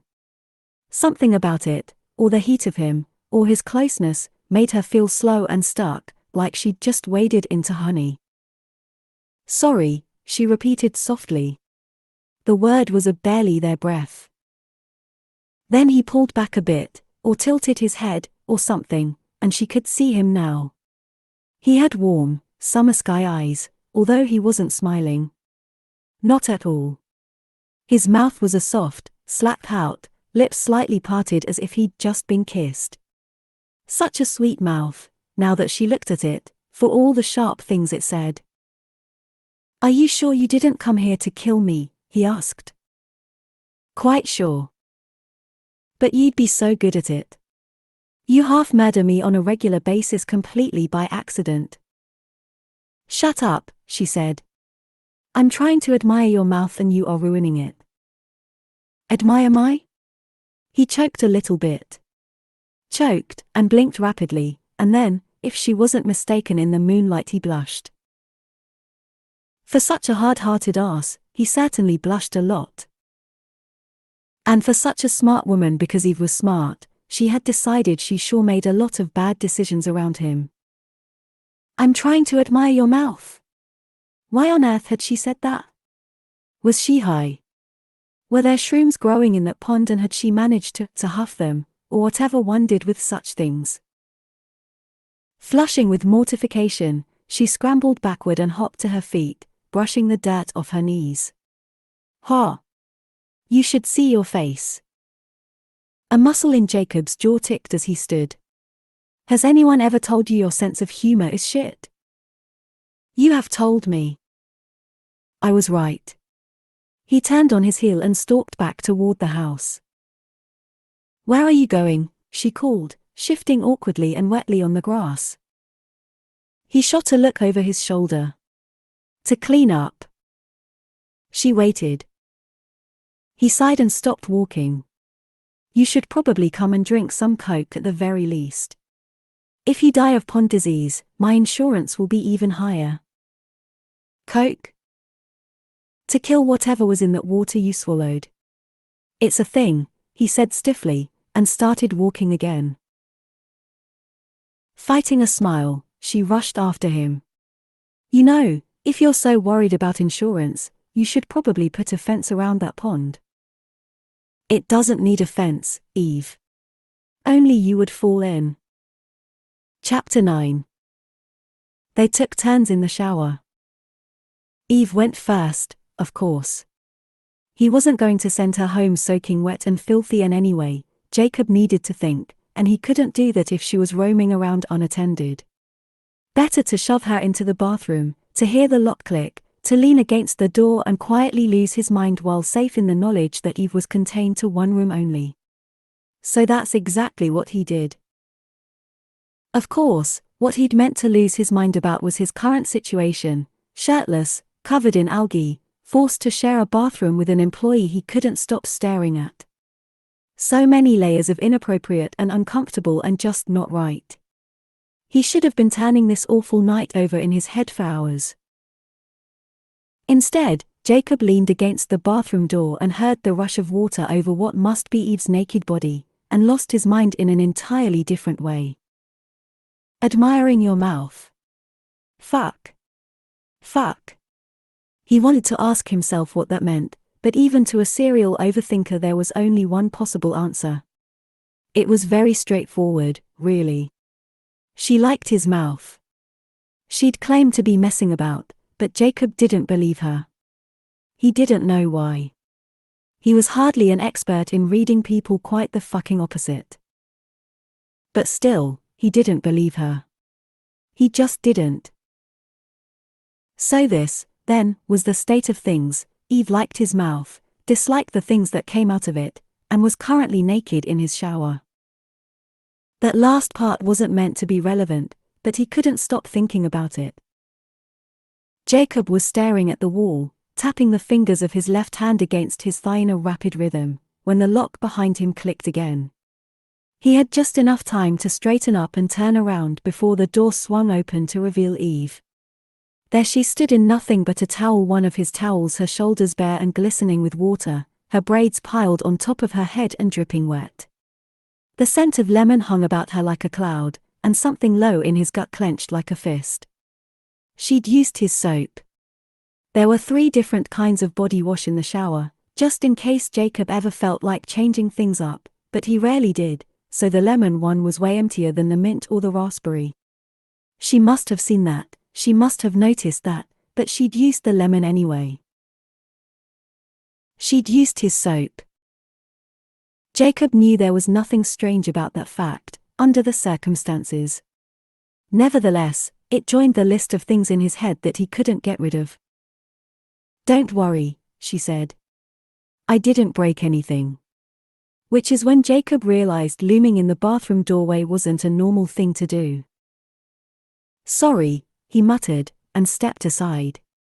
Listen, my room is down there. I put some clothes on the bed for you. Get. His cheeks heated, his voice catching on the words, though fuck only knew why. Get dressed. And, go home. I'll see you tomorrow. She said, about that, but she'd made the mistake of leaving the bathroom, which meant Jacob could enter the bathroom. He did so, quickly, and shut the door fast and firm behind him. Then he leaned against that door again and blamed the steam in the room for the fever rushing through his body. When he closed his eyes, all he could see was Eve's bare shoulders, water droplets winking like diamonds in the light. And her smile. He could see that, too. It took a long, burning hot shower to scald away whatever weirdness was messing with Jacob's head. But by the time he was properly clean, his skin fizzing with it, he felt like himself again. Normal. Balanced. In control. Not in danger of fixating on any part of his employee's anatomy. Excellent. Then he left the bathroom, entered the bedroom, and found her sitting at the end of his bed. In his clothes. His soft, white t-shirt pulled tight over her chest, his basketball shorts practically cut into her thighs, and Jesus Christ, he hadn't thought any of this through. He could see her nipples beneath the thin fabric of the t-shirt. Shit. That wasn't supposed to happen. She looked down, presumably following his line of sight, then back up at him. Without hesitation, she threw a pillow at his head. Jacob cleared his throat, averted his gaze, and said with complete sincerity, "Thank you." "Yes, you're welcome, I am a goddess of mercy." "Were you staring at my tits?" "No," he said honestly. She really ought to ask more specific questions. "What are you doing here?" "I told you to go home." Yes, about that. "Could you just get out for a minute?" he cut in. "I'm tired and I really want to put some clothes on. And you're making me dizzy. You and your eyes and your body and everything I know about you now, it's all making me dizzy." That disorientation sharpened his words and his expression. Eve, most likely offended by his shortness, pressed her lips together and left. Which was the desired result. So why the fuck did he feel deflated as soon as she'd gone? It was the puppy effect, again. Jacob didn't want to kick her, and so when he did, he felt the urge to apologize. With a sigh of resignation, he threw on some pajamas and rushed out of his room, hoping to catch her before she disappeared to wherever the hell it was she lived. But when he opened the bedroom door, she was standing right there in his hallway, staring at the picture on the wall. So he hadn't kicked too hard, he hadn't hurt her too badly or scared her off entirely. Perhaps she was starting to understand that most of the time, his sharpness had more to do with himself than anyone else. He released a pent-up breath and moved to stand beside her, staring at the picture just like she was. What did she see? Well, he knew what she saw. Aunt Lucy, and Jacob, and his cousin Liam, clustered together at the pointless graduation ceremony their sixth form held, like some American school in a glossy film. Except this was Skybriar, so there hadn't been gowns or caps, and the blocky comprehensive building sat in the background of the photograph like a crumbling spaceship. Jacob looked stiff and uncomfortable, because he had felt stiff and uncomfortable. Lucy looked proud, and also short, standing between two teenage boys like that. Liam was grinning at the camera like some kind of supermodel because he was a prat. So that was what Eve saw. But what did she see? Must be something beyond a family photo, judging by the expression on her face. It was soft, her eyes like melting chocolate, her mouth a gentle curve. Her hair was still up, and for once, she wasn't wearing her AirPods. She had small ears that stuck out slightly. He had the strangest urge to flick them, which made no sense at all. Then she said, "You grew up with Lucy, didn't you?" Jacob ran his tongue over the inside of his teeth. "I met Lucy when I was 10. Eve nodded before pointing at Liam. "Is that your brother?" "Cousin. Liam. He's away right now. For work." "Oh." She paused. "So Lucy really is your aunt? I mean a relative kind of aunt, not a mum's friend kind of aunt. Because you and your cousin look so alike." Jacob stared. "We don't look alike." Liam was handsome and charming and probably could have played the bad boy love interest on a daytime soap opera if he hadn't been born to play with engines instead. Jacob saw the family resemblance, but he knew he was sharper and harsher and altogether more awkward in a way that drained the handsomeness right out of him. But Eve frowned as if he wasn't making sense and said, "What? You're practically identical. You see that, right?" Jacob tried to compute the many implications of that statement and developed a small headache that encouraged him to stop. "You thought Lucy wasn't my aunt? She's protective over you like a mother. You have different surnames, but you love her enough to name Castell Cottage after her. And you never talk about your parents. I thought maybe she'd adopted you or fostered you or something, and you didn't want to call her mum. She did adopt me. I'm her son. He cleared his throat. Legally, I mean. Not just legally, from where I'm standing. Jacob supposed that was a comment on love or emotional connection or what have you. He shifted uncomfortably and searched for a new topic. But Eve apparently wasn't done. I'm sorry about your parents. He blinked. So am I. Sorry for what? That they, For once, she looked awkward, lacing her fingers together and shrugging her shoulders. Sorry for your loss. Jacob realized what she was getting at and snorted. Are you? You don't sound certain. Oh my God, Jacob.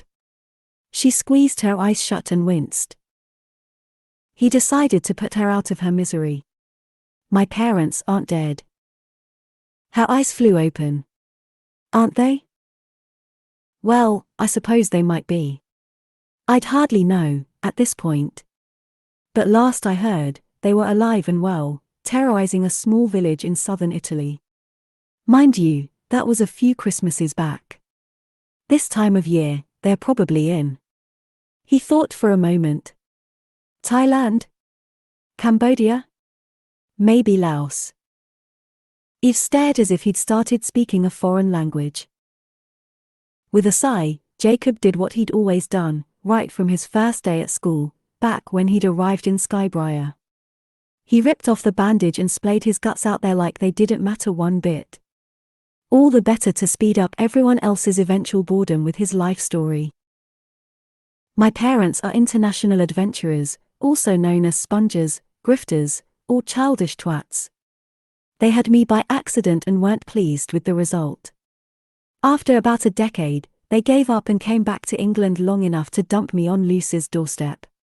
He made his voice as flat and robotic as possible during this recitation, because if his words were impenetrable iron bars, no one bothered to look beneath.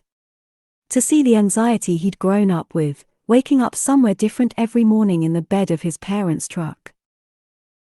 To hear the things they'd told him, as they arrived in Skybriar on that final day. You'll be happier here, Jacob.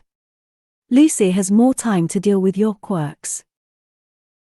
To understand how humiliating it had been, that first day at school, when he'd realized all the other children could read, and he'd had to put his hand up and whisper to the teacher that he couldn't. Because his parents hadn't cared enough to teach him. Because they'd assumed, thanks to his slow speech and his atypical processing, that he was unable to learn. No one was supposed to notice all those parts. And yet, when Eve turned those huge, dark eyes on him, her brow furrowed and her soft mouth pressed into a hard line, he had the oddest sensation that she'd noticed it all. Which was obviously impossible. But still. So you met Lucy when you were 10, she said finally, because your parents showed up and gave you to her. Jacob decided not to mention that the giving had been more, dropping him off on the doorstep and telling him to ring the bell as they drove away. Yes. And before that, you what, traveled the world with them? Yes. Most people thought of that as an idyllic childhood. He was aware that millennial hippies in particular would call it parenting goals. But Eve looked horrified, probably because she'd read all his guidebooks and seen his meticulously cleaned bathroom and realized that spending the first 10 years of his life on the road had grated against his fucking soul and turned him into the most nervous and unsettled child on earth. Shit. Yes. I mean, shit, Jacob. I bet you hated that. Did you hate that? He opened his mouth to say mind your business, but 3 completely different words emerged on a sigh. God, so much. He heard a hint of something vulnerable in his own voice and tried not to die of embarrassment. Attempting to lighten the mood after that little spillage of angst, he cleared his throat and said, "Thank God they eventually came to their senses and dumped me somewhere nice and quiet." On second thought, maybe the word dumped wasn't a mood lightener after all. It certainly didn't have that effect on Eve. In fact, when he flicked a quick look at her, she was clearly the opposite of amused. Her expression was smooth, blank, almost serene. But her eyes burned. Badly. "Your parents," she said, "sound like pricks." Jacob instinctively wanted to argue, even after all these years. Instead, he took a breath, remembered how many times he'd woken up alone in the dark, and nodded. Millimeter. "There's a story, in my family, you know." She looked up at him suddenly. "It happened before I was born, but my grandmother loves to tell it. Back when my oldest sister was crawling, our family lived in some big old mansion. But the more my sister explored, and the better she got at communicating, the more she made it clear she didn't like all those empty rooms. She liked the smaller spaces where she felt safe. She wanted a little bedroom and hallways that didn't echo." Eve was watching him steadily as she talked. "So my parents sold the house." Jacob wished he could look away from her, wished he didn't understand what she was getting at. But he did understand, and his stomach twisted with envy. Still, he managed to quip, "Is that my family's rich story? Interesting timing." Eve rolled her eyes. "You know it isn't. That is a story about my mother, who always wants the best and biggest of everything, not understanding her child's needs but taking them seriously anyway. Because that's what parents do. They take you seriously and they put you first. When I was at St. Albert's, I knew a girl whose mum and dad both worked 2 jobs to pay her fees. For jobs, Jacob, to support something as unlikely as a career in performing arts. But she needed it, and they could make it work, so they did. Because parents put you first. And I can hear in your voice I don't even need to ask that yours didn't. They didn't put you first. They didn't even try." No. No, they hadn't. They treated him like an inconvenience at best, and they hadn't been apologetic about it. He remembered, sometimes, the agony that used to cause him. But it didn't hurt too badly anymore. "You're right," he said stiffly. "They didn't give a shit. But Aunt Lucy did." Some of the murderous fire left Eve's dark gaze. She nodded with an air of satisfaction. "Good. Then clearly she deserves you far more than they ever did." Deserves you. He couldn't touch that phrase, with all that it implied. It might make him feel too much. She was making him feel too much. Maybe she could see that, because she softened and smiled and asked different questions, lighter ones. "You said a child taught you how to speak French. When you were?" "I made friends with a boy in the Congo. We stayed there longer than usual. I think something was wrong with the truck." Jacob shrugged, the movement smoother than it should be. The way Eve was looking at him made this topic easier. She didn't gawk at him like he was a lab rat, or act like he'd been raised by rock stars and failed to appreciate it. She looked like she understood a little bit and wanted to understand even more. His left hand flexed at his side. "Anyway," he said firmly. "It's late." And it was. His eyelids felt weighted, his mind a little hazy, even as his blood fizzed with electricity in her presence. "You really need to go home." Yes." Her steady serenity was replaced by a sheepish expression that did not bode well. "About that, and don't interrupt me this time." Jacob stared. "Pardon?" "Just don't interrupt me, because every time I try to explain this you cut me off, and if I don't let it out soon I'm going to lose my nerve." "What are you?" "Shhhh," Eve said. "Just shush." Then she stepped around him and opened the door to his sitting room, the room he never actually sat in. He'd turned it into a kind of gym, cramming his weight bench and his running machine in there, not that either were much use to him now, since he'd fractured his wrist. And since, apparently, his weight bench was being used as a clothes hanger. Jacob stared, slack-jawed, through the open door at what should be an unoccupied and organized sitting room. There were clothes on his equipment. There was makeup sitting on top of his old television, the one he never watched. And his battered pull-out sofa was now a battered bed, strewn with his spare winter duvet and his cushions. What the fuck? Eve flashed a nervous smile and waved her hands. Surprise! I live here. Surprise! I live here. Jacob turned slowly toward her. I beg your pardon. Her smile faltered. Oh my God, you look like you're going to murder me. Don't you dare murder me. I have to confess, he said faintly. I'm considering it. Well, don't. My mother is a lawyer, you know. Was she, now? Interesting. He'd assumed, based on the accent, that Eve came from the kind of family where women didn't work. He'd also wondered if she might be secretly pregnant, and therefore disgraced and cast out, which would account for her slumming it over here in his B&B. But now he looked at the room she'd apparently been squatting in, and he decided that whatever had brought this particular princess into his life must be far worse, because what sentient human person would voluntarily sleep on that sofa bed? It's practically springless. She ignored his question. Morn told me to sleep in here. You know, to keep an eye on you with the concussion, and also because I had nowhere to stay and the B&B is booked up to the eyeballs, which, well done, by the way. And really, it's more convenient if I live here anyway, what with the early hours, and all, and clearly I'm no trouble since you didn't even notice I was here, so. Hang on, Jacob said sharply, a thought occurring to him. Have you been using my bathroom? Only a little bit, she said. Like, the tiniest bit. While you were asleep.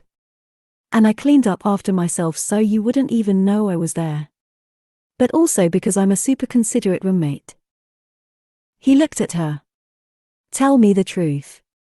Have you ever had a roommate before? Ever? Shared a bedroom with a sibling, bunked in college, anything? There was a pause. Well, no, she said. But I do share a floor with my grandmother and her girlfriend. I share a floor with my grandmother and her girlfriend. I share a floor with my grandmother and her girlfriend. Where did you come from? Jacob demanded. Some kind of palace. Some kind of elderly lesbian palace. Gigi isn't a lesbian. She's pansexual. Jacob stared at Eve, then stared at the sitting room. You know what? I'm too tired for this. I'm going to bed. She beamed. So you don't mind? I can stay? Yes, I absolutely do mind, and no, you absolutely can't stay. We'll figure something out. He wasn't entirely sure what, but something. She couldn't sleep next door to him, for Christ's sake. That just wasn't right. Wasn't safe. Or something. Somehow. Christ, I can't believe you're on the sofa bed. I should have thrown that thing out ages ago. If it weren't for. I know, Eve said. If it weren't for your many injuries and the space you need for your arm, you'd be a gentleman and switch beds with me. Jacob snorted. Would I fuck? No, I was going to say if it weren't for the fact that I poured all my money into this bloody business, I'd have already replaced the damn thing. He shook his head and turned, leaving her to it. His own bed was calling him like a siren song. Even if he did feel slightly guilty at the thought of her lying on that monstrosity. Like she said, it wasn't as if they could swap. He had to sleep with his cast propped up on a pillow.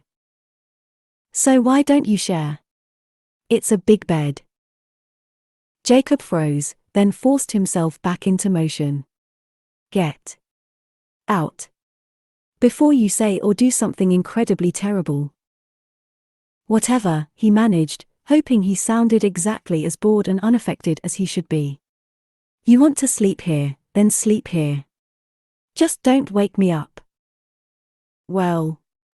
Charming. Absolutely charming.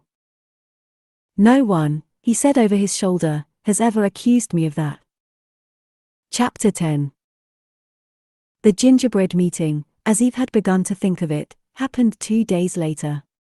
Eve had fallen into a steady routine. She made breakfast, cleaned up, and spent a while calling her sisters or reading Mia Hopkins or painting tiny ladybirds on her fingernails. Then she went back to the kitchen, made and served afternoon tea, gossiped with the guests a bit while Jacob hovered broodily and disapprovingly in the background, before retiring for the evening. It wasn't exactly thrilling, but it certainly wasn't terrible. Actually, Eve was rather enjoying herself. Today, though, her new routine broke down somewhere post-afternoon tea.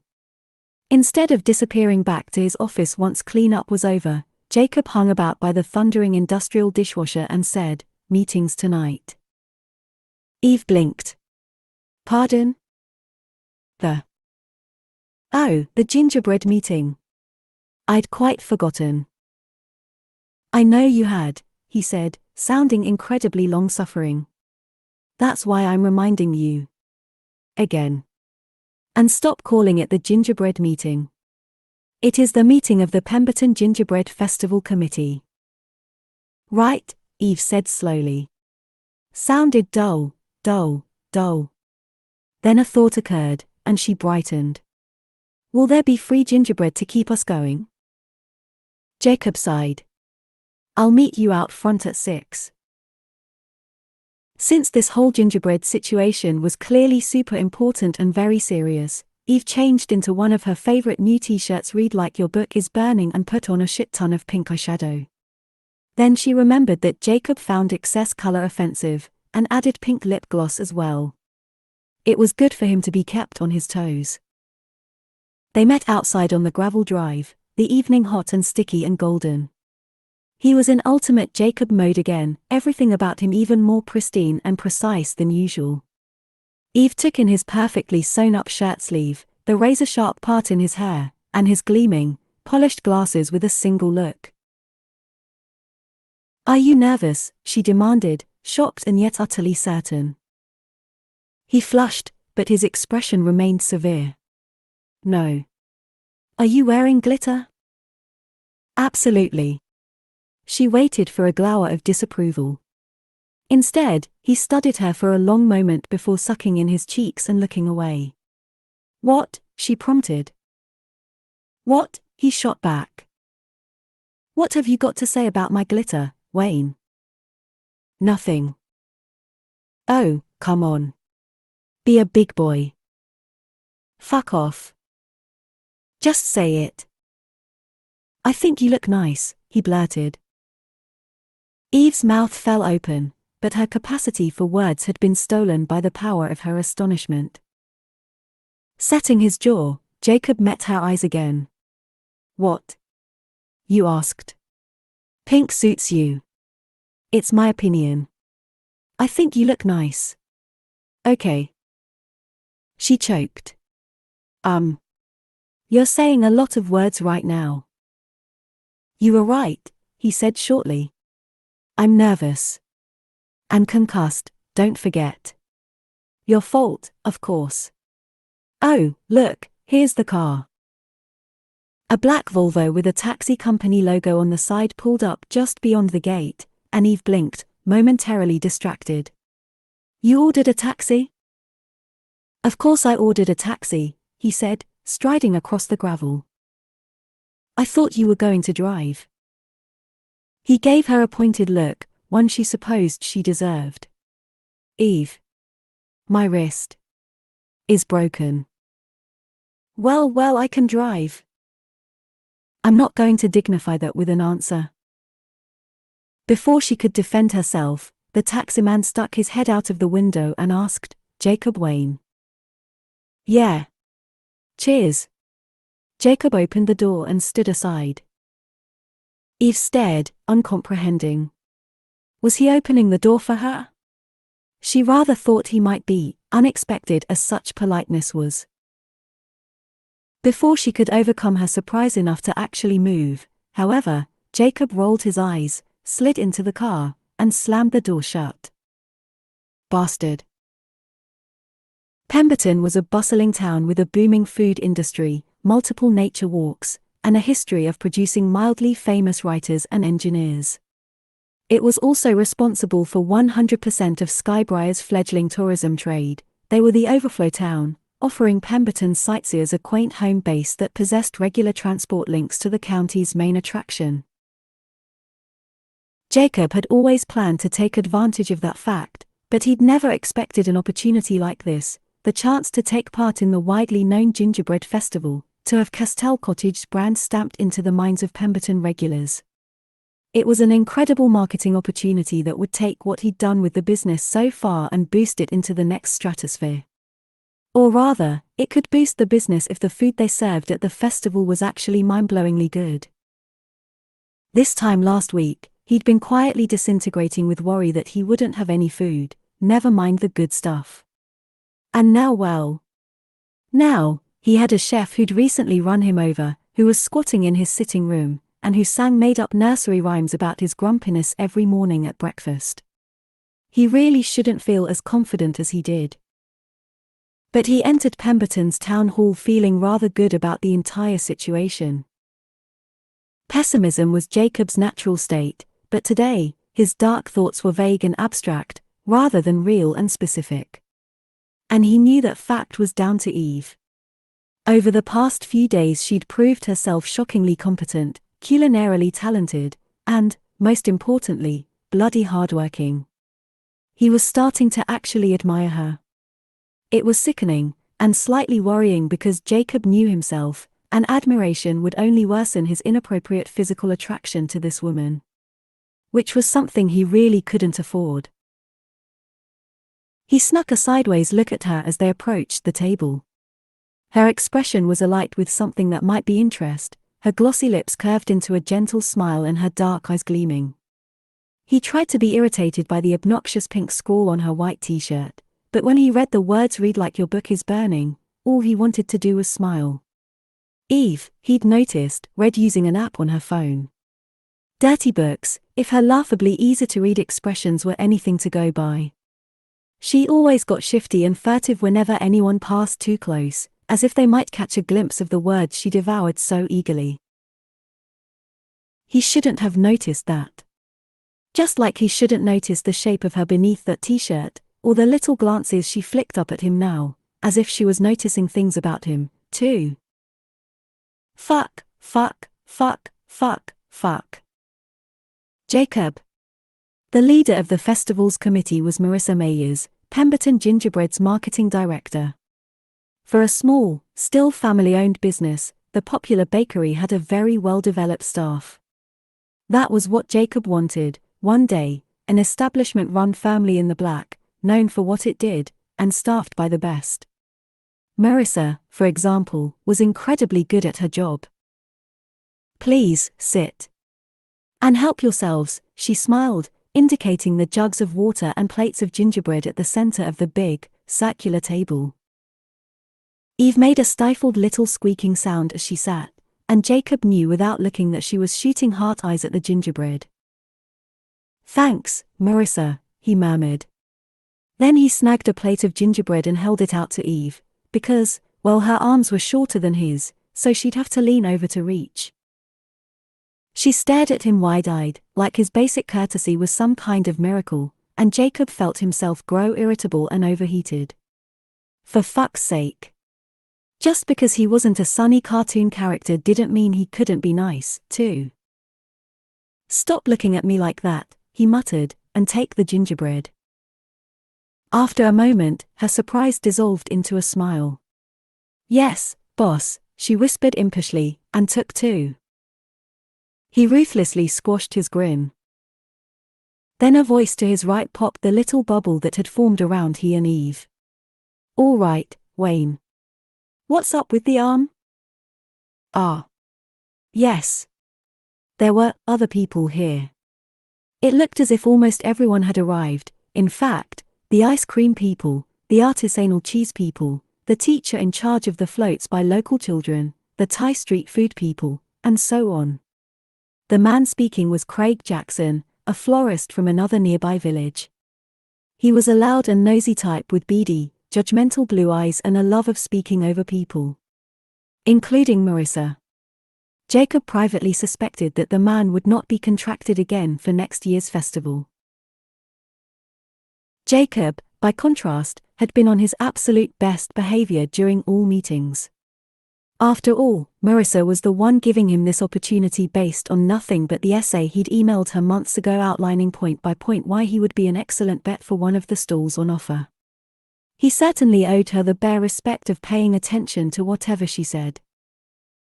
Turning to look at Craig, Jacob said stiffly, "I have fractured my wrist." He'd have thought that much was obvious, what with the cast and all. Craig released a snicker that signaled incoming bullshit. "How'd you manage that, Spock? Sudokuing too hard?" Jacob set his jaw. He didn't appreciate Spock comments.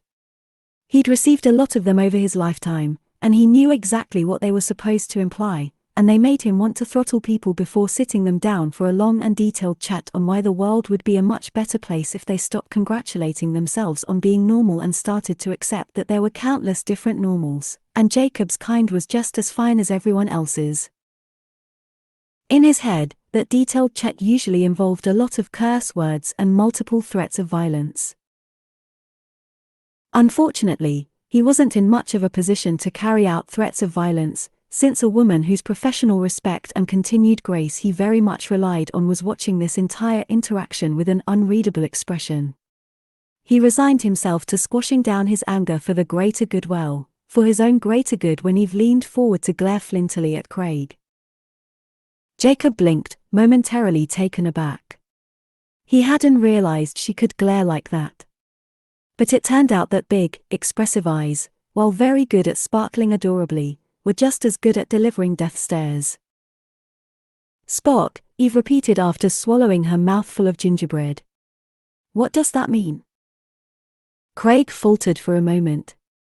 "He's, a character from one of them." "No, I know who Spock is," she said dismissively, as if Craig were being excessively stupid.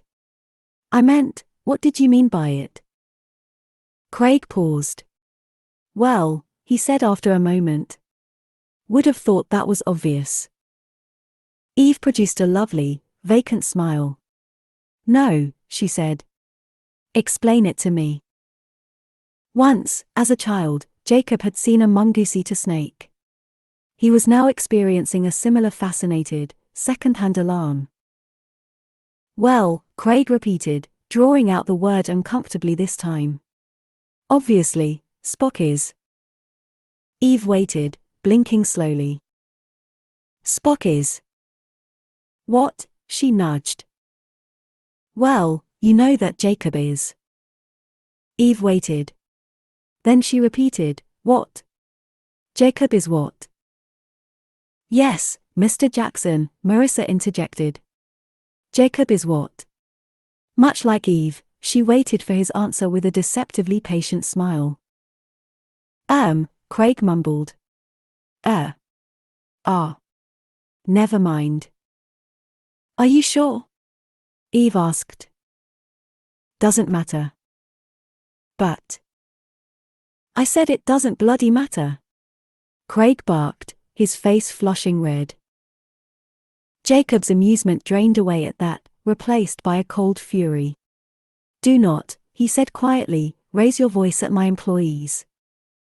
Craig shifted uncomfortably, looking away. "Christ," he muttered. "Let's bloody get on with it." "I couldn't agree more," Marissa said severely. "If you're done disrupting proceedings, Mr. Jackson, we are all busy people and have no time to waste." Craig's redness ratcheted up to fire engine, but, with a wary glare in Eve and Jacob's direction, he kept his mouth shut. Marissa opened the notebook in front of her and flicked through a few pages before starting a speech about schedules and orders of events. But, honestly, Jacob barely heard a word. He was too busy staring at Eve, who had produced a notebook of her own from somewhere and was already scribbling bullet points as Marissa spoke. He looked at the downward sweep of her dark lashes, the sugar-sweet pink gloss on that lovely, clever mouth, the quick glide of her hand over the page. And then he saw the title she'd written on the clean, white paper. Notes for Jacob. All the breath swept out of him in a long, quiet wave. Eve, he had noticed, helped everyone. So it shouldn't hit him like a fist to the chest when she helped him, too, yet his heart stuttered a bit beneath the blow of his surprise. This woman, he kept waiting for her to hate him more, but she appeared to be hating him less. They were moving backward, firmly away from safe, spiky interactions and closer to something dangerously like friendship. Jacob really wasn't sure what to do with that.